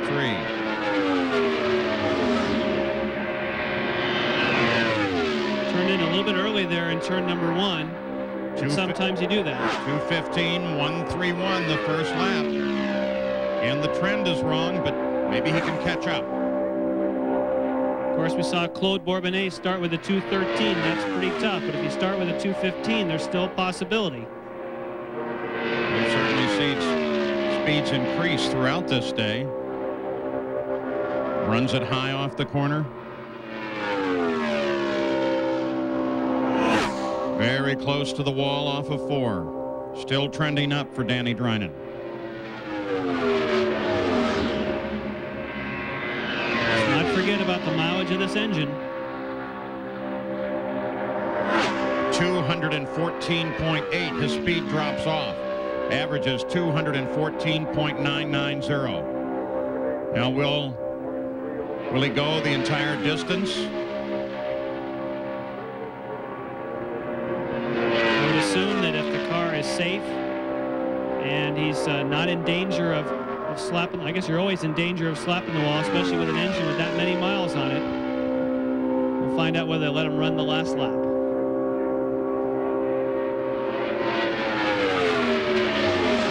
Third lap is complete, so they are going to go ahead and finish this run, though he's nearly a second too slow. I'm going to make that second up in a lap.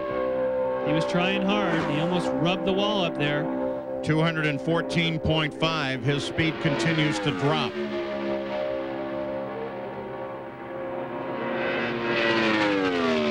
Going to be a broken heart here for Danny Drynan. What a tough week it has been. And there is no reward at the end of it. He looks down the long straightaway. They flash the yellow on to at least get him off the race course. That at least is a good move by the team. Danny Drynan does not make it into the Indianapolis 500. There will be no fourth lap time since he didn't stay on the track to cross the line. And 3 attempts, his best was his second in 216.040. But he waved off of that one. Well, Billy Rowe out of the field and back into the field earlier with Gary Gerald.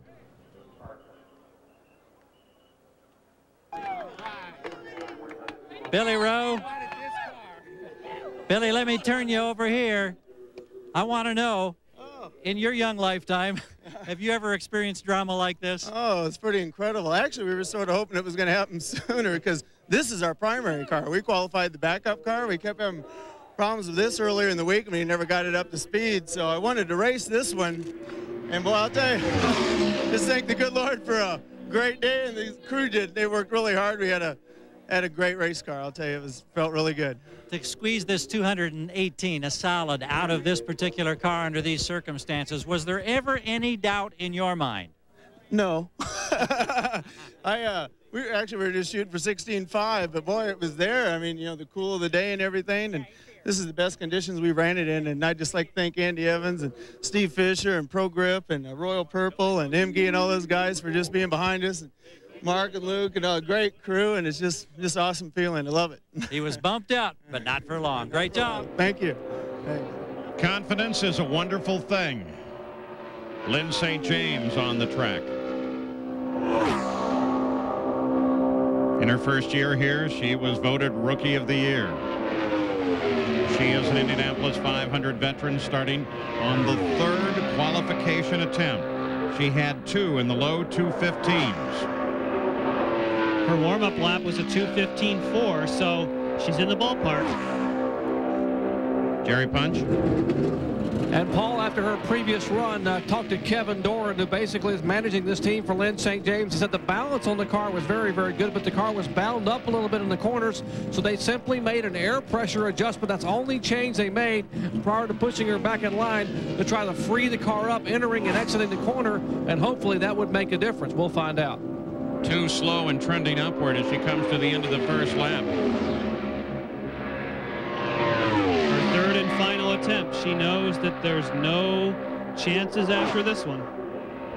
216.050 miles an hour. for the first lap. Now that's better than she's run by almost a full mile an hour, but still it is not fast enough at the moment. Bubble speed there, 2:16.316. Lynn's going to have to pick it up. She's using all the racetracks. She's trying as hard as she can. If she can go progressively faster, that will help, but it doesn't look as though by the trend there that that's happening. Second lap complete. Today's qualifiers, all we're showing you in the upper left-hand corner of the screen. Led by Jimmy Kite.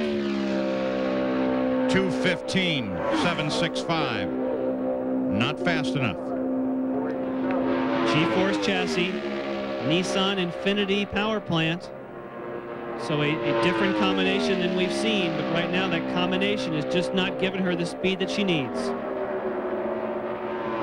And the run gets worse for Lynn St. James. We measure at each timeline in the 10-mile run. She's now nearly half a second slow against the bubble speed. Lap 3, 2:15.6. Roughly the same as the last lap. Ron Himmelgarn, one of the team owners here for Buddy Lazier and Johnny Unser, said that she was crazy to own her own team and try and make this effort. And of course, this is going to hurt not making the field and collecting that prize money to start the Indy 500.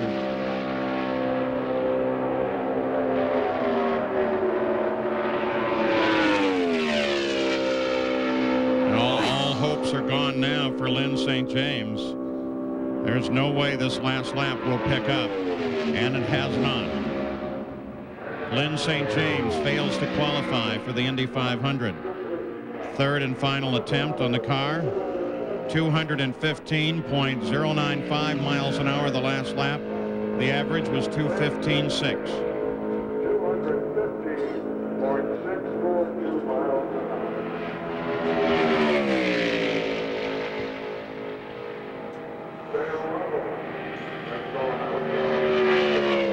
So the command will not include the word lady this year.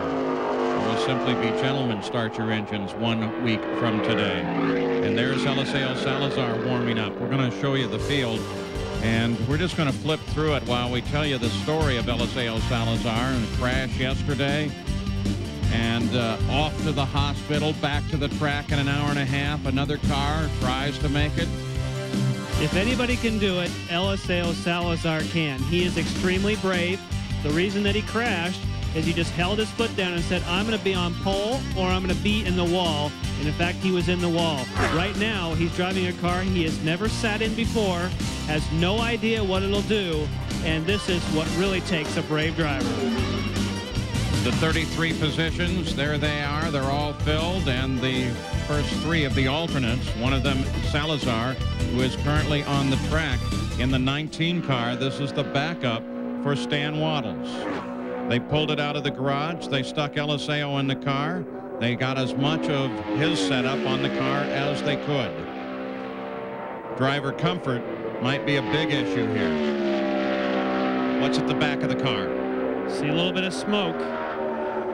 Oh, man.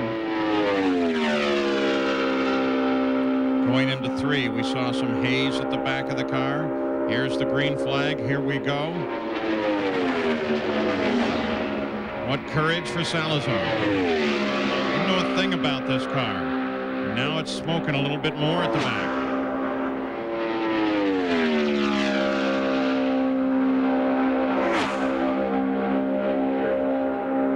And the trend is not good and rapidly getting worse. But you would expect that on the first lap for a guy that's never sat in this car. There is potential. The thing I'm worried about is that smoke. Yeah, if that becomes more serious and the engine lets go, it's going to be oil on the rear tires and a car into the wall. Johnny Unser on the bubble, 2:16.316. We'll see the first lap speed in a second here. The trend we already know is bad. And I think he scraped the wall coming off of turn number 4. I thought I saw it was either a spark off the wheel or possibly just a piece of debris. but there have been reports from the course he did rub the wall. There's your first lap, 211.919. Not nearly fast enough. Now you can see the right rear tire. You can see some white paint on that, so it does appear as though he did, in fact, have contact right there with the wall. Just a light brush, that contact. And I'm still worried about the show of smoke at the back of the car. I hope just in their haste to get this car out, there might be some smoke left on the headers or dripping down onto those headers. And it is not indicative of a problem in the engine compartment. 211.010. The trend has gone from bad to terrible. And certainly for LSAO's sake, you hope they wave this thing off right now. Again, a display of blue haze at the back of the car. And Salazar says that's it. LSAO Salazar brings it off the track. Hideshi Matsuda is at the head of the line. They're ready to fire that car, Doc.